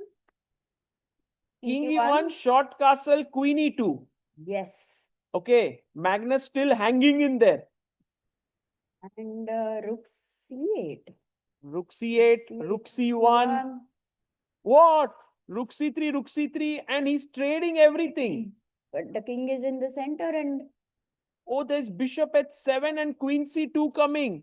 No, knight on b4. Oh, yeah. Oh, there's not coming, yeah. So he took. And knight a7 happened. Queen c4, knight a7. Magnus is back, yeah. No way, He's yaar. crazy always. Magnus is Magnus, you know. d5, ed5, bishop d5. That's why we said, like, to beat Magnus, you have to beat him several times in one game. Okay, queen takes b5 and he gives up the f7 pawn. There's also h6 move which has happened, Sagar, sometimes. Okay, we are back. We are back. Oh, he Oh, blundered. wait, Queen c7. By the No, way, no, queen not queen. d5. He can win this. And yeah. Arjun Knight d5. takes check. Queen goes back. Queen d5, but... And now 2 extra pawns. Knight c6. Arjun is back to winning. Unbelievable. Queen e7. King G8. Can you convert this against Magnus? Two pawns. Okay, you are just one pawn up, but it feels like two extra pawns. Let's have both of them on the screen now, Magnus and Arjun. Video. G3. Okay, but I think Arjun will take this because there is no counterplay for Magnus. Oh, actually he has e6 break at the right time. There is. Ah, no. Takes. Oh That's my that God, he break. again finds a way to defend. Wow. Resourceful is Magnus, yeah. He's 2 pawns down, Amruta. Still defending it. Queen b6 and queen takes. Oh, what happened? Oh! Oh, he lost. He He lost on time. Yes. Whoa! Table, and then again he handshake. Whoa, Arjun God. OP, man. But you know, Magnus had fought back. Magnus. Unbelievable. Sergey, you need the audience on live stream. By Magnus, Amruta actually did a table bang here. He did it with Gukesh in Norway chess, and now here he did it against Arjun as well. No, but this was epic because, you know, first of all, hats off to Magnus for fighting back every counterplay. He is alert to find it, Sagar. Every single counterplay. He's At alert. a fraction of second where he missed it, you know. But Amruta, unbelievable that Magnus lost on time. I think something happened there. Yeah, he was about to make his move and a piece flew or something happened and his time became 0. And then he went here. Oh. Maybe it was something. Dropped a piece on the floor. He Couldn't pick it up in time. Are you sure that happened? So he was going to make a move. His piece fell. His queen fell because he wanted to take the pawn. Oh my God. But that is so sporting of him because imagine if he would have made a move. If he would have taken, by the way, Then this that final would have been a- position, if we can just show it, because Magnus wanted to take queen takes a5 here. He wanted to snatch this pawn. His queen was here. And the moment he was going to take the queen, it fell. The queen fell. And queen takes a5 is actually equal position. Yeah, unlucky for sure. But also Arjun, I think he played well. It was very interesting. On board 2, we had Firouzja versus Nadirbek. Nadirbek won. So Nadirbek and Arjun are now the joint leaders. What a fight now. It's going to be between them. Yeah, and you know, Arjun's that blunder where he completely gave up the rook against Jordan Van Forest. And now he's back over there on top, leading the tournament, which is amazing. That too after beating Magnus Carlsen. And Yeah. Magnus, I think he likes this thriller, you know. Now he has to work hard to kind of make a comeback. And suddenly he becomes a Amruta, sole leader champion. look at this move. By the way, guys, this is an incredible finish here in Lu Shanghai versus Jordan Van Forest. You can see here, look at this position. Black is completely winning. He plays H5, A2, G6, and H6, a blunder. He had to take here and he would have won because after take, bishop C3, take, G7, queen, and this is winning for black, this endgame. Pawn up. But what he did, he played H6 and he thought he'll win because next move he'll play this and then he'll make a queen. Bishop A1, bishop C3, and now G7, take, king here, king here, and now. And they agreed to a draw because king here, king C1, and in spite of being 2 pawns up, it's a draw. You can't do anything. Stalemate. What a pretty finish here in Lu Shanghai versus Jordan. Daniel Dubo versus Pragg ended in a draw. Alexander Indjik beat Levon Aronian, Amruta. Wow. Fabiano won against Murzin. SL Narayanan drew with Bortnyk. MVL beat Pranav V. Artemiev lost to Radjabov. Wow, Radjabov on fire. And look at the final position. He checkmated with a pawn. Those should be white spawns, but then they are blacks. Yeah, exactly. And these are the top 10 results here. Let's go to the women's board. Oh, there's one game going on. Oh, Knight Rook versus Rook. Guys, there's always one game that goes on like this. And Amruta, you are absolutely right. Goryachkina loses to Eline Rubers in the women's section. And do you know what Goryachkina faced here after e4, e5? What did Eline Rubers play with white? Yes, King's Gambit. Wow. Wow, to beat this requires, sorry? No, not bird. This is King's Gambit. If, by the way, you are right. If you play one f4, it's bird's opening. But if you play e4, e5, f4, and Goryachkina was like, okay, come on. Are you serious, Eline? It's risky. It's so risky. But Eline Rubers is like, if I play a positional game, then my opponent is a better player. But if I play tactical game, maybe I can beat her. And look at this. She managed to outwit her. Long castle was a nice idea. Yeah, Amruta, what a game by Eline Rubers. Crazy game. Take. By the way, here's a question to all of you. White to play and win, which Eline missed. But it's a check. Nice If rook try. takes, if rook takes, queen takes, it's a check, unfortunately. Very good. Excellent. Knight e6 with a fork here was a great move, but Eline Rubers missed it. She went rook e2. And now, What? actually, it was winning for black if Goryachkina would have played knight e3, but she went takes, queen d8, knight check. And in this end game, as it turned out, back rank issues. Take. Nice. Eline's pawn started to roll.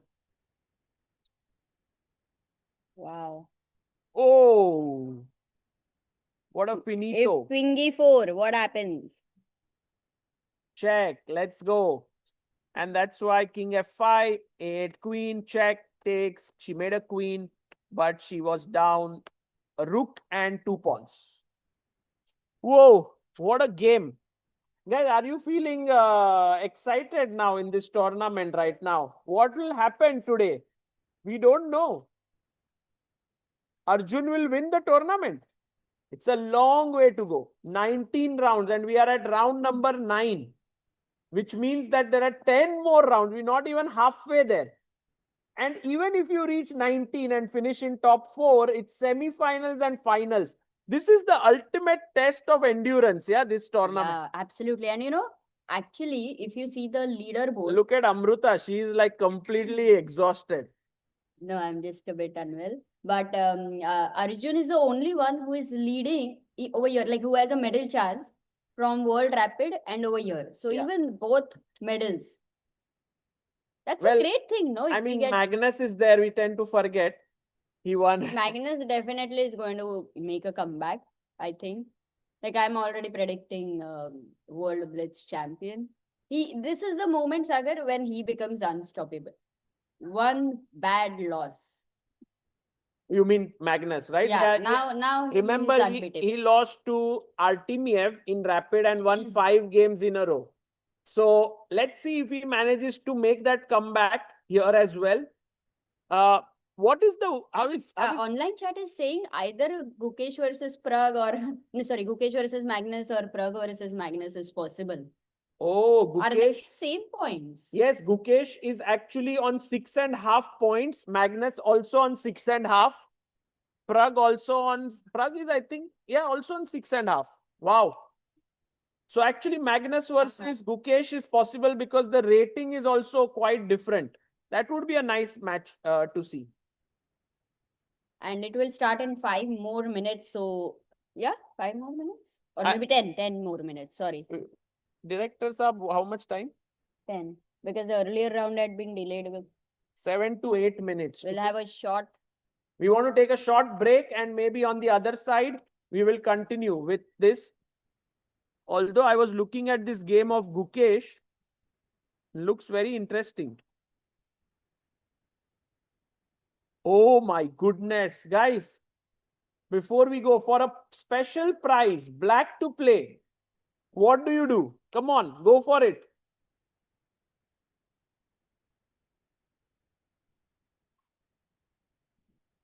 Queen h2, king f1.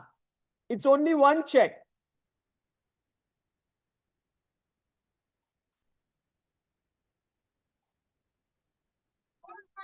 So look, if you play queen h2, I go king f1, you go check, I go king e2, you pick up my rook, I pick up your rook, and then it feels like equal.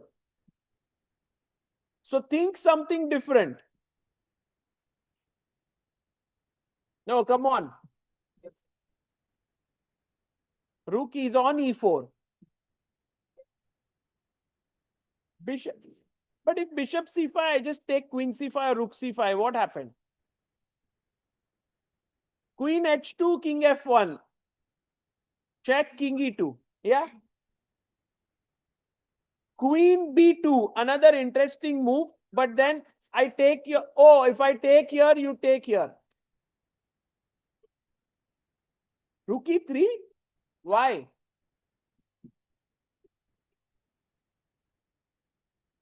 Rook takes, pawn takes, queen takes. King h2 can't go, bishop is there. King f1, queen c1, check, queen c5. Wow. Queen h1 takes. So the right move is rook e3. Gukesh missed it. And it's game over. Because checkmate happening on back rank, all problems coming in. What a beautiful tactic. So queen h2, he gave this, he played rook e5, and queen d3 was a huge blunder. He had to play queen c6. How is queen c6 working? Can anyone tell me if I do this and take the rook? Very good. Check and I win the queen. You guys have become so good now. So queen, here he had to play queen c6, but queen d3. And now this was no tactics. And Gukesh won the game. Okay. Guys, it's time for me to take a very quick break and I'll be back in a minute.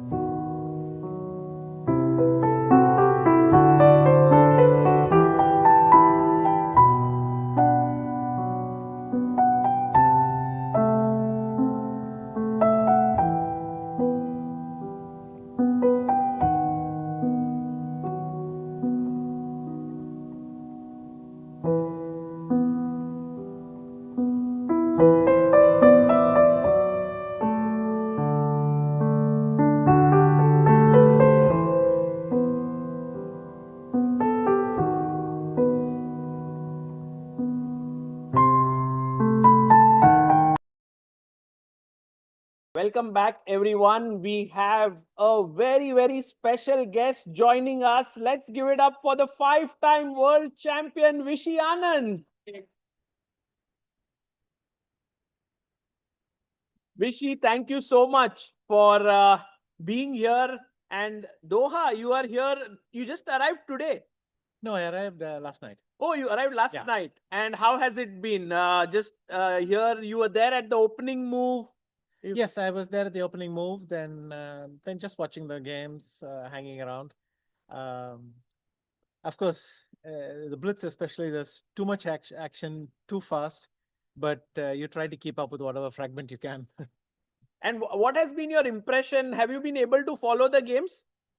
Yes, obviously not all, but bits and pieces, and saw the finish of Carlsen Arjun. Yeah, the queen went flying, and it was very, very intense what happened. Actually, and his signature hand move. So, but yeah.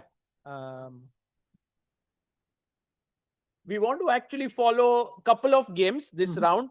So there is the leader game, which is Arjun versus Nodirbek. Okay. And there is a game of Magnus versus Grishchuk, which is also very exciting because Grishchuk, I think, is coming back into his blitz form here. He hasn't been performing that well in the past World Rapid and Blitz, but this time he's at the top. He's doing quite well. Yes, exactly. I mean, normally he's very high, and normally he's very high up in the blitz, and should be fun to see how this goes. There's a mixture of lots of new names, and also people like the older guys, and you wonder how they'll do in this particular event. Right. And there we have a handshake between Magnus and Grishchuk. Can we also look at board number 2? Here, there we have Arjun Nodirbek. And it's very interesting to see that both these youngsters are at the top. They are the two leaders with 7.5. And Vishy, you won yourself so many Rapid and Blitz events. This format where you have 19 rounds, then the qualifiers to semifinals and finals, it feels like super exhausting, no? Yes.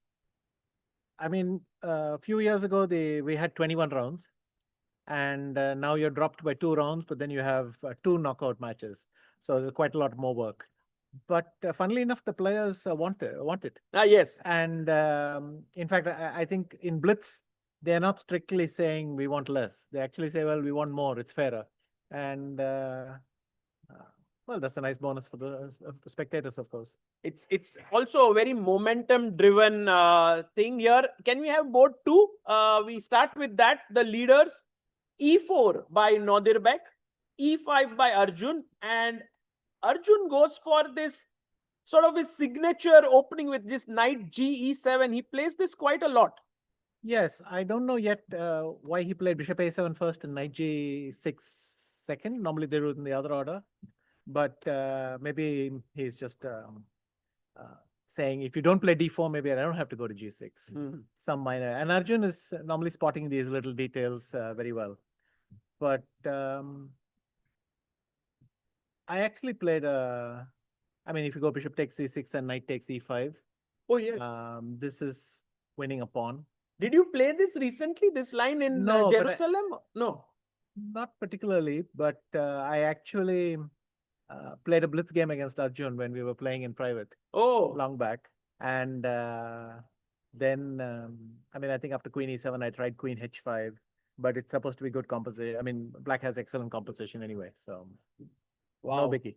Wow, that's amazing. I would love to know more about those private blitz games, but we will come back to it in a bit. Knight D2 played. Pawn takes pawn taken here by Arjun. And maybe after CD, he will play D5. Perhaps. The problem with D5 is then I would take on C6 and play E5. And then you have this little weakness here. Well, but he's done it instantly. So maybe he is happy with this. Maybe he's still in his preparation here. That would seem. But the interesting thing is Norderbeck didn't play bishop g5 and come back to e3.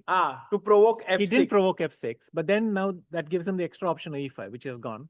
So we'll see. I mean, I assume this should be nice-ish for white because of this Space? bishop on a7. No, just the bishop on a7. It's not the greatest piece, that's all. So this... In fact, he didn't take on c6 first. He did it in this order. But anyway, here we are. He played f6. d5, e5, f6, and now took. Now he will probably have to take on f6. Oh, he played rook c1. Okay, so fe5, maybe he wants to go rook takes c6. Vishy, this somehow reminds me of your game with MVL recently that you played at Global Chess League. You know, with FE, you know, he could take ef6 first and then but he allowed FE. But there my knight was on e4. Yes. Yeah, sure. FE, DE, and D4. Whoa. Is the bishop trapped almost? I mean, looking at them both play, I think this has all been analyzed by them. Really? Yes. But look at Norderbeck's time. He's at 120. Maybe. But maybe he's recollecting, yeah? Recollecting. Also, all these seem very precise. First starting with queen b3, so that black can't play queen d5. And now he's poking with bishop g5. King h8, bishop g5, and queen Even e8. queen e8, yeah, and now rook fe1. What insane prep this is by, I mean, also, If it I is don't prep. know if it is prep, but if not prep yet, great accuracy shown by both players, and bishop e6, queen a4. Because now actually, if h6, what is that bishop doing? So It's he'll the have best to play move, he's Vishy, got to h6. h4. Okay. And Arjun can play both c5 and bishop d5 with, I think, excellent position because this bishop on h4 is very loose. Wow. c5 and trading of the queens could also be very good for black. Also, this is one of these positions where the board is sliced in the middle. That bishop on h4 cannot participate on the queen side at all because there's no way of getting there. But anyway, Arjun took on h4. Arjun took here. Which surprises me mildly. It was okay. not It the is a best. mistake, it seems. Yeah. The best move, Vishy, was knight f4. Maybe a very tough move to play, perhaps. Yes, but all the moves, yeah. I mean, c5, bishop d5, all look tempting, but of course, there's usually only one precise move. But okay, he's gone bishop d5 and Norderbeck very accurate. e6. Whoa. No, but the computer doesn't like it. And now it's because maybe some d3. Yeah, exactly. d3. So what should he have played instead? Maybe there was this very tricky move, Vishy. Queen a3 to take and try threaten something like and also this. to rotate it to d3. The computer is too good. It's too good. Okay, I mean, I would have played rook f4, but whatever. Oh, he played rook f4. No, but after queen a3, I would have played rook f4, correct. but he's doing it here. And here d3. This is also a mistake. This is because there was d3, rook f4 attacking the knight. Knight comes back. And queen e7, and all of a sudden, it's Norderbeck who's better. Actually, I can take on c6. He took. Yeah. But in the best move was queen a6, which was it? I mean, that looks very dangerous. I mean, once it's played, I understand that the bishop is pinned, but c5. I mean, it's not obvious to me that. But as I said, with the computer, everything is. Right. So here, c takes c6, bishop takes, queen takes, and now rook e8. And knight jumps in. He's threatening a mighty fork on g6 here. And Arjun finds the best move, rook f6. Now what should he play? If white doesn't find some compensation, Arjun should be better. Yeah, here he is. Exchange up. Oh my God, he's simply gone knight f3. Ooh. And he's gone d3. d3, queen into a6. a6. So he will go d2. d2. Yeah, might as well, throw it in. But rook d1, just take, yeah, here. Sagar. He played d2. Oh, d2 on the board. Wow. I mean, some moves are so tempting, you just play them. And afterwards, you realize how bad they were. But rook d1 now. But rook d1, I can play even rook e6 and So he takes played e5, one. which is lost. So Nordic is now lost. I wonder why. Maybe just rook into e6 and rook into e5 or something. Oh, bishop f2. Ah, Boom. okay. If rook takes, there's a queen. And if king takes, there's queen c5. Queen e5 check works, yeah? Here, king g3. Queen e5 check and rook f1. No, the rook is defended, sorry. Yeah, rook is defended here. So he goes rook f e6. Another accurate move. Takes, queen e5. And it's game over now. Yeah, queen e3 check and rook e1 is resigns. So, check. no, wait. Queen e3, I go rook f3. So he's gone queen h5. He is repeating. No, he's not repeating. He's gone queen g5. Now it must be winning, yeah. Because rook is coming in. Yeah. Oh. So he's navigating it. Now rook f8 probably. Or rook e1 even, he says. And not even a check. So resigns, yeah. Whoa. What a game by Arjun. Vishy, was that impressive for you, that game by Arjun? Wins are always impressive. Okay, let's quickly go to board one. Magnus Carlsen versus Grishchuk. We are in the final moments here. Crazy stuff happening. Magnus under huge pressure. But it's actually not, I mean, his opposite color bishop and then no entry. So I think what he will do is now try to play rook b7 check and win the e7 pawn. Rook b7 and he cannot take here because king Correct. b7. So now he's giving up a pawn. Ooh, Magnus, it's difficult to beat him. That's always the case. No, what happened? He Magnus didn't allow rook b7. I Yeah. thought he went king b6, but Grishchuk is navigating around it. Grishchuk has some other plans. I don't know where is he heading to. The king was already on the best square on b5. Yeah. So it should have just gone to b6. Or maybe Magnus stopped it. I don't know. g4.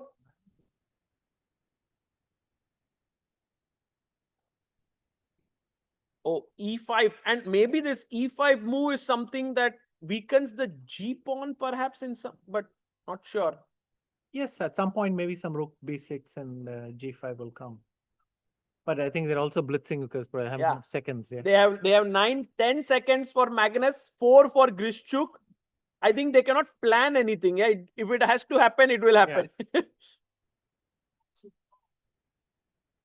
50 move, but we are still far away from 50 moves. We are right now on move 62 only. Magnus is up. And Grishchuk, there you can see his look. He's not happy. He's like, I'm not able to score the win here. Maybe that moment which you pointed where the king was on b5 was his best chance, yeah? Maybe it didn't even exist. I think we are here. We are always lagging behind, and True. It's for me. It's really strange that Grishchuk had the chance to play king b6 but didn't do it. So I think I didn't see something properly there from the camera angle. And I think this is just a draw. And yeah, actually this was, his king was on b6 and rook b7. You were right. That was the winning there. move. Yeah. It was there and he missed it. It was there. Instead, he went king b5 here. So rook b7 and then take on e7, and maybe he was winning. Yeah. No, this is excellent winning chances. So Magnus saving there the half point, which could prove to be very important. Meanwhile, few more results. Vishy, Fabiano is coming back in this tournament. He's on 8 out of 10. He beat Injik. MVL managed to beat Rajabov. Bu Jiangji and Van Forest drew. Yu Yangi and Lu Shanglai drew. Raunak Sadhwani drew against Firouzja. That's a good result for Raunak. Gukesh lost to Daniel Dubo. Oh, it was a checkmate even. Wow. Look at the final position. Dubo mated the king. Wesley versus Jobawa draw. Bortnyk Sindarov draw, and SL Narayanan beat Pragnananda. That's also quite a big result there for SL. Yeah. And there's one game that's still going on, or maybe it's done. I think Duda beat Vincent there. Okay. Can we have a look at the women's section once to see what happened there? We had Goryachkina who was on the top. They drew very quickly, it seems. What? They didn't play? Goryachkina and Stefanova drew. And Eline Rubers also won her game. Vishy, Eline beat Goryachkina by playing the King's Gambit in the previous round. Wow. So she's actually on fire now. She's on 8.5. The only player doing that till now was Jan. Yes. Nepo. So. And she's taken the lead in the tournament now. Eline Rubers is on 8.5 out of 10. And Goryachkina and Stefanova are on 8 out of 10. Okay. So, and there is also Umida Umonova who's playing really well. She's on 8 points here from Uzbekistan. And Bibisara, who has been a 2-time champion, is coming back here. Very exciting here.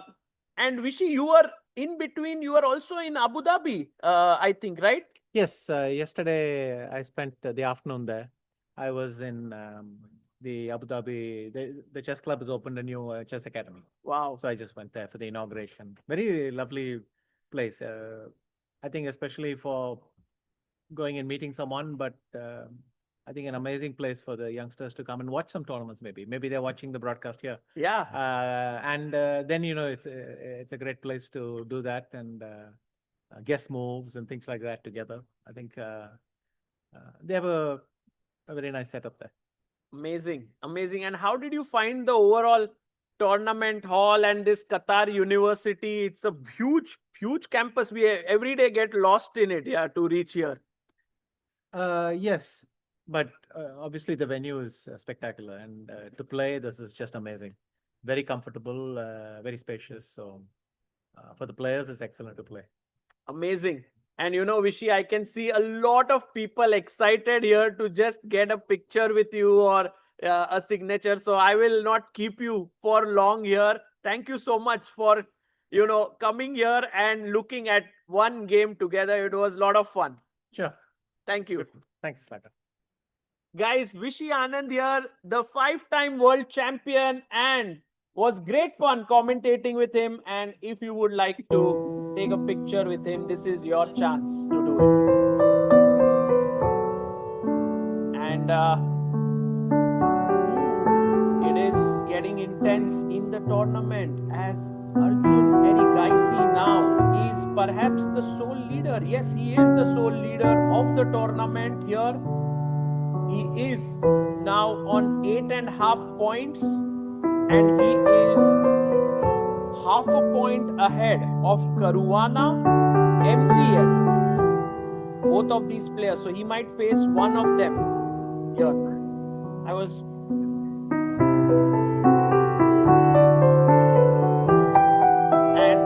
very, very curious to by the way, guys, you can see here, maybe we can show it on our stream. So much excitement for everyone that Vishy is here. It was so amazing of him to come to the fan zone, and everyone wants a picture or a photograph with or an autograph of him.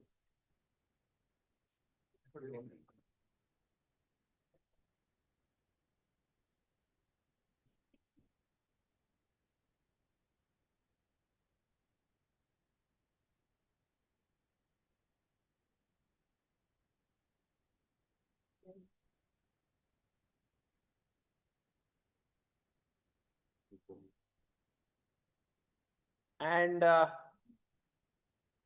I'll take a short break and I will be back in a couple of minutes.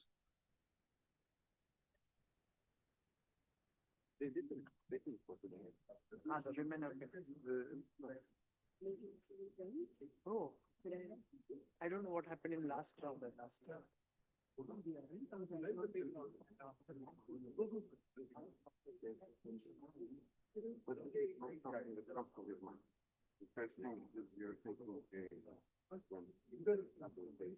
I think she lost, Amrita, she lost her last round. So maybe it's okay.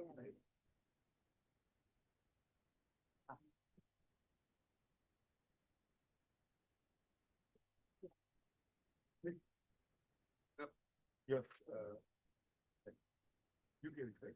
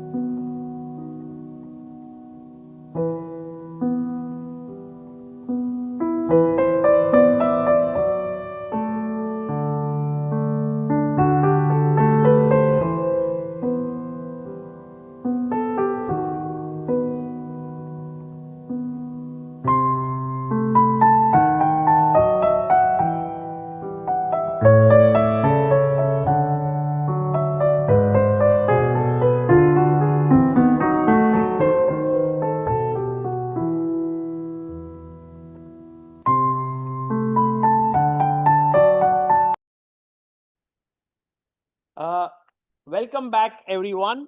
We are now live with this incredible tournament that has reached 10 rounds. 3 more rounds to go for today. The women's tournament has come to an end for today. They played 10 rounds, and their leader of the tournament for now, after 10 rounds, is Eline Rubers, who's playing brilliantly here with 8.5 points. Insane what she has achieved here. But there are 5 more rounds tomorrow to be played. In the open section, the reason why I came early back before the next round begins, because I wanted to see a couple of games. I was very curious to see how Daniel Dubov managed to win that game against Gukesh, because the final position was absolutely insane. If you look at it, Dubov played the King's Indian. We can have a board here also.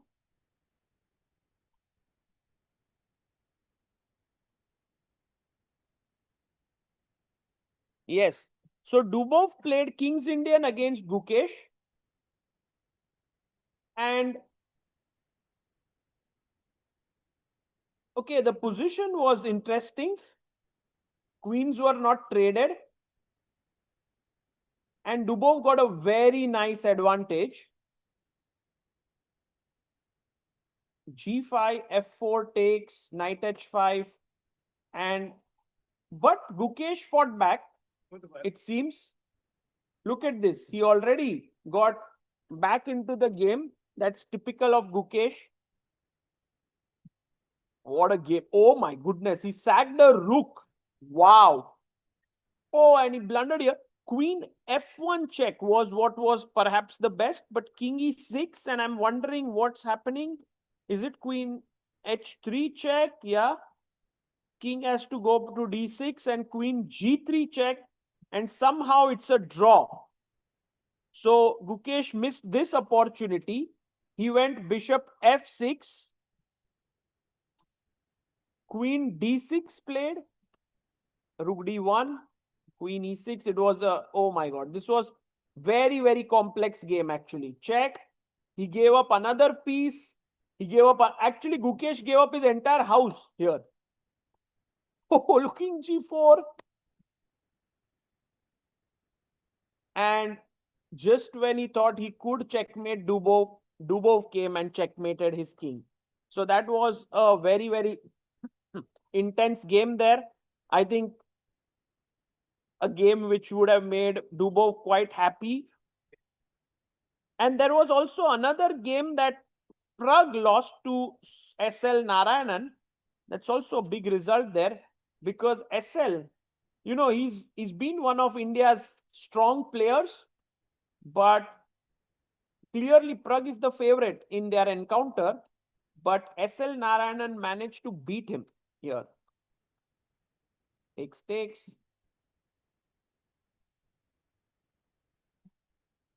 And here it seemed like Pragg was doing fine. Seems takes. Rook. Yes, very quickly spotted. And rook e2. He played his rook to c8, d4. And now take. And it's insane how this position is totally winning for black. Because the b pawn is just going to queen. Wow. So Pragg lost there. But there was one game which was very special. It seems that this young boy, oh, by the way, Pranesh beat Haik Martirosyan. That's a good result there. Gautam Krishna beat Lenier Dominguez. In fact, he didn't beat him, he checkmated him. Whoa. And Gautam is on 7 out of 10. So Gautam has beaten Lenier, Robbie, Jaime Santos, Jules Mussard, Adiban and Ivan Zemlyansky. Is already gaining 107 ELO points. What a guy. And Gautam had a very equalish position. In fact, Dominguez took over here. E3, very nice. At this point, I am pretty sure Dominguez didn't think he would lose this game. Takes, but Gautam fought back. And now, okay, Dominguez is totally winning. I can't believe that Gautam actually tricked him. Okay, guys, white to play. What's a good move here? Can you find it?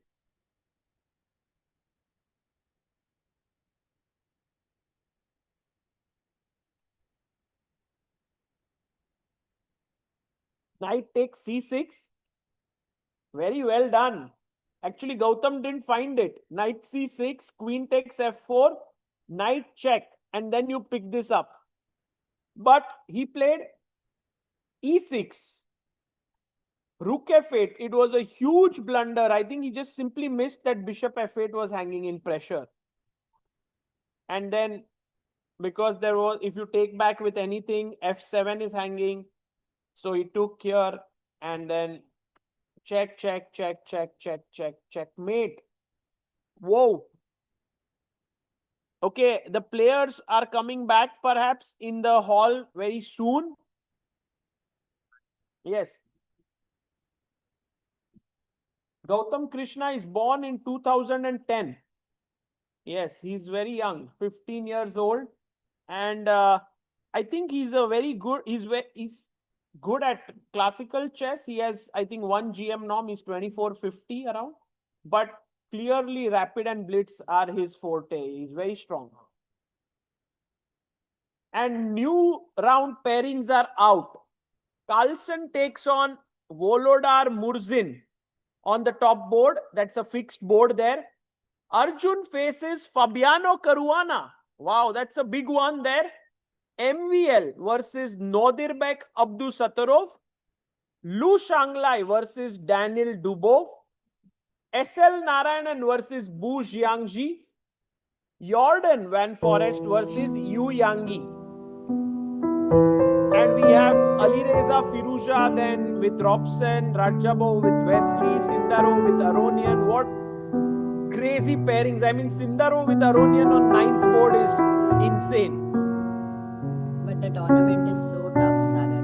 What to do? Yeah, it's just... Arjun is a sole leader and, you know, he has a great chance of winning 4 medals. Yeah. He has a great chance of winning it, but this Blitz tournament is still very long. It's 19 rounds. We are at round 10. We have finished round 10. So 9 more rounds to go. And Arjun is on 8.5. There are 2 players on 8, MVL and Fabi. Jordan, 7.5. Nodirbek 7.5, Dubo, Lu Shanglai, Yu Yangi, Bu Jiangzi. Actually, there is a three Chinese players who are doing really well. Lu Shanglai, Yu Yangi, and Bu Jiangzi. They are all like at the in the chasers pack. And SL Narayanan is on 7.5. There's no way, right, playing over here. No, Wei is not playing. Yeah, we are missing a few Chinese players. Ding Liren, Wei. Yeah. And we have a question in our chat. Who is managing this stream? It is being managed by Vivek Bhai here, who is here. He is handling the stream. And so he's handling these transitions here. Also online, he has 2 laptops. He's busy shifting one from there and there, maneuvering between 9 cameras and different things. So clearly, incredible job. Yeah, I think this is maybe the toughest stream because at the time you were handling 2 streams. Live stream is different, fan zone stream is different. So yeah, amazing. And Amruta, what a pleasure it was to have Vishy Anand here joining us. And you know what? He was suggesting the moves. Almost all of them were being played. By Arjun, yeah? Yeah, by Arjun, some by Nodirbek. And did you ask Vishy about his victory in 2017? Oh, no, I did not ask him, but clearly he has won so many Rapid and Blitz events that... yeah, but that special World Rapid and Blitz. Okay, yeah, but we'll call him 2070. again maybe. Hopefully tomorrow. Yeah. And Okay, is but, it true that Hans Niemann is playing Gukesh? You know, also, I don't know. But you know, Magnus, what happened with Arjun? Yes, it's Hans Niemann versus Gukesh. Wow. That's also an interesting battle. Very interesting. Sagar, I don't know whether you were able to see the Magnus versus Arjun's end when the queen fell down. Yeah. And I don't know how much time he had over there, but he had 4 seconds. So if Maybe Vivek that Bhai, time, if you get some time later, we can record that part and show it here. I would have already recorded it. Yeah, so if, we'll if have a it's short there on our YouTube or something. group or something, we can show it to our viewer because it happened so fast, that Magnus Arjun moment, the queen flying and all of it, that maybe it's No, worth a short watching. would be, I think, underway by Abhidha. So So that they would be nice. definitely making it, but I just wanted to see it. So no, the question was, Sagar, if your mind works at that point of time, you can take the extra queen, which is there. Yeah.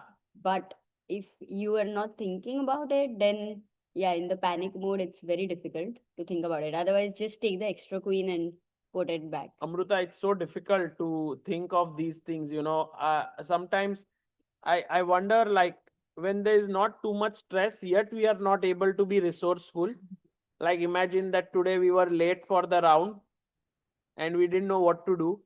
On the board, it's like you are in full panic mode when the time is ticking down and you are in a losing position. So it's clear that Magnus did not even consider that there is an extra queen on the board. Yeah, that's true. No, but I think it's important to learn from this and to remember that if such a thing happens, at least with the queen, you have an extra one.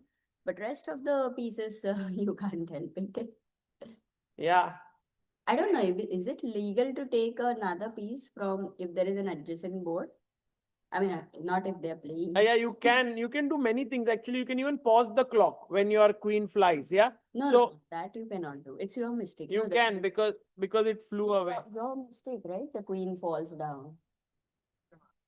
I mean, you can pause the clock. It happens, but in all of that, It's a bit. when you could be. Then it's as good as, not adjusting something, not making a move. If that's allowed, then I think it's it's a question there. Yeah. Like, because then your piece falls and you are pausing the clock. Doesn't sound right. Yeah, these are all very interesting things. We don't know many of the rules and many of the things on the moment, but I think Magnus never really likes to do any appeals or anything. He just likes to play. If he wins there on the board, he wins. If he doesn't, he's okay with the losses. Sometimes he's even ready to forfeit a tournament.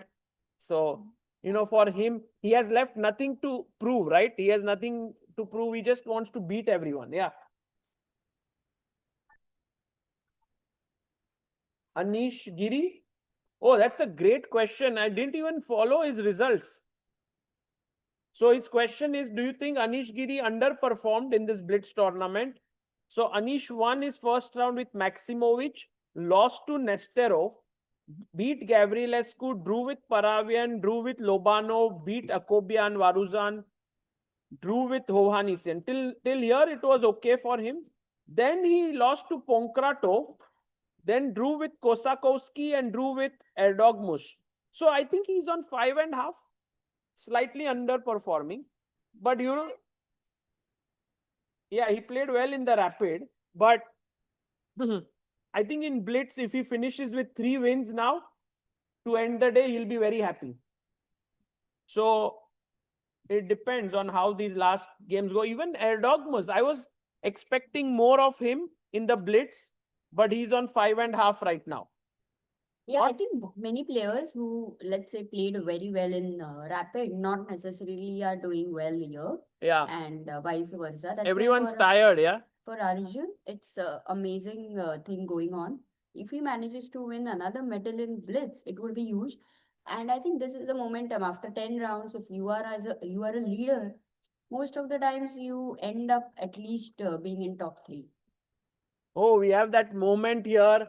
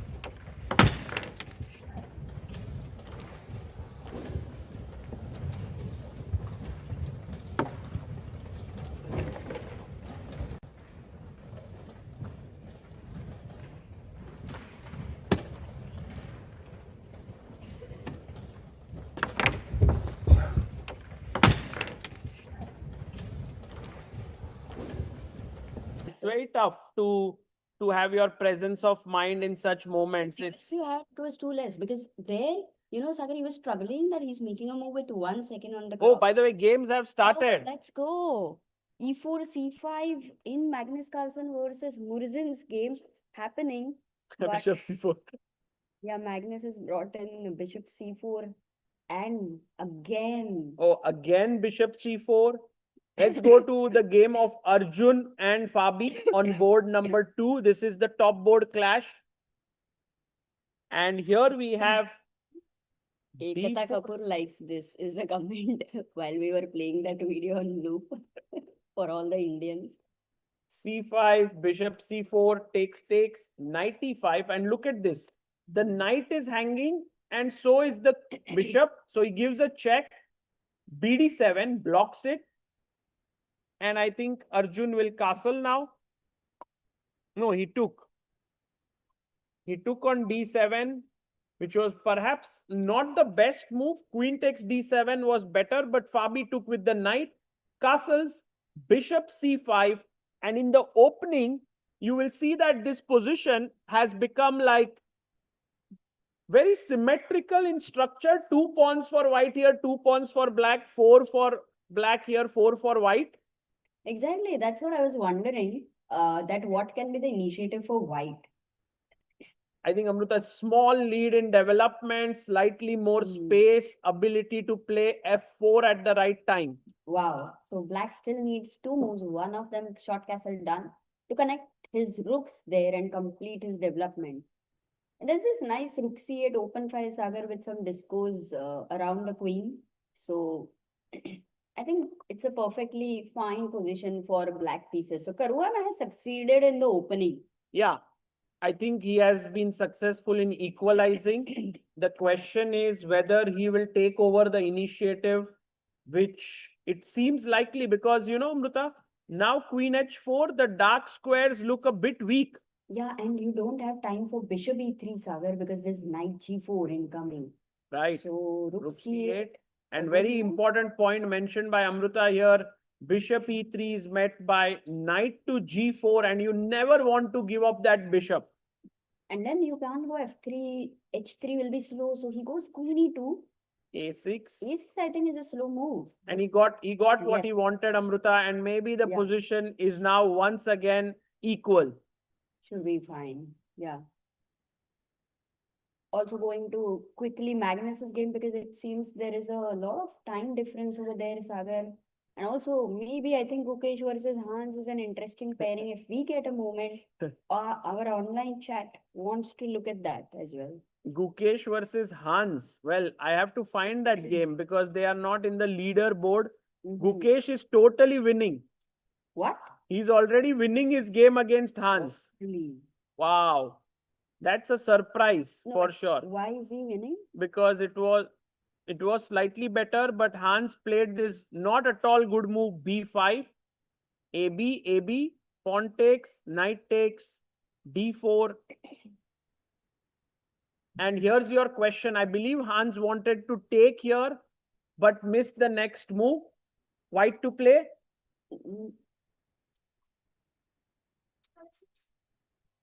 I don't think he will miss the next move though.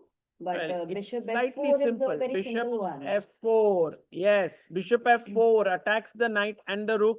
And so d5, cd, ed, rook d5. And now after bishop f4, attacking the rook, it is over. Actually, the game is over. Rook is coming in. If you move your rook up. My goodness, Gukesh is crushing this. It is unbelievable. Yeah. Amruta, let's Going quickly back go to the game of Arjun and Fabi. That's the leaders game.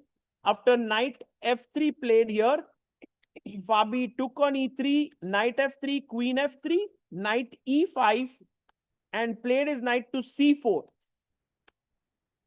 I like black's position for sure. This is going to be super tough for Arjun to hold. The main problem is you cannot push the p-pawn easily. A3 is weak. And that space on the queen side with the nice outpost on c4, black knight is doing much better. Yeah, I think Arjun will do incredibly well if he gets a draw here. Yep, totally agree. A very tough challenge in front of him. And Caruana also has more time on the clock. Takes, queen takes, d8. Oh, he's Queen going and into knight. a queen endgame. What if Caruana is not very ambitious here? Well, if he's ambitious, he'll go queen b6. If he's not, he will take and agree to a draw.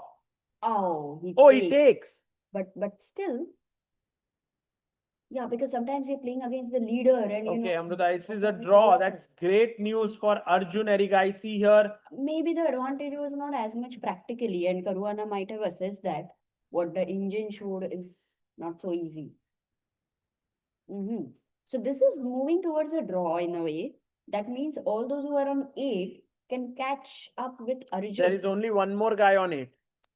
And that's Magnus Carlsen. No, that's MVL. Oh. MVL is winning totally against Nodirbek, Abdusattorov guys. Oh, he was totally winning, but now not. Look at this. He was, at this point, D was a big mistake. Bishop f6, gf6. And now, white to play and win. Can anyone find a winning move here for white? 97 was played in the game. Rook g1 and king h8. That's not working. What do you do next? Come on. Very tough. Very tough, but once you see it, very easy. 97, you should be proud of yourself because it's the move MVL played, but it's not the right move. Knight g4, I think. You know what's the move? Tell us. Queen d2, brilliant. First queen d2, yeah, you start with that, amazing. And now if he takes the knight, forced mate. Check, and mate. Lovely. Otherwise, if king h8, then queen h6, attacking the rook, rook moves, then knight f7, mate, like coming in. Attack though, but if f5, queen f6. Yeah, but the threat is queen f6 and rook g1. So okay. But Sagar, we have to quickly move to the live board right Sorry, now. yeah. I got tempted by those variations, and Okay, now cool. it is ending in a most likely draw here. No, but queen and knight and Yeah, I mean, of yeah, course, okay, this MVL is which pressing. means that this is Whoa! a draw. What? Amruta, Magnus Carlsen is totally winning his game against He Murzin. won. He won. He As won. we know And now. Arjun going board to board 2. Let's go board 2. Or draw. Oh, they also drew. Very happy, both of them. Both are happy. Like, okay, that was good. We enjoyed it. It's still, MVL is still playing. And MVL And by the way, actually big news, Gukesh managed to beat Hans in like 20 moves or something. that's a crusher. Okay, but this one, Sagar, I still, think MVL has very good yeah, chances. because queen and knight coming together, it's like MVL is not even thinking of a draw. He senses that there are problems in black's position. A disco on the way, bishop on a3 is dominated, king goes back, queen 8 check and queen 8. Oh no, Oh, F5 is also brother, hanging. smart. To be careful. Oh, he's What? winning. Oh, it converts into a winning endgame. Just when the Oh my position was goodness. equal, Nodirbek plays king h8 and allows queen e5, which straightens the structure out. Oh, but this king pawn endgame is lost. No, Amruta, look at this. Did he take here? Okay, that's also win. But here, just queen e8 and knight f7 is forced mate. 97. Oh, wow. 97, yeah. Missed it. Okay. But he's still winning. Right now, if you go to the light position. He's winning. Hmm. 2 pawns up, correct. He's winning here. MVL in charge of this and will join Arjun in the lead with 9 points out of 11. Wow. And you know, Arjun will have to beat this guy if he will need to maintain the lead. But MVL is so good.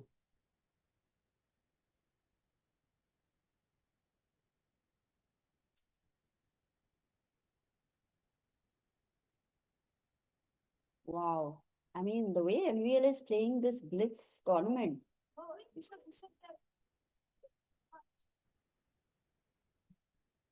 Yeah, he has to bring his knight to e7. Yeah. 95, knight f5, 97. Done. Resignation Resign. over there.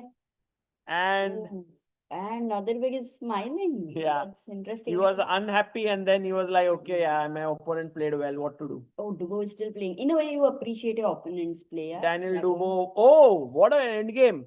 2 bishops and a pawn versus bishop and 3 pawns. What? What? Why Lou Shangla is so Huh? unhappy? Oh, What? oh, white lost on time. We were just when we were going to enjoy this end game, he lost on time. Lou is very, Ah. very disappointed over there. Oh, for sure. Daniel, I think, said sorry to him. And Well, Dubo is just half a point behind the leaders, Amruta. yeah, this sweatshirt is working for him, Sagar, this time. And Ali Reza wins What his against. opponents will do, you know, steal the sweatshirt.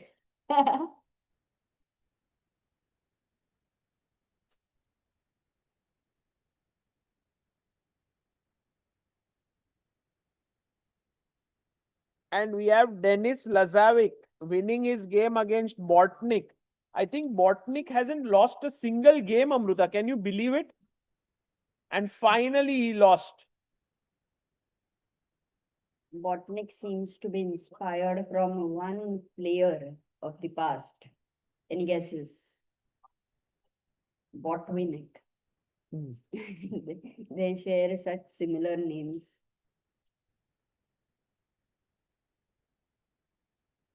And Sarana beat Pranav V. Gautam Krishna lost to Badur Jobawa. I mean, Badur Jobawa played a beautiful game. I want to show you this game. Gautam played the Scandinavian. And look at this. Jobawa is like, you know, Gautam, you can't play like this with me. He took here A4. And here, well, Gautam had equalized. Oh, he won an exchange. Takes.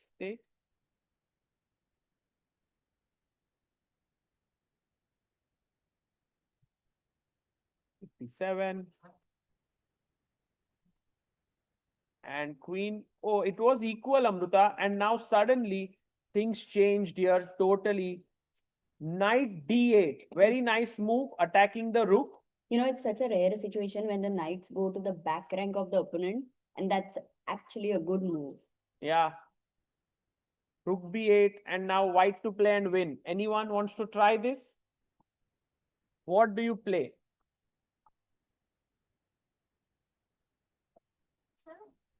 Yeah, very well done. Queen e7. Amruta, do we have a special prize left? Yes, yeah. We have a prize here for you. Very well done. It's from Freedom, who has given this special gift bag. Come up. Guys, let's have a round of applause. What's your name? Ayan. Ayan, congratulations for winning this. And it has some goodies there. It has a notebook, a pen, and a cap from Freedom. And I hope you will like it. I liked how Ayan was super quick to find the move Queen e7 here, attacking the bishop. Yeah, that move absolutely takes the freedom away from with the bishop, but he gets his freedom gift over there. What happened? Nice That's joke. not even a joke, Sagar. When I expect you to laugh, you don't. When I don't, you laugh. So we are not syncing in the sense of Amruta, your health is not so good, right, today? Do you want to take some break? I'm doing good right now. You are not able to speak much. Actually, today morning when Amruta woke up, she was hardly able to talk. I wonder how you are able to speak right now. Yeah, chess makes us do anything, Sagar. So, Bhai.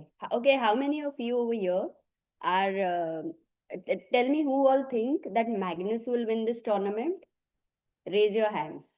Whoa, Still a lot of wow. supporters. Okay, Arjun. It's difficult. Whoa. Okay. Many more. And MVL, who is also leading right now.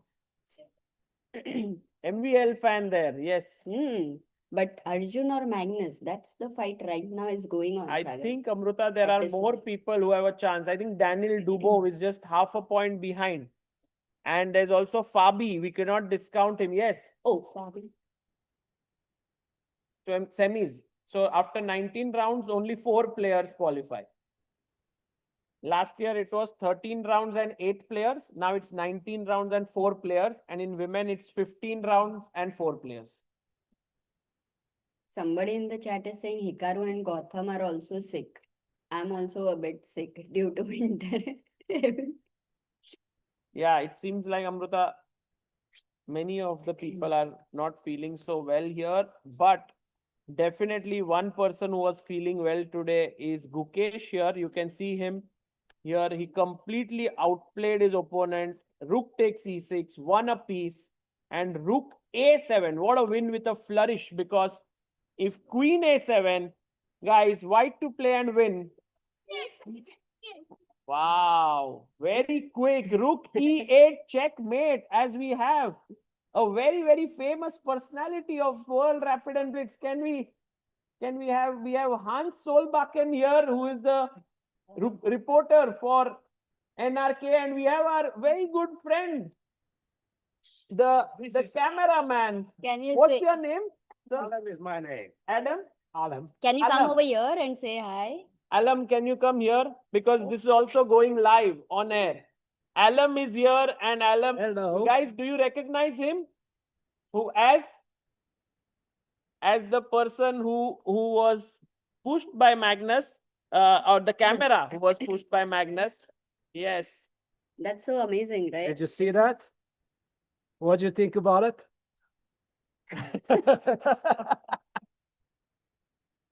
Were you shocked? That's a question from our young friend here. Yes, a little bit. I didn't expect that. Is it your first time covering a chess tournament? No, it is not. Ah, you have covered before. I have been covering before, but not as a cameraman. I've been covering like a technical operator. Ah, the World Rapid and Blitz. Yes, both that and classical chess. Wow, I have one question for you. After that happened where the camera was pushed, you were immediately back on with your camera and started shooting. That is very tough. How did you manage to do that? Because if that happened to me, I would have been like, okay, I won't shoot again, and I would have like done something else. So that was very interesting for me. It was a reflexive thing. I've been covering some war zones before, and things were happening when the people don't want to be filmed and push away camera, but I'm always rolling. Oh, you're always rolling. It's just a reflex. Wow. Wow. You know, he's the Magnus Carlsen of, cameras. Guys, can we, yes, you have a question. But he might have to, in case he has to leave, he has to tell us. Yeah, yeah. Yes. Considering his anger. Not me, not me.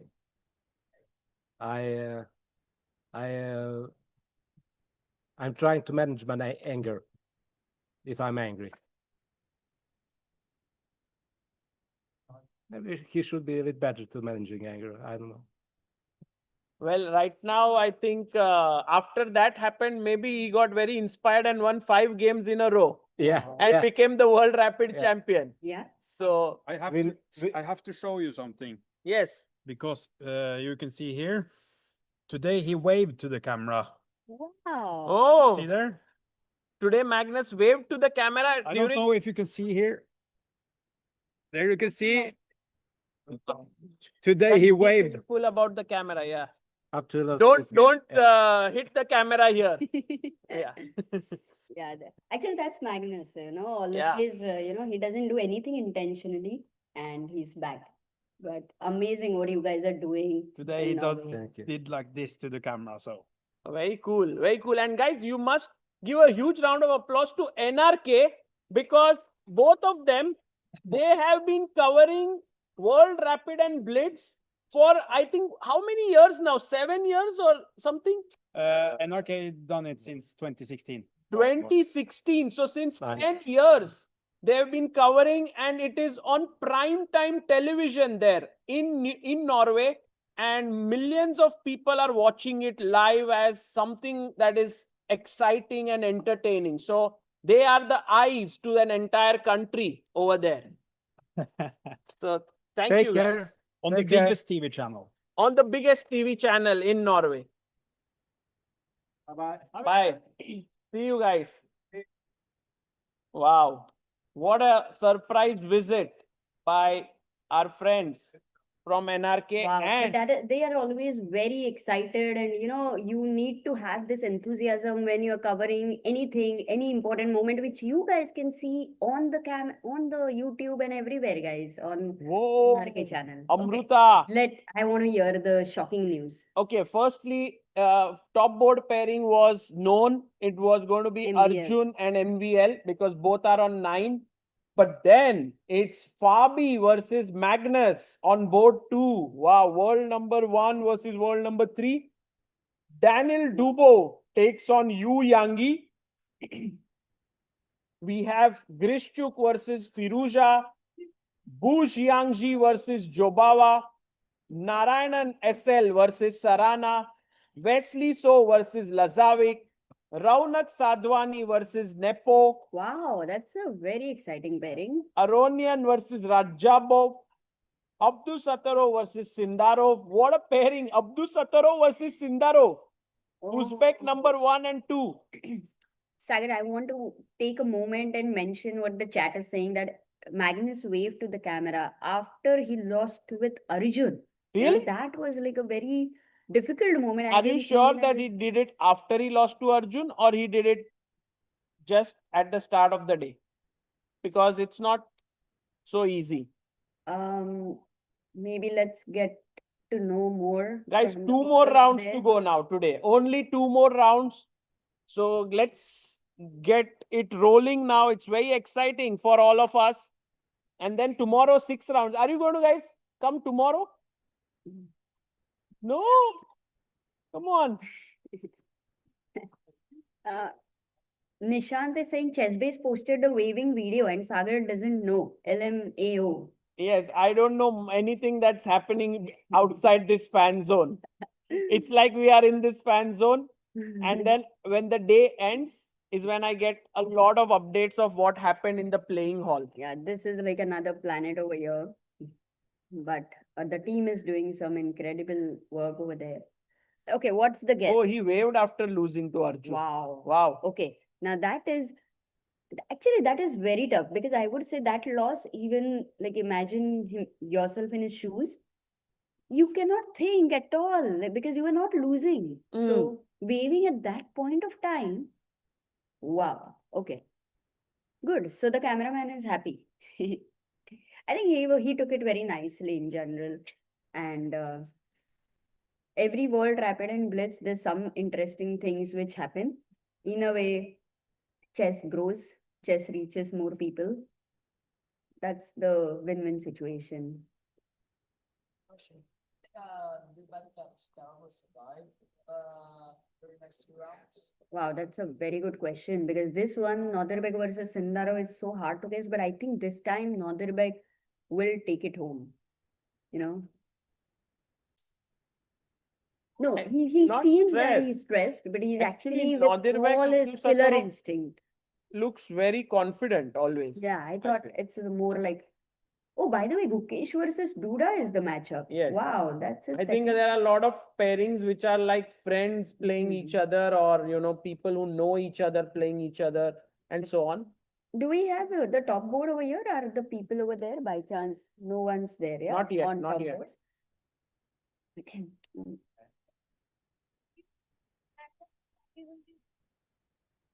Yes, I think Magnus will beat Fabi. I mean, in general, after losing to Arjun, I think Magnus will win all the remaining games today. That has been my prediction. I don't know. But he won first. No, after he lost to Arjun, he drew with Grishchuk Amruta. Like, And- Grishchuk game ended in a draw. Yeah. Already. Actually, we didn't see the final moments of the Murzin game. Can we look at it? How Magnus won so easily? So castles, C3, Magnus is playing this every single game, Amruta. It's like as if Yeah, this is his new setup preparation. Why I like it is whenever you prepare not based on exact move order, but a setup, it's much easier to play. So I think more people will start playing this against Sicilian Sagar. yeah, maybe. Plan looks very simple. But for them, I don't know if it is going to be as clean. Oh, Murzin was actually back at this point, Amruta. But he got a bit greedy. Yeah, you saved the A4 pawn, no?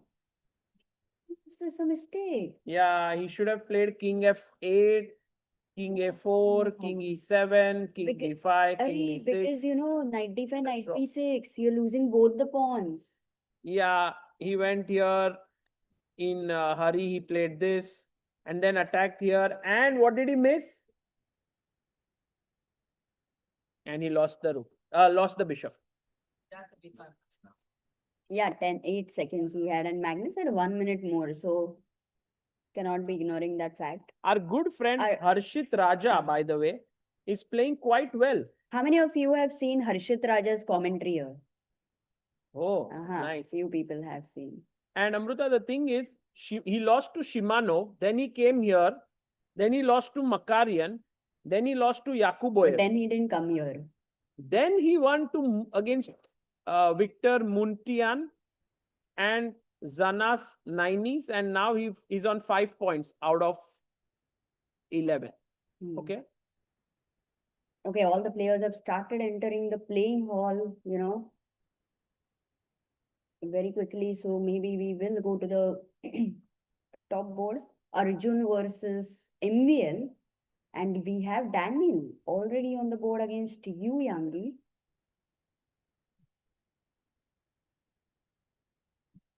Ooh.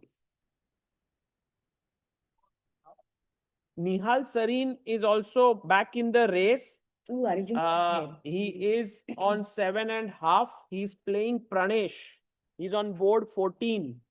So Pragg is also on 7.5. And by the way, Firouzja. Arjun went to the first board. I saw him. Okay, let's go to board 1. Tabatabaei against MVL. Okay. Wasn't, I thought Arjun was wearing a white and grey. No, I was completely wrong. There It is wasn't Arjun and MVL are on the board, guys. This will be a big clash between them. And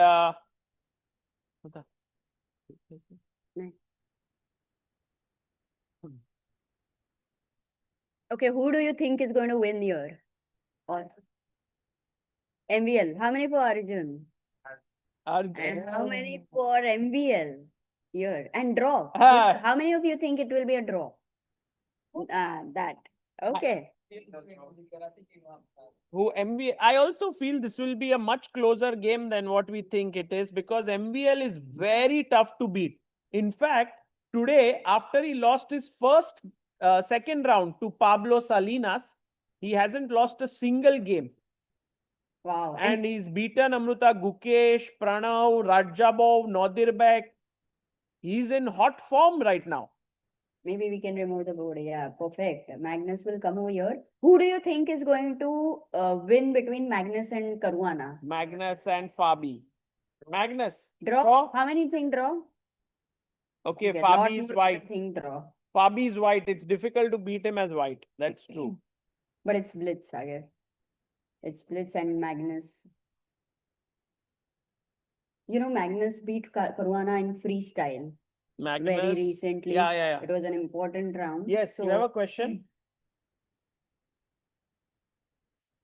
No. Magnus and Fabi? No. No way. Not going to end up like going in the bottom actually this is done. Forgot that one match. I don't think Magnus ever takes short draws unless he's winning the tournament. Last round. Against Hikaru, sometimes online chess. No, last round over here maybe.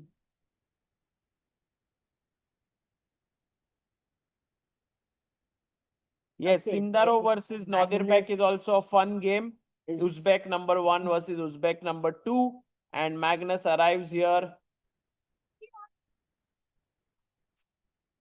Yes. Yeah, so that he doesn't have to sign autographs and stuff. Yeah, I think Magnus doesn't like to wait. Sagar, even I don't like to wait, but you keep me waiting many times. Yeah, I mean, in general, I'm pretty Speechless, sure mic that. drop, Sagar, you don't have to answer. We will focus over here. Okay. E4 Caruana. or D4? Which game do we start with? I think Arjun, right? Yeah, Arjun MVL. Let's start with Arjun MVL, then we'll come to your second one.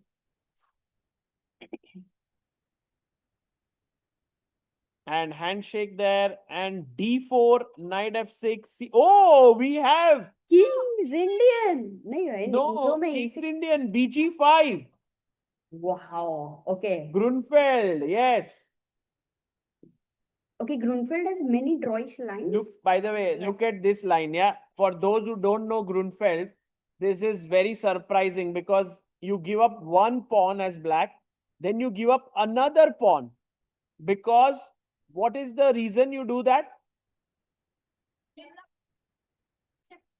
To just open up this bishop. That's the only reason you do it. And of course, you get some other stuff like now C5 square. It's very strong because that's the unopposed bishop. White has given up their dark squared bishop. So now takes bishop G2, and Arjun is well prepared here. You know, will you think of H4, H5 ideas, or you need to complete the development first? Amruta, you don't have a light dark squared bishop. You, I think, just finish your development and keep your extra pawn. Okay. That should be the idea, I guess. That sounds good. If Arjun manages to keep with the material advantage, I think it will favor him. Queen B6, B2 is attack. And B3, you don't want to play, weaken the C3 square. He defends the pawn on B2. Bishop comes to D7. Maybe slight inaccuracy. A more natural move was Rook D8 or Bishop F5. But okay, Knight F3. And already Arjun seems to be happy with his position. Although, Amruta, for a Grunfeld player, such positions are very normal. I know, but you know, when you have the bishop on D7, which you are not putting pressure on D5 pawn, Arjun should be happy, I thought. Yeah, If he gets b4 at any point of time with knight e4, wow. But a comfortable opening for Arjun for sure. he is a pawn up. He's doing well, but black has this monster bishop on this diagonal. Sagar, you have to be careful with bishop c3, queen c3, knight e4 ideas. Yes, for sure. For sure, there are a lot of tactics in the air. Can we go to Fabi versus Magnus to see what happened there? They've also, they are playing the Philidor. Magnus plays the Philidor, castle, castle, a4. And Fabi is like, this is all not very good openings. I have prepared against this. But Magnus seems to have got a fine position here. Wow. E6, rook c8, queen d3. And Amruta, white seems to have pressure on the a file. The d5 pawn can be argued whether it's strength or a weakness. It is attacked twice, defended thrice. It looks like a fun position. But the only thing is knight on c3 is very tight down for the d5 pawn protection and also not allowing e4. Also c2, Sagar. So in a way, I don't like the knight on c3. I can see that. Absolutely agreed. And by the way, a draw in Daniel Dubo versus Yu Yangyi, a draw in Bu Xiangzi versus Badur Jobawa. Many players getting tired and taking short draws. And I think Gukesh versus Daniel may be a quick look, Sagar, over there. Which one? Gukesh, Daniel Dubo. No? Gukesh is not playing Daniel Dubo. Gukesh Duda, yeah. Okay, we can, Amrita, Okay, go later, to we Arjun can game. go later over there. Yes. Nadirbek Sindarov game, you want to see? Well, let's have a very quick look on the Uzbek #1, #2 game. It seems like right now they are very even in this position. It's the typical e4, e5 opening. It's we don't have their cameras because it's board 10. We only have till 9 in the fan zone here. But there's an important weak square d3, Yes. which is very cool. So I think maybe actually Sindarov doing very well here. b5. Going back to Arjun's game, Sagar. Yes, let's go to Arjun. There is a lot of development that happened. So after rook f d1, MVL played bishop f5, knight to d4, bishop takes, queen takes, and now MVL said, thank you, Arjun, for the free pawn. Arjun said, it's not free. Attacks the rook, rook b1, knight b3. What is Wow. this? Because Maybe I if you take here, I take here. If you take on b3, I take on c3. So he took on b2, knight d4, rook d4, rook c3, h3, bishop goes back, e5. And I like Arjun's position actually, but Yeah, but you have to be careful because the d5 pawn can be slightly weak. d5 pawn can be weak or strength. Both possible. Hero or zero. e6 here. Oh, by the way, black can play e6 because then if d6 you lose the pawn here. But lots of moves It did not happen. in the game, Sagar. Did not happen. D4. d5. Actually, if all the pawns are on dark squares, then that will be an edge to black, yeah? Amrita, I don't like where this game is headed because for Arjun, especially because it seems like MVL is putting a lot of pressure on him.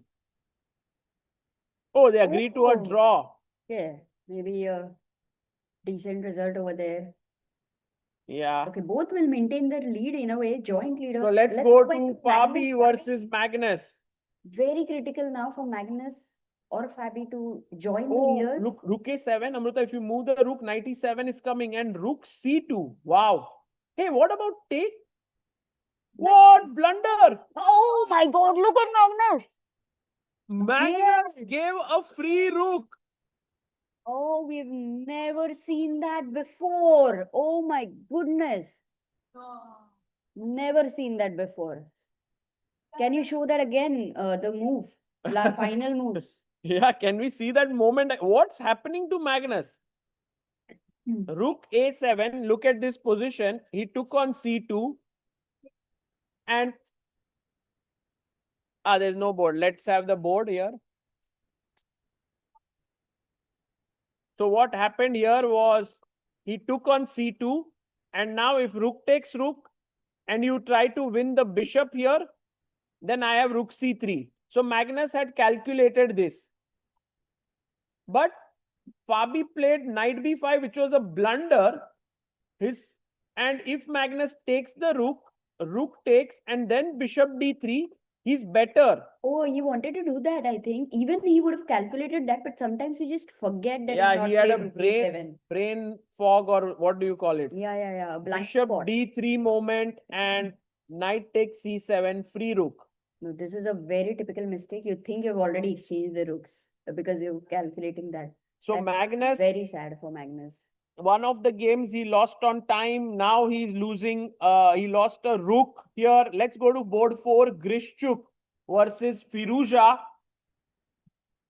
A crazy game here. Firouzja castling on move number 35. Wow. Alireza Firouzja might be just outplaying Alexander Grishchuk here. And I think all the predictions here going wrong, yeah, for all of us. Very much. And Sagar, we also have another news incoming that Gautam is beating Hans, the 15-year-old. Oh, Gautam. Talent. And by the way, Duda is beating Gukesh. Look at this. That's a big blunder by Grishchuk. Let's stay here, Sagar. No, this is not Grishchuk. This is Duda Gukesh. Oh. Yeah. But let's look at Grishchuk versus Alireza with the board. Okay, Amrita. Duda won, by the way, against. And Alireza Firouzja is losing. Grishchuk is winning. Oh, look at how Grishchuk is playing, Amrita. He's playing on his last few seconds and he's like banging the clock there. No, G3. so stressed. But he has this B pawn which is so unstoppable. And the D3 pawn blocks the queen. Wow. Yeah, the B pawn is just too strong. I think it's going ahead and Firouzja will have to most likely resign here. Yeah, queen B2, queen B6. Queen B8. Queen is getting and in. bishop C7 incoming. He goes bishop A3. What? Yeah, because he wants to take queen B7. That's his only try. But Grishchuk with the queen in his hand. Oh, he's check picking up everything. Sweeping in. G4, D5, everything.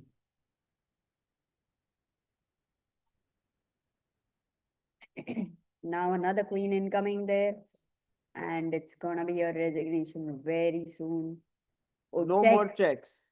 And Grishchuk beats Firouzja. Big win for Alexander Grishchuk. Can we go to board 9? We have Temur Rajabov and Aronian playing. Wow. Oh! What? What happened Raja there? blundered or what? But I think Levon did not find the move. Maybe No, it it's wasn't fine. so It's easy. fine. It's fine. It's draw. This is a draw. And Temur and Levon, I think. No, there was a chance for rook h7 or what at any No, point. Amrita, rook h7 doesn't work. Because you can always go king e5. But Levon is still trying. Yeah, I think later he will go for f4 break. But Raja will know how to defend this. So, I mean, it would be surprising if Levon manages to win this. So many results were unpredictable in this round. We still have no idea who's gonna be taking on the World Blitz title. The king is marching. But where is it going? Oh, it wants to go to e7. And maybe then go to d6. But these are nice checks. Checks from the side and now the king has to come back. I think this will end in a draw, Amrita. This is not going to win for. Again, he's going to give checks from the side. So, guys, we had Fabi beating Magnus, Arjun MVL draw, Dubov, Yu Yangi drawn board 3, Grishchuk beat Alireza. And now we are moving into the final round after this, in this tournament. What an incredible day this has been.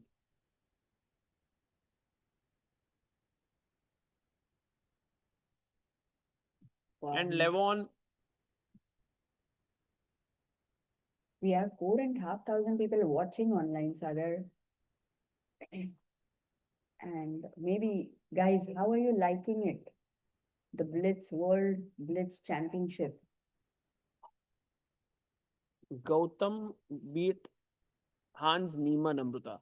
Wow. No, that so back-to-back losses for Hans. One against Gukesh, the another one against Gautam. Both Gs were OGs. And Pragg, I think, drew. Very good. People are enjoying Sagar. Yeah.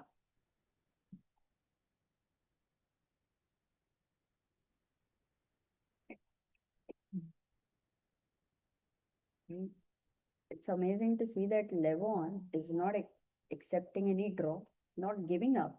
That one extra pawn is enough to put pressure on your opponent to make him blunder at some point. These are definitely the things to learn for intermediate players.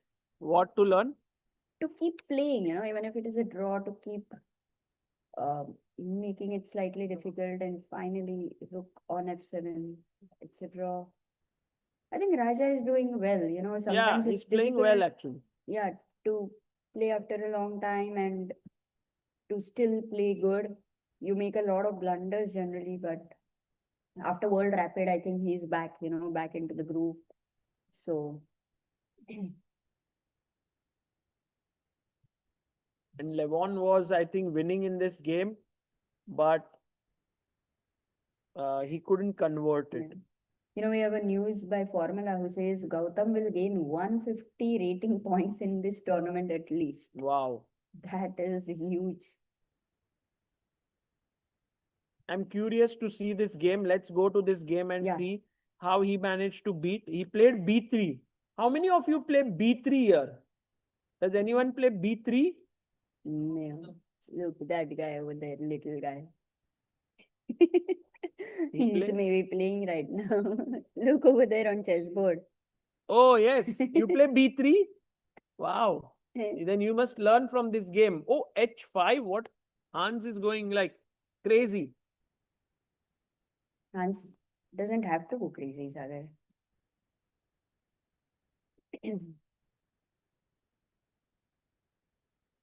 Oh, he just played a normal game of chess. Oh, G5 natural move. Why is it a blunder? I mean, you could take the pawn according to the engines, but okay. Wow. Wow. Okay, rook e7, rook d4. And the e3 is closer to the white king, it seems.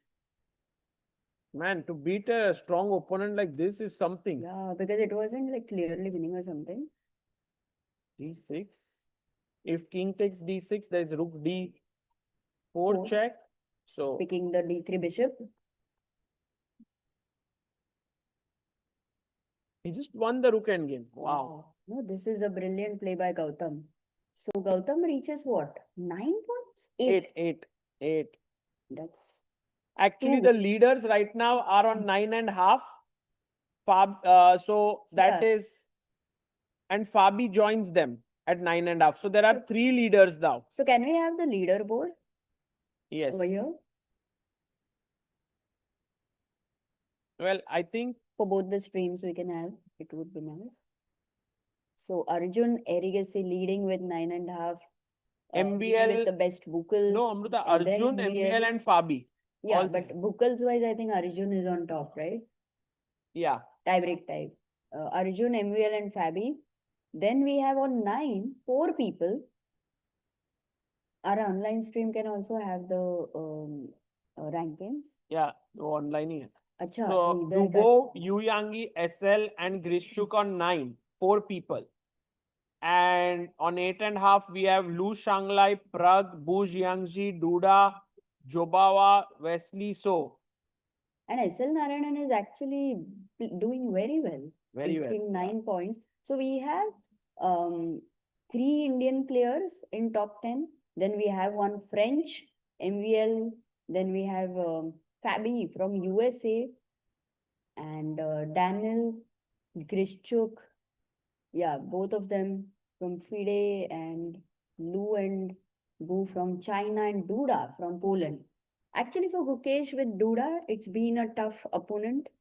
Duda has been his second, and they've played a lot of practice games for the World Championship. But even the last match, which was an exhibition match, I think Duda completely crushed it. So somewhere I think it's it's a breakthrough which Gukesh will look at to beat Duda because somehow a difficult opponent. Okay, guys, we'll take a very quick break and be back for the final round. Okay, so that we are energized.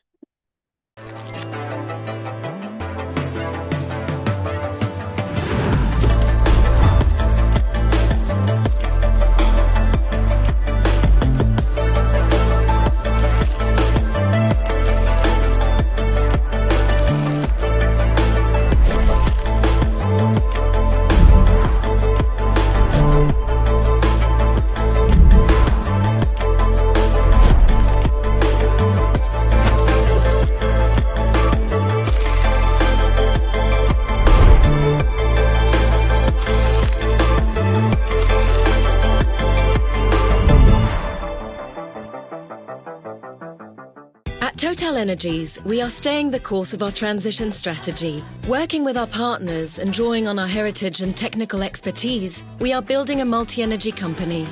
In Qatar, Total Energies produces oil and gas with local partners and contributes to the development of solar-based electricity and research initiatives aligned with the country's evolving energy landscape. Total Energies is moving towards energy that is more reliable, more affordable, and more sustainable.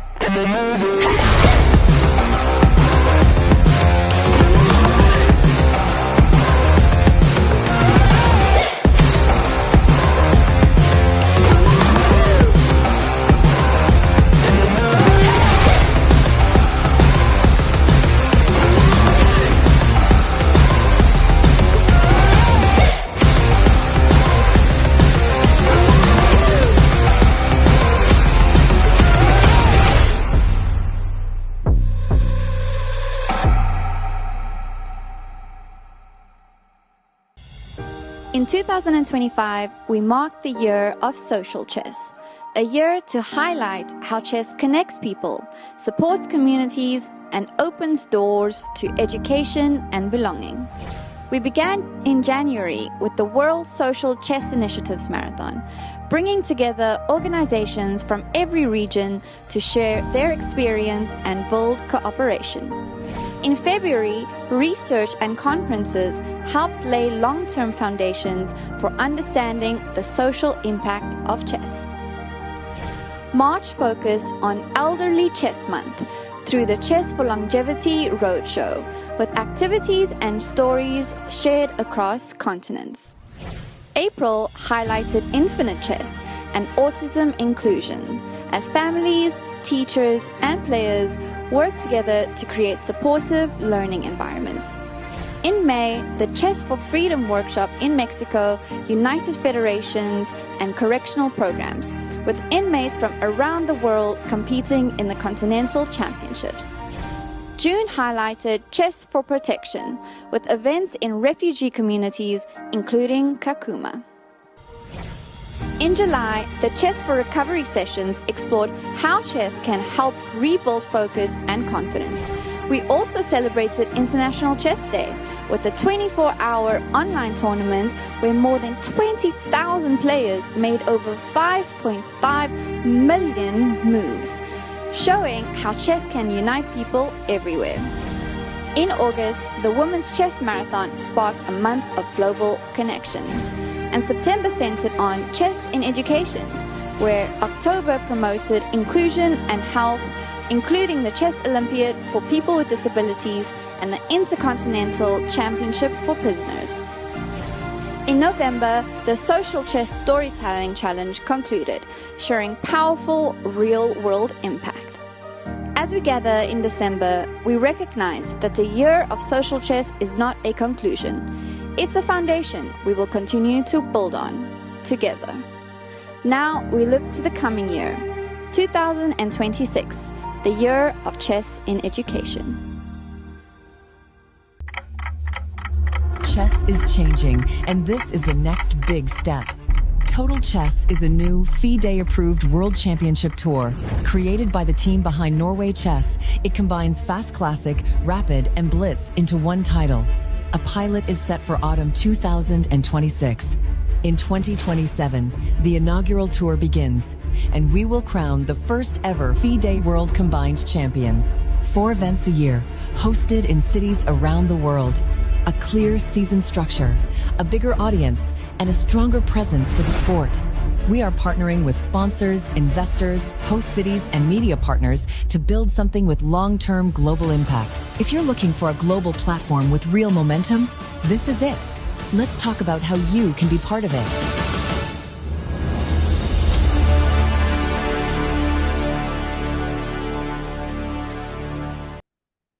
Welcome back, everyone, to the final round today. A very exciting round awaits us as on the top board, we have MVL and Caruana, who will be fighting against each other. And on board number 3, we'll have Dubo and Arjun Erigaisi. Wow, And that would be a very, very exciting matchup actually, because both the players are super aggressive and maybe bloodbath over there. yeah, very likely, Amruta. And also, a big pairing is Magnus Carlsen versus Temur Rajabov. You know, I think they are of the same age, right? I think Rajabov is couple of years elder Mhm. to Magnus. I think he's 88 born. Magnus is 90 born. Yeah, 87 born, Rajabov. And we have Jubawa over there, Ali Reza. For Magnus, after the last round loss again, you know, in a day he had 2 losses, which in World Rapid he had 1 loss, right, with Artemir. Yes. Yeah. Yu Yangi, always doing well in these events. He is playing on board 4 against Grishchuk. And this is the top board. Magnus versus Rajabov. But the most interesting thing is, if all of these tomorrow after 6 rounds, whoever will be on top 4, they will play the semi-finals and finals. So for Magnus now, it's more about getting into top 4 and then winning the finals, which is a Yeah, big if you, Amruta, win all their games, then you are already in it. Like, then you are already in the but winning all the games is not easy. But maybe last round, many draws we might see. Sagar, people are tired already. It was happening in penultimate round. In this round, they could think, okay, I'm already leading. Let me just, you know, hold it on. And tomorrow I'll come up with fresh energy. So do you think can Arjun Dugo game end in a draw? Quick draw? I think Dubov might be okay with a draw, I think here, considering that he generally might be tired and not super ambitious. But Arjun may want to win. If we can see board 3, can we see board 3? We can get a little bit of the feel. You can see Arjun has already arrived. Perhaps Arjun may want to play on. Although Amruta, today Arjun also has had a very good day. And maybe a draw might not be such a bad result for him as well. Yeah, because he's playing with the black pieces, and there you have Dubo over there. I'm also guessing that he can be okay with a draw. But we will know if he agrees for a draw, it means even he's tired. Yeah. But if he decides to play on, then Arjun is full of energy, and Dubo then will be under much stress. And somehow, Amruta, even we are tired here. I'm pretty sure the players are completely exhausted. 13 rounds is too much. Yeah, because it is intense blitz. Actually, it's not even some random blitz. We have heard stories like Maksudlu, MVL, in World Cup, they kept playing blitz whole night in resort, Rio over there. So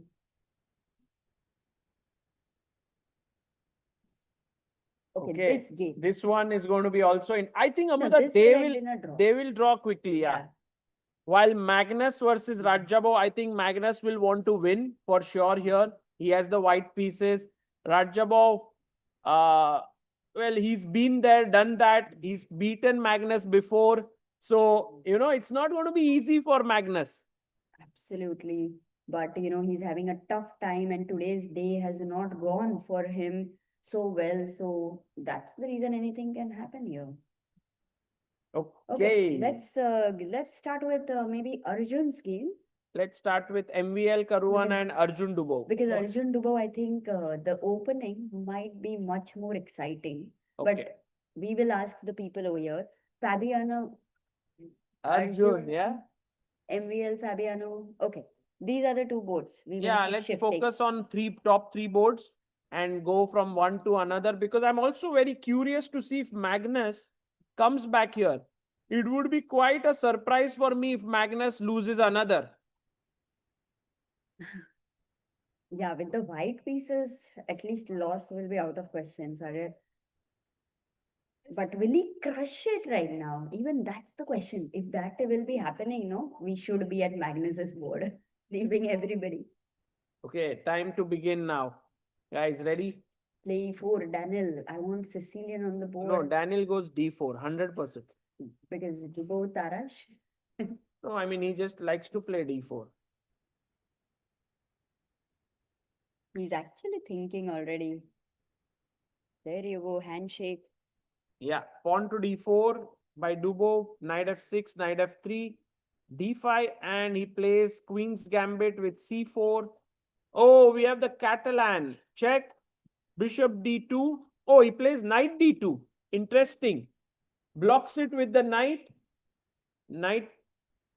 And now castles, bishop G2, and generally you go B6 here. Let's see if Arjun plays that. Oh, can we have the board by on the stream? So just for our viewers online, taking you through the game from the start, D4, knight F6. This is how the game went. Bishop G2, B6, castles, bishop B7. And now the knight jumps in to E5. Okay, they are actually playing the calm opening over here. Ooh, Queen A4, putting pressure here, threatening knight to C6. Before he's attacked, you want to take it back, right? I don't think you want to give up the bishop. Oh, he says, I want to give it up. Oh, Amruta, white seems to have a nice edge here. Slightly double bishop advantage. And why has Arjun taken them? Pressure, pressure. A lot of pressure here on the position. Let's quickly go to board 2. Oh, he takes. 1 second. 3 minutes. Take. What's the plan? Knight D7? Yeah, he goes knight D7. And Daniel Dubo. Bishop C3 maybe. Better. And let's go to Caruana versus MVL. And guys, Caruana already better out of the opening against MVL. What? MVL also played this Sicilian bishop C4. H3. And now black to play. This was a mistake. Can you find a small tactic? Our final giveaway for the day. Nice one. Wow, you were so quick. Can we give him? Did you get one? Never. Wow. And you get our final giveaway for today. What's your name? Adam. Adam. Well done. Congratulations. From Freedom, he gets a small goodie bag there. And Adam was so quick to find 94 D5. And with this, Fabi is the one pressing here, Amruta, with the black pieces. But it seems they are going to exchange a lot of pieces, and there will be an IQP which will be remaining on the board. MVL will have to fight for a draw. Yeah, he'll have to fight here. B6, E6, very good position for black. So let's go to Magnus and see what he is doing. Magnus Carlsen, because he had to win, he went for the Jobawa London and he plays this with G4, H4. Wow. See, he's going for a completely aggressive line. Jobawa is playing in this tournament. He will be happy. Yeah. Take, D4. And this is the live board position. And Magnus seems to be better because of the space. His king is safe. Black doesn't know where to castle. Short castle right now. You will play G5 and is it Yeah, over? it's very dangerous to castle, Amruta, for black. Oh, by the way, Arjun and Daniel drew board 3. Guys, very quick draw as expected. So they are tired for sure. Because if Arjun also takes a draw, we know that. And I'm guessing the same result for MVL and Fabi, Sagar. MVL and Fabi, maybe Fabi got such a comfortable position that he might want to play on. But yeah, you are right, Amruta. Now MVL got this small tricky move, which was Rook C7 and Queen A4 with a double attack, this idea, and A7 hanging. Nice. So back rank is always important to take care of. And now let's say A6, check, Bishop F8, Bishop H6, E6. I defend this. Knight E5. I think white is the one who is having a nice little initiative here. Okay, so you are right. Maybe this also goes for a draw. No, wait. Why draw, Amruta? Queen D7 played. Can we not snatch the pawn? This is a fight. There is no draw in sight here. So is there a pawn sat? Queen F5, H6, Rook C2. Yeah.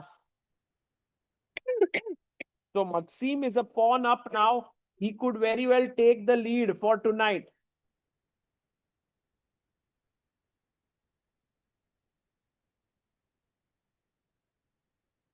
And big news coming in that Gautam Krishna is completely winning against Jordan Van Forest.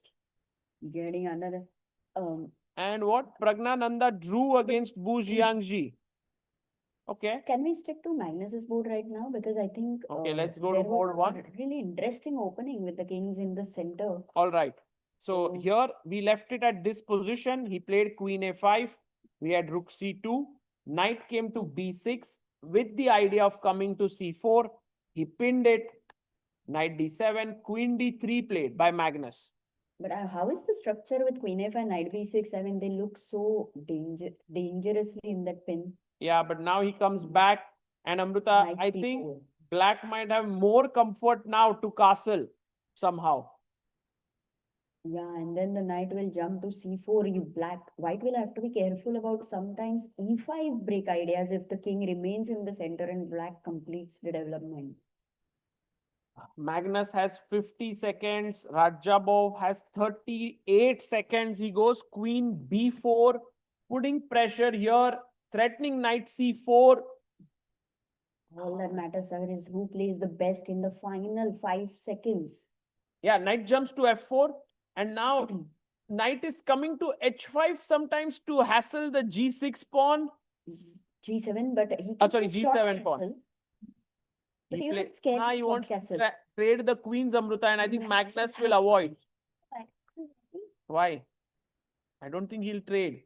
He'll just keep it like that. Yeah, he'll If keep it. Black wants to exchange, welcome. He comes back. Okay. And Rajabov also goes back. Queen C6. And now it's time to bring the other rook to C1. Oh, knight to C4. Queen goes to the E2 again. Black is actually now in trouble, I think, Amruta. Back and forth, whatever has happened, the net result is that white pieces are much better coordinated. You're right, because the knight h5, once it starts rolling. E5. That's bold push by Raja, but now h5 is an outpost looking at these two key squares. Oh, b3 is a big threat as well next. So he goes bishop d6. His idea is to take here, but b3 is coming and he plays it. He wants to take on g3. Knight g3, rook h2 was a problem, so queen d6 check now. Check and you come out, but you don't come out actually because the rook is also hanging. Oh, he's given up the piece. Wow. Wow, Magnus is going to win this now. That is a simple win for Magnus now. I think he's a piece up. Look at So Wesley looking at this game over there. Oh, check. F4. Takes. And now queen e5 check. Queen trade and Rajabov. Taking the f pawn, right? No, he goes back directly. Oh, queen a3. With the idea of rook h3 check. Now rook b1, rook b7. Even rook h3 is not dangerous actually. You can simply take the rook. Oh, yes. Take queen f3, king up. h2. King h4. Oh, this check. No. Queen Oh, on the queen e5. is there. Yeah, rook b1, he finds it. Rook h7 But 4 check. seconds for both of them. And many blunders can happen. Like Wow, rook h2. What a beautiful move. Takes, king takes. Magnus has to And take now care queen not to h8 fall is a sudden. mate, Amrita. Check, Knight. queen f6. And what a finish there. Resignation. Finally, Magnus wins the final round. Yeah. And let's go to board 2. MVL versus Fabi ended in a draw. And there's board number 5 going on. SL Narayanan versus Lu Shanglai. Oh, but SL is... Oh, Lu Shanglai is winning now. I think SL made a blunder. Can we go to board 5? Yeah. Look at Lu Shanglai there. He's really happy. What was the blunder a few moves ago? Actually, here it was a draw, perhaps. He had to keep the king cut off with rook b2, rook b8, and now maybe move in this way and come this side, because staying this side does not help on g7 because the white king will come and eventually this exchange and this is lost. SL Narayanan resigns. Lu Shanglai wins and moves to 9.5 points. Okay, Lu Shanglai doing really well. Amazing. What else? Who's What playing? else? Ali Reza versus Javokir Sindarov is going on. And Ali Reza is a pawn up. Wow. Oh, this I think quite exciting because anything can happen here. By the way, the game between Sindarov and Nadirbek ended in a draw.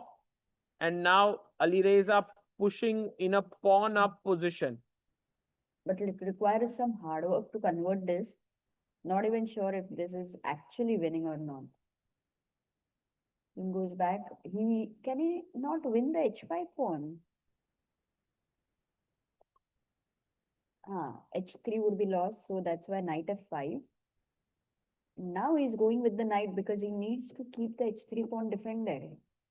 But black king being very active. Gets one more pawn. Amrita, King c4. isn't this enough to win? Oh, king c4. Oh, rook takes h3, rook takes h3, bishop h3, and then king b3 would have won. He missed this moment. But then he's winning. Yeah, totally. Winning. Oh, check, blunders. Because here the winning line was, instead of this, rook c3, king g5, and then push this pawn to queen. But instead he went knight e5 and now knight c6. You take and chop off this. No, don't. First take this. Yeah. h4, attack this, and it's a draw. Wow. Well, Ali Reza had a huge chance there in the end, but didn't get it. And Sindarov gets the draw here. Very disappointed he is. And Gautam Krishna beats Jordan Van Forest, Amruta. He moves to 9 points. That's the most insane performance I've seen. 27-79 performance by a 2300 player. Wow. And there's one more game, Rook versus Bishop. That's a draw. It's not going Whose anywhere. game is that? Alexander Injik versus Robert Hovhannisyan. Oh, Gukesh is playing still. Oh, Gukesh is winning against Amin Tabatabaei. Okay, this is a But rook this is a endgame. tough Rook endgame, yeah. is Things can go wrong. Why do you say so? Like right now, rook Because, d8. I mean, rook endgames, always there are some tricks. I thought Lucena is easy to reach from here. He Oh. won. He resigned. Hmm. So Gukesh beat Amin Tabatabaei. 9.5. He scores 8.5. He is. Result is updated already. Yeah. Got it. So actually, Arjun, Fabi, and MVL end the days as the joint leaders with 10 points. They were joined by, they are the only three. And then on 9.5, we have Lu Shanglai, Daniel Dubov, Yu Yangyi, Wesley So, Badur Jobawa, and Alexander Grishchuk. And on 9 points, we have Nordirbek Abdusattarov, Magnus Carlsen. There are more. Can you show more people who are on 9? Gautam Krishna is also on 9. Scroll nahi. Acha, hai. Okay, awesome. So there's Boozyang. My goodness, look at the list at 9. Yeah, that's why you need 19 rounds. Gautam, Ronak Sadhwani, Pragnananda, Nepomniachi, Sunil Dutt, Marti Rosian, Sarana. I think there are more. If we just go a little down, then maybe more than 20, yeah? Yeah, okay. So top 20 are having 9, 9.5, and 10. Insane. I'm not even sure that after the next 6 rounds, will we have a very clear-cut leaders. 4. Yeah, I think Amruta, by 6 rounds, I think players will be so tired that they'll be like, it's okay. Whoever finishes top 4. But Badur Jobawa managed to beat Duda. That's also, I think Badur is playing really well, Amruta. He's on 9.5 points. That shows how good he is. Yeah, maybe because he's not playing Jobawa London. Okay, just kidding. Jobawa, very good friend. Always jolly and funny.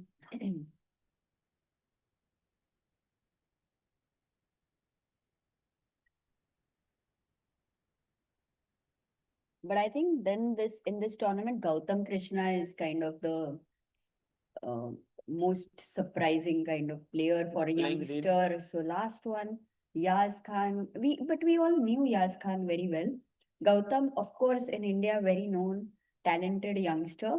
But when you play at such a level in a prestigious tournament like World Rapid and World Blitz, where Magnus, Fabi, everybody's playing, there you really, really get the feel of these youngsters. So amazing.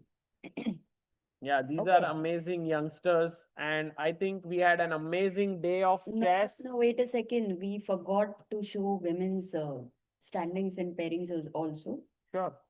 We can show it. I had shown it already, Amruta. They had finished earlier. No, yeah, you had shown it. I had shown it, but let's show it again. Eline Rubers is the leader now, sole leader with 8.5. Goryachkina, Umonova, Stefanova are on 8. Bibisara and Yuxin Song on 7.5. Nurgalieva, Karisayev, Maria Muzichuk, and like a huge list of players on 7. So tomorrow it starts at the same time or? Yeah, 2 p.m. I think. 2 p.m. Fine. 4:30 p.m. Indian time. So guys, see you all. Thank you so much and take care. We'll be back again tomorrow. Bye-bye.